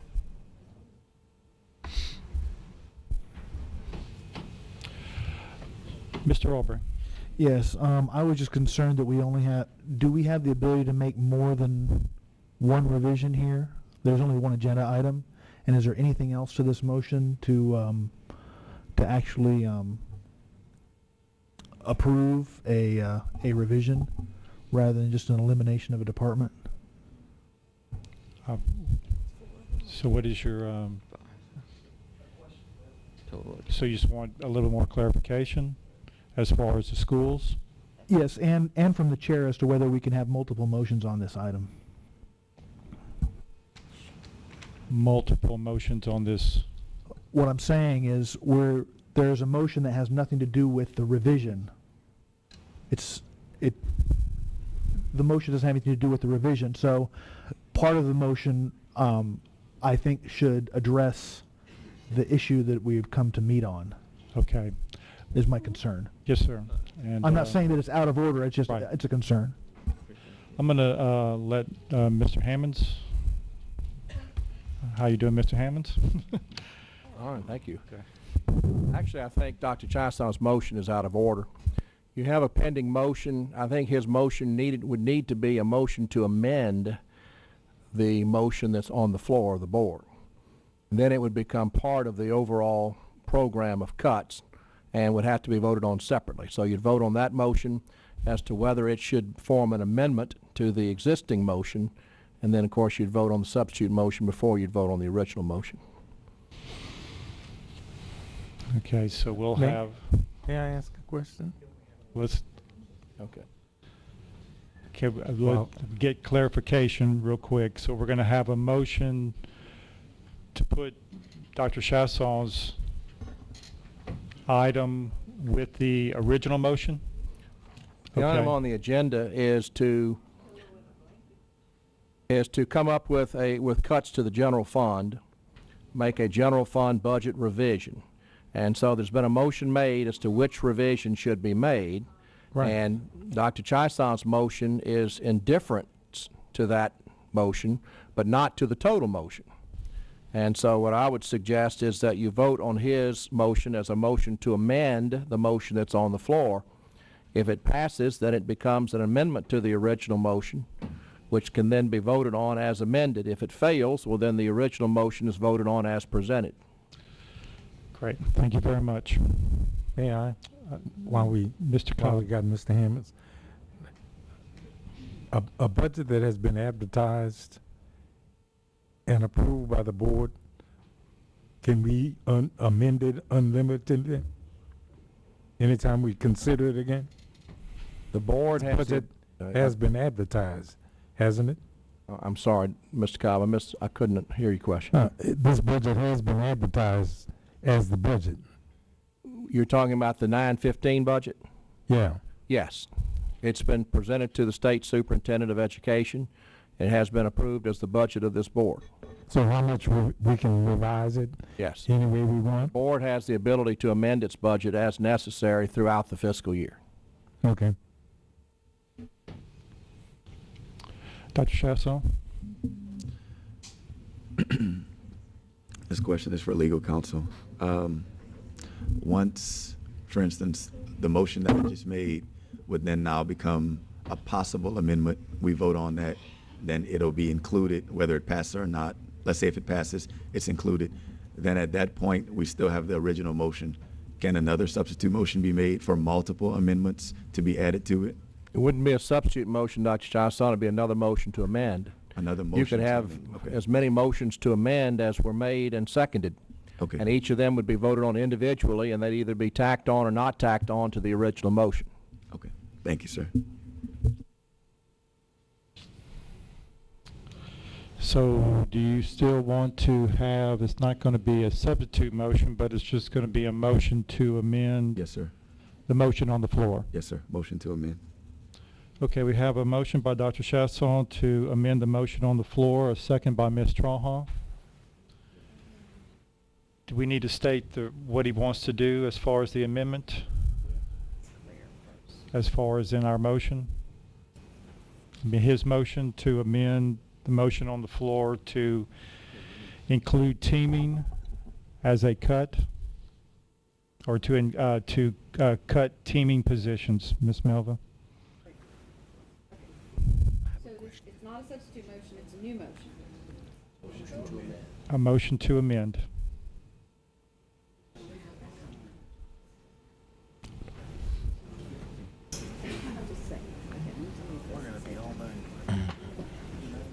Mr. Babineau?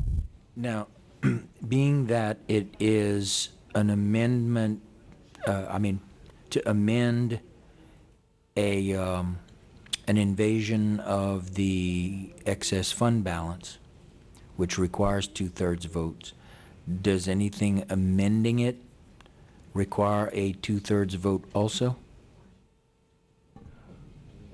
I would say no, because the amendment doesn't become an actual action of the board until the original motion is adopted. Okay. Thank you.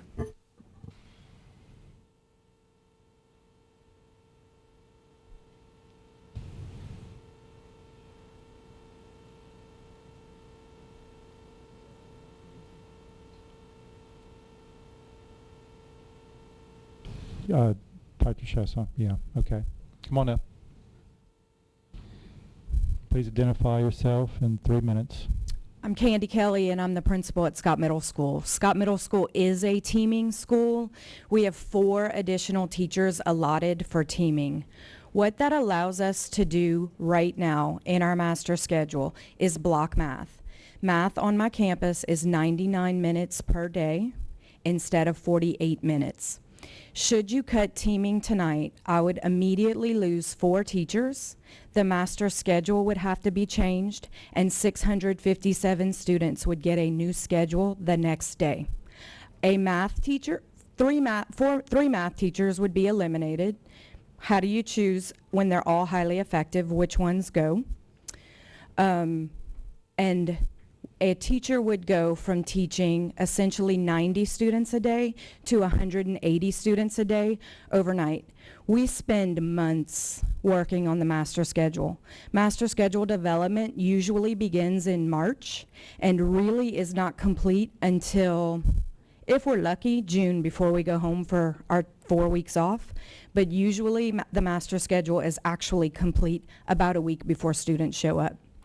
So my big concern, of course, is that we would go from 99 minutes of math a day to 48 minutes of math a day, and then 650 students would have a schedule change in the next few weeks with a task that would be not virtually impossible, because I believe at Scott Middle School we can do anything. But to change a master schedule at this stage of the game truly is a disservice to students. Thank you. Dr. Chasson. Wait, hold on 1 second. Dr. Chasson.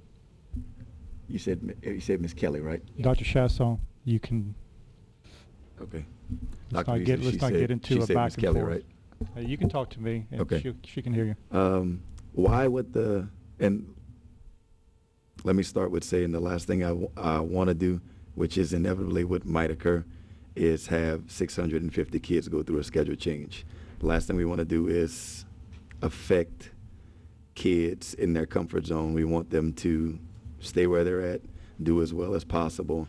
But my question is, why would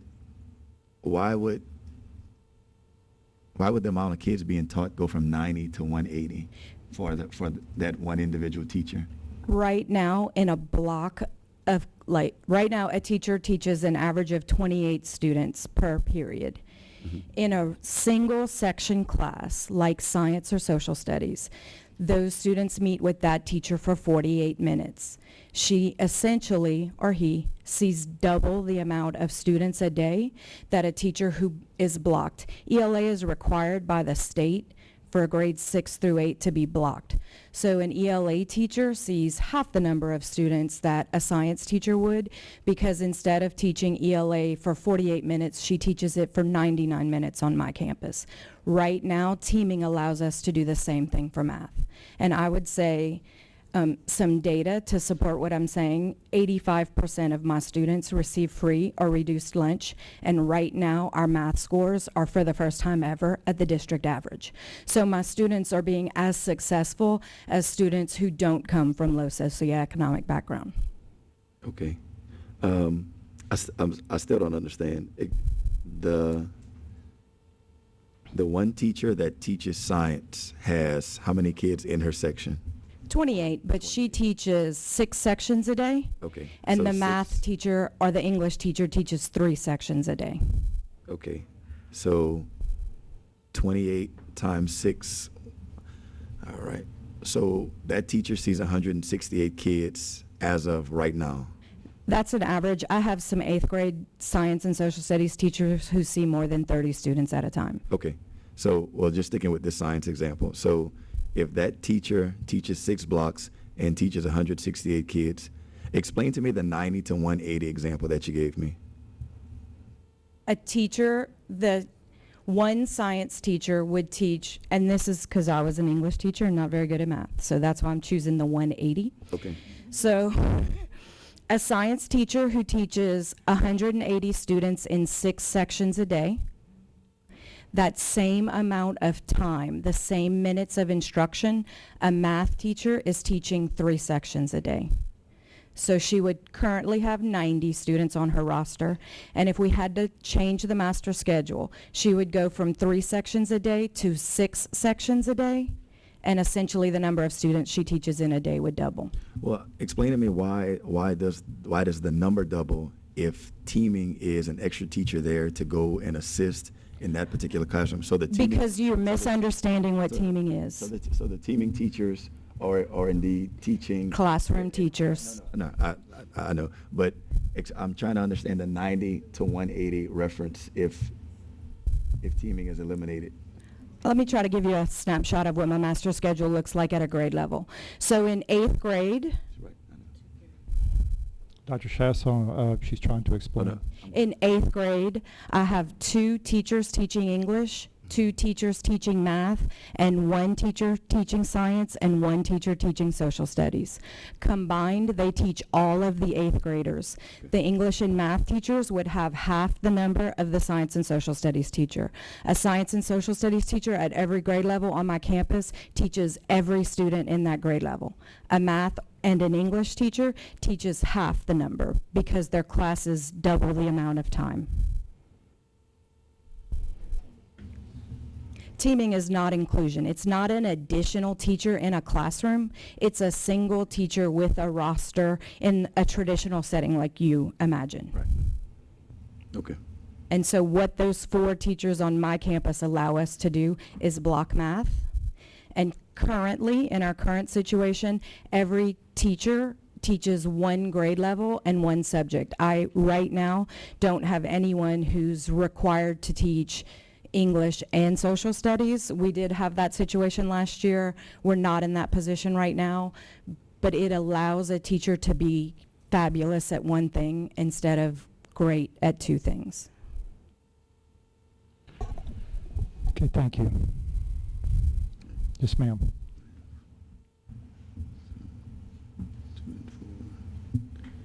Hi, I'm Jeannie Abear. I'm the principal at Edgar Martin Middle School. We're also a teaming school. Edgar Martin was the pilot program for the teaming in the middle schools in this parish. We just recently attended a conference in Nashville, Tennessee, where teaming is now almost the norm in most middle schools. They've realized that middle school students need the extra support for their sociological, physiological, and all the different needs that they need as human beings. Middle school is a very difficult time for a lot of children. Teaming gives my teachers an opportunity for 1 planning period a day to meet with the students on their team, which is the children at their grade level, to discuss different things to help them become better students and to support them along the way. It also gives them an extra planning period in the day for them to meet so they can vertically align the curriculum so all the English teachers can be together to better prepare. Since Park has amped up the curriculum, the teachers need the extra time to work with that. Having 3 extra teachers on my campus, it would be 4, but all middle schools were allotted an extra math teacher this year so we could double block math. My students are allowed to have double block math where they get 99 minutes of math instruction every day, and therefore my math scores are the best on my campus. Taking away teaming would probably decimate my school because it would take 1/3 of my faculty, my teaching faculty.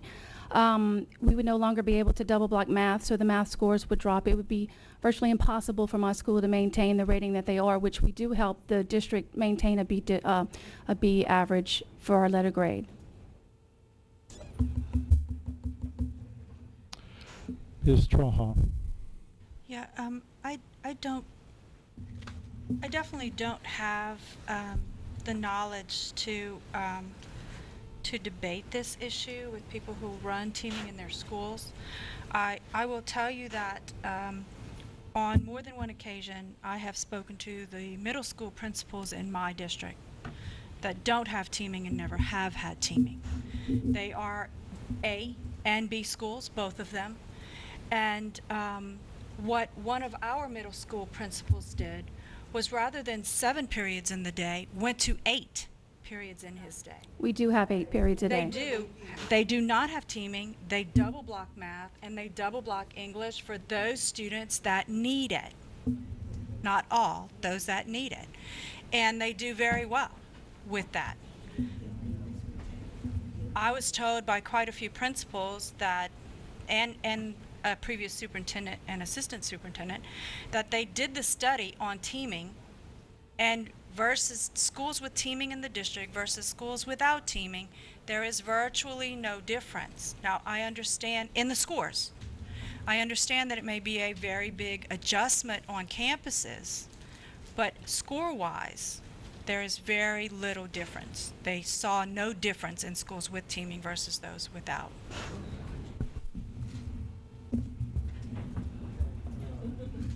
Just repeating what I was told. Yeah. Dr. Chasson? The student-teacher ratio for ELA and math is basically cut in half. They have 99 minutes of class Okay, because stop, hold on. If you're gonna ask questions, come on back up. well, we do the same thing, so I could have answered it Okay, also. well, both of y'all can be up there. Just put a question out and they'll answer Okay. it, Dr. Chasson. Give me the rationale for the student-teacher ratio for ELA and math where teaming is concerned. There is no rationale. It's a state mandate that they have to have 99 minutes of English. The rationale for having 99 minutes of math is the math curriculum is much harder at this time, and we're trying to catch the children up, and it takes 99 minutes to teach this new math. And so for the children to be able to be successful in their classrooms, they need the extra time. But we have no choice. We have to give 99 minutes for English. Okay. My question was the student-teacher ratio. It's 28-1. Okay. In some classes, it has to be more than that because if we have 30 in one class, because of some of the singleton classes that we have, sometimes it is over, but it's average of 28. Okay, so the benefit of teaming doesn't affect the student-teacher ratio, or it does? No. The benefit of teaming is and the premise of the benefit of teaming is to give the children the opportunity to meet with teachers, to have a team behind them, to support them as they're going through the rigors of middle school. It's not meant to be just to have extra time to teach different subjects. Yes, it has been we have been able to double block math, but we're running a Volkswagen edition of teaming on a Cadillac version on a Volkswagen budget, to quote Mr. Brian Hebert. But it's supposed to be where the team has a chance to meet with every student on their team, to be behind them, because not every child has a team at home. So it's 5 teachers who band together to support that child through middle school. It gives an opportunity for the parents to come in to have a meeting at the same thing. And as far as it helps with the discipline, it helps with their emotional growth, it helps with their academics, it helps with parent-teacher relationships, it helps with community relationships. It gives the children someone who's behind them, because a lot of them don't. And I know at Edgar Martin, we're almost 60% free lunch. Right. We have a high population, so we are, we're performing pretty well for what we have, and we're doing what we can do with that. But if you will look back, Let me pause you for a second. Okay. Not to interrupt, but That's I'm just okay. trying to stick to just the All right. questions exactly as they are.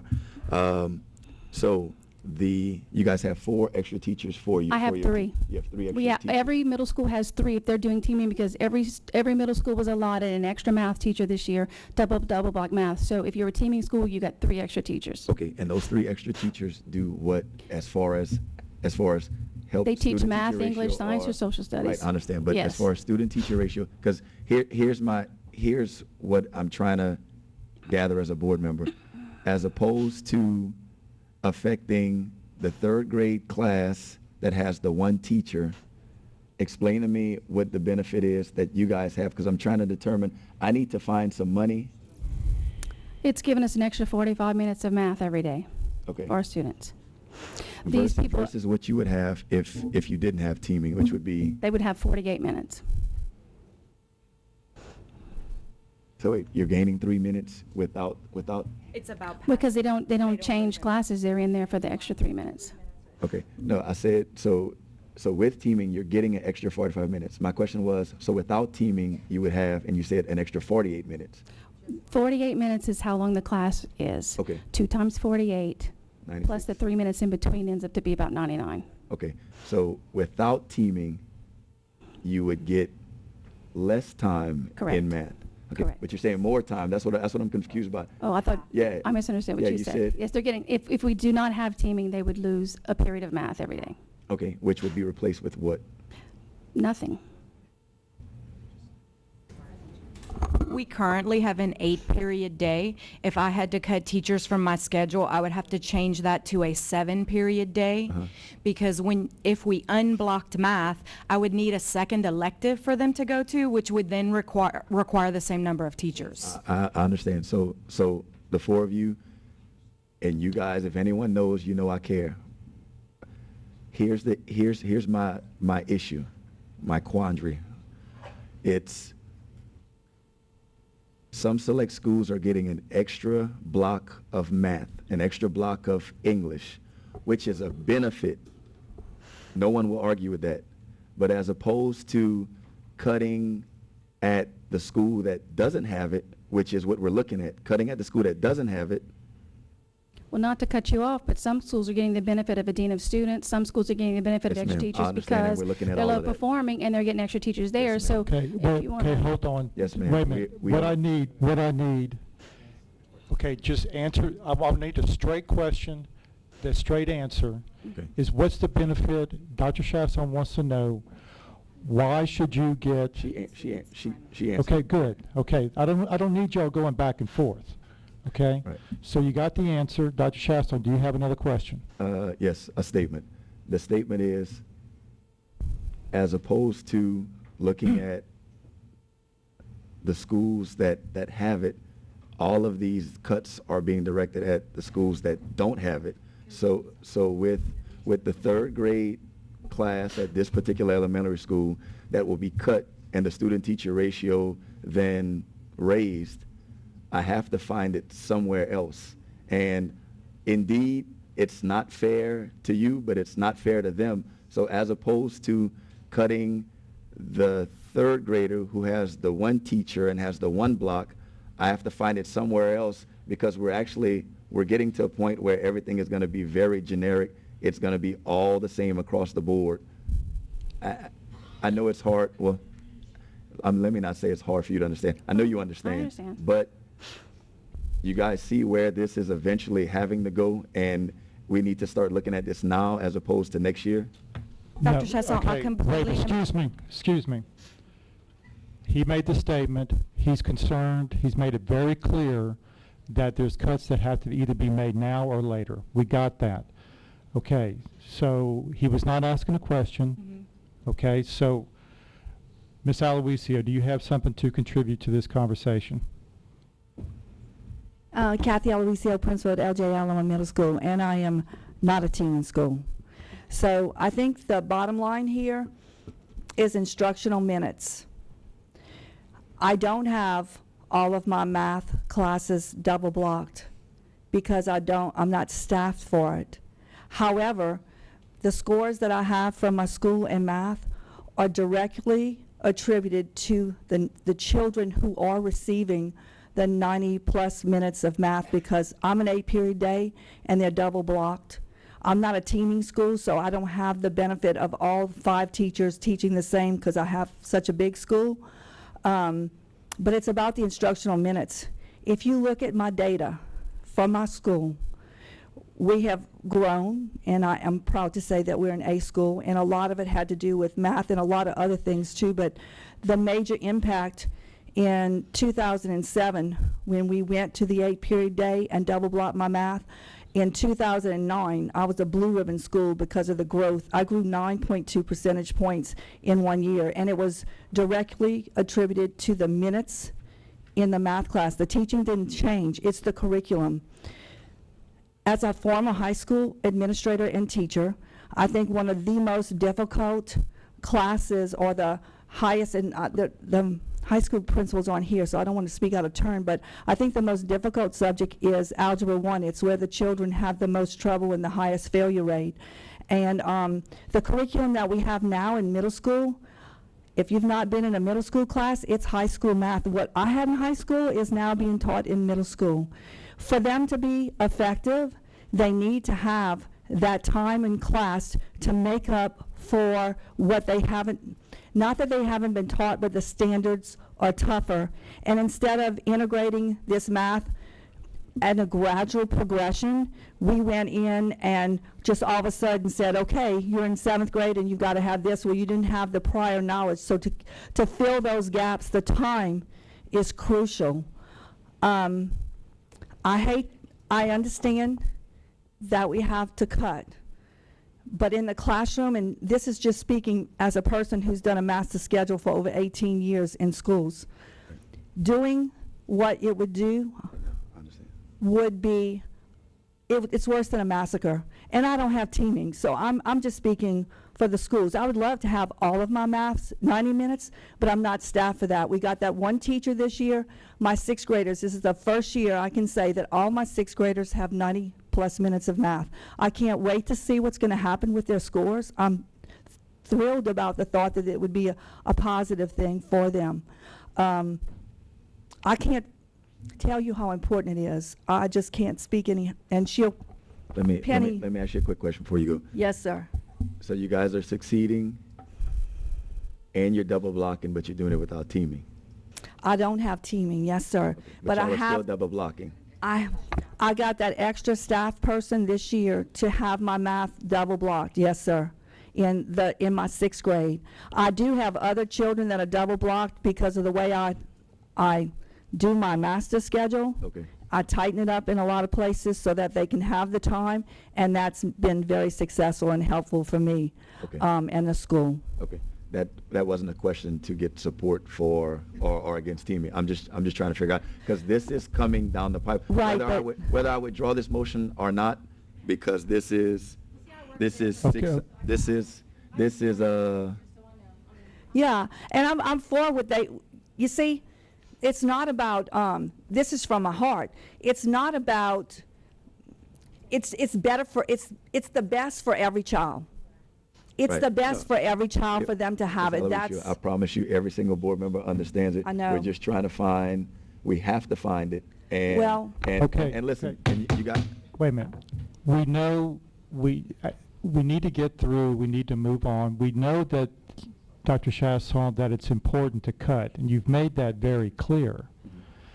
Let's deal with the teaming issue right now. I If just, there's- my opinion is that we can, as middle schools, we can't take all of this on as the staff, as cutting the teachers. You know, it's like it's being replaced by the number of teachers where you might have a teacher here or there. But I think what's happening here is all of a sudden it's going to be all on the middle schools to solve all of this, and I don't think that's fair. That's Okay. just my opinion. Thank you, Ms. Aloisio. Penny Januso, Math and Science Specialist.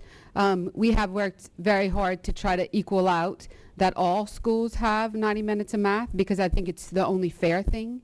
And this year, like Ms. Aloisio said, that she did receive additional teacher, as well as Youngsville.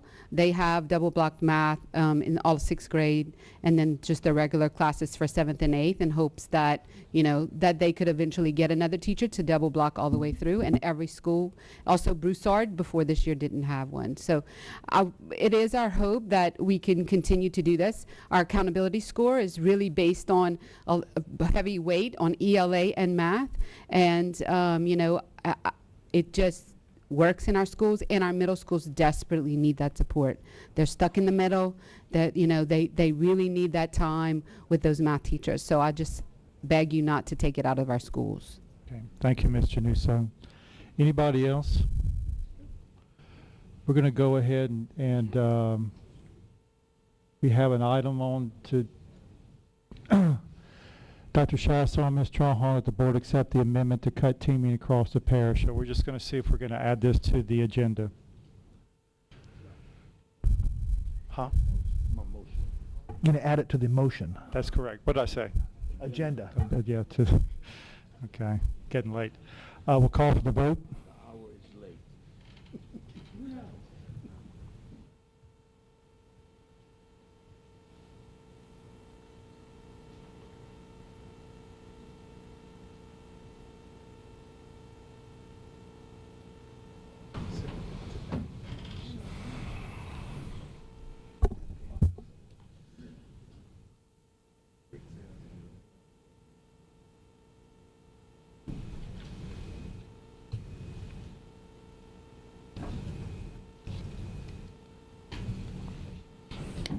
3 for, 6 against. Motion fails. We're back to the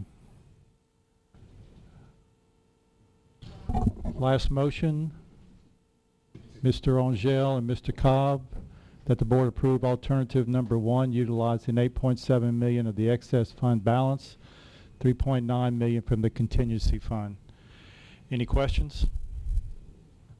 We'll call for the vote. Oh, go ahead. Who's first? Lady Yeah, first? we'll go with Ms. Mangum. I think we've come to the wall in the middle of the road. No matter what we do, we're not going to be very well liked, if that's part of the reason for sitting here, and I don't think it has been.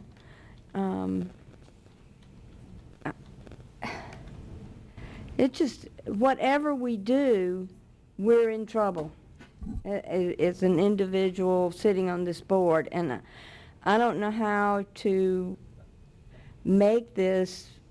A spoonful of sugar is not going to help this. And everybody that's come to speak has a valid point on why their favorite topic should be considered. And I just hope that you all understand that this is a painful decision to have to make. And no matter what we do, this district is going in a direction that next year these cuts are going to have to be made. And it is going, and I think it's going to be larger than we even anticipate it to be. So please try to understand that people are making these decisions, and one of the things we teach in class is creative problem solving. I'd like to have a little lesson right now in creative problem solving. Mr. Aubrey? Okay, Ms. Traha. Yeah, you know, Ms. Mangum, we are not the bad guys here. We're not. We have been put in this position. If these decisions had been implemented in the summer when they should have been, we would not be facing this at this moment.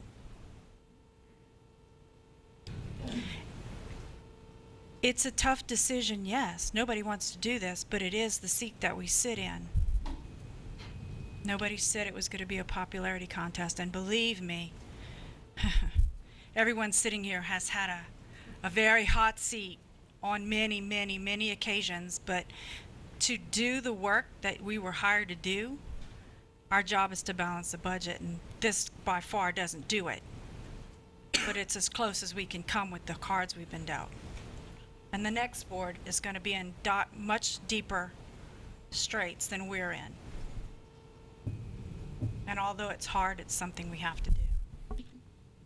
Thank you, Ms. Traha. Dr. Chasson. Miss Kelly, and no, you're fine, you're fine. Tell me your last name, Miss Kelly. Kelly.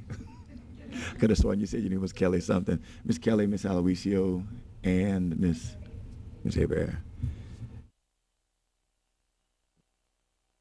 The schedule change situation that creates pure turmoil. But in understanding, I don't know whether this is going to pass. Teaming's probably going to get cut next year. Right, and I can tell you guys ahead of time, they're gonna have to find plus. I don't know what's going to go on with this, but when you got to find plus $25 million.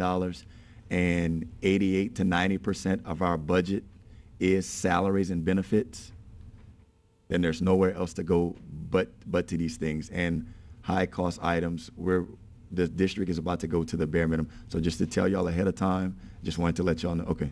All right. I think it's pretty well known. Okay, anybody else from the audience?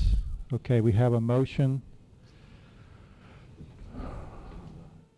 You got, state your name, you got 2 minutes. Cutting it down now. Okay. Listen, there's a book called Sense of Urgency by Cotter. The problems that you all are facing, $2.5 million was put in, it was taken out. The truth of the matter is, as someone said tonight, you're elected to make what's in the best interest, make decisions that are in the best interest of children in our schools. And the truth is, this decision, adding that money back when money's over that amount was spent, is not a popular decision.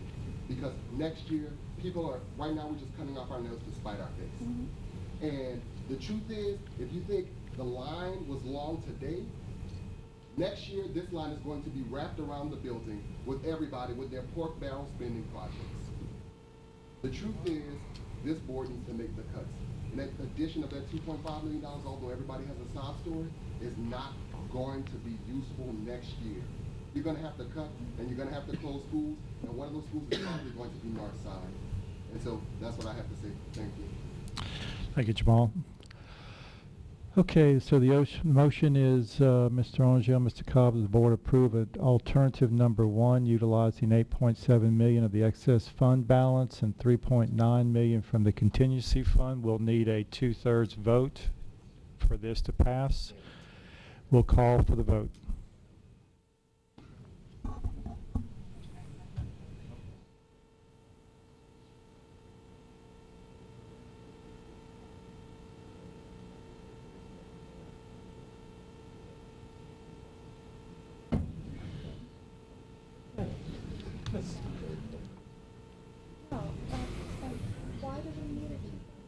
We're using the contingency fund.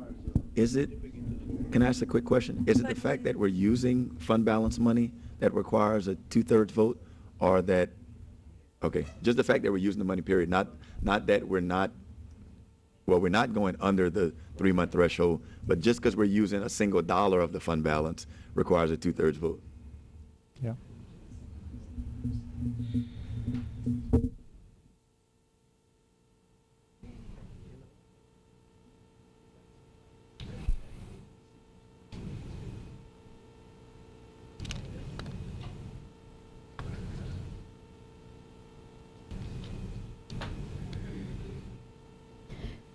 Seven for, 2 against. Motion carries. Item number 2, reduction in personnel. What do we, Mr. Leininger?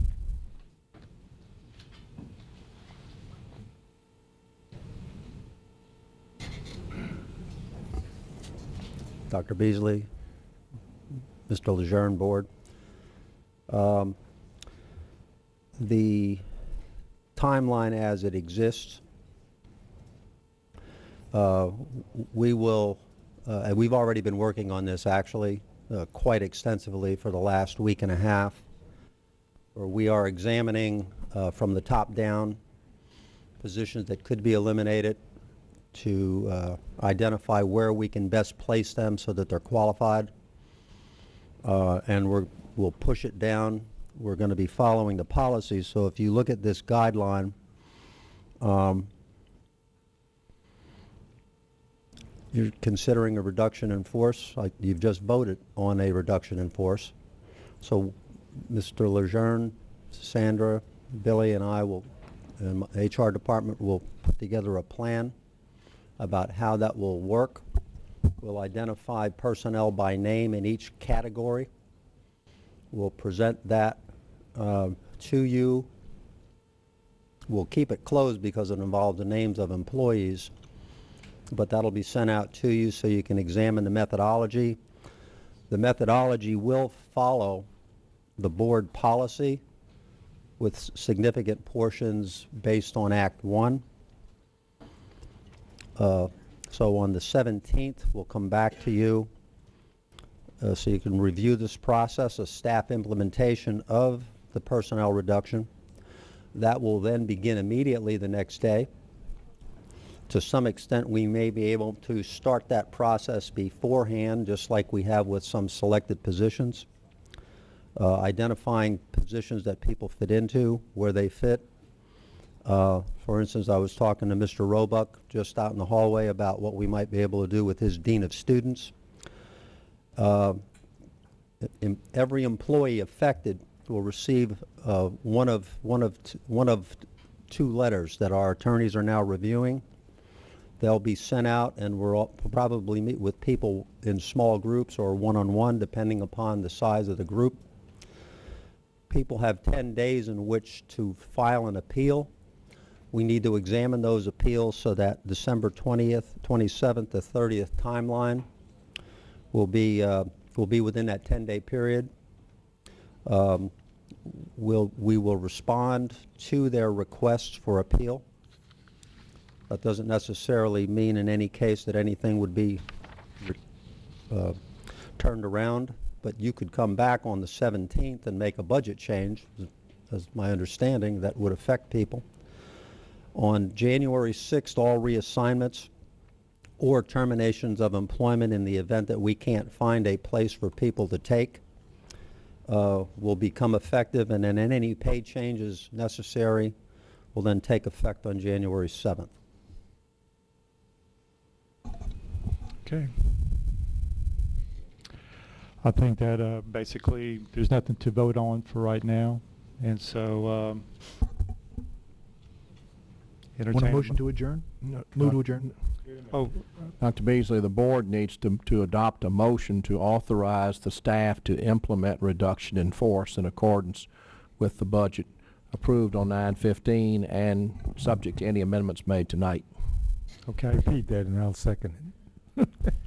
All right. Move to authorize staff to perform a reduction in force per policy and budget amendment, budget approved and amended today. Second. Okay.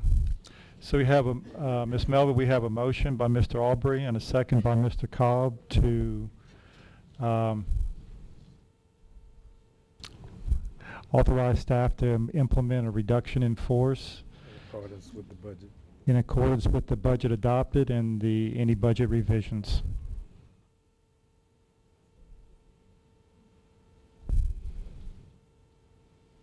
Hey, on what?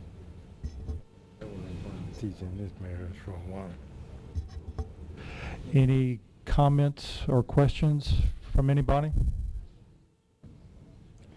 Comments from the audience?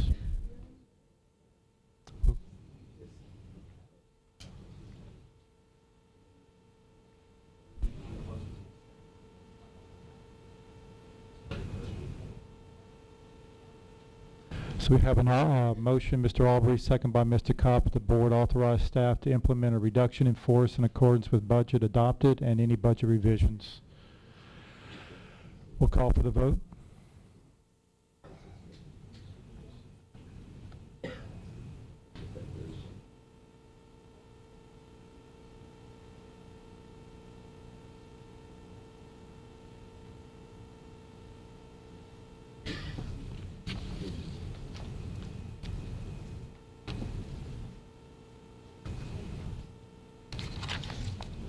Eight for, none against. Motion carries.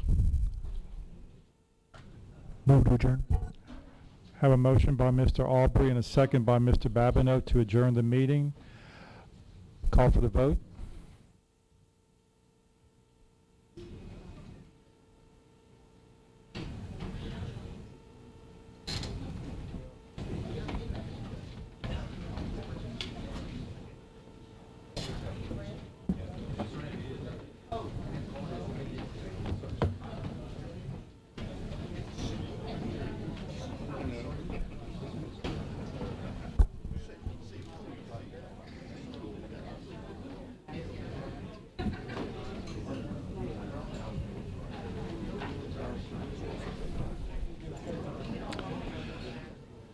Nine for, none against. Good night. Motion carries.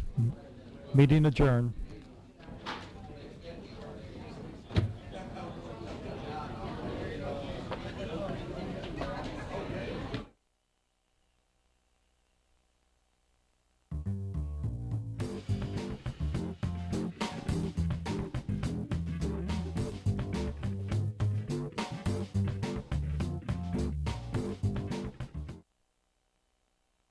Hey, check out our new website at AOC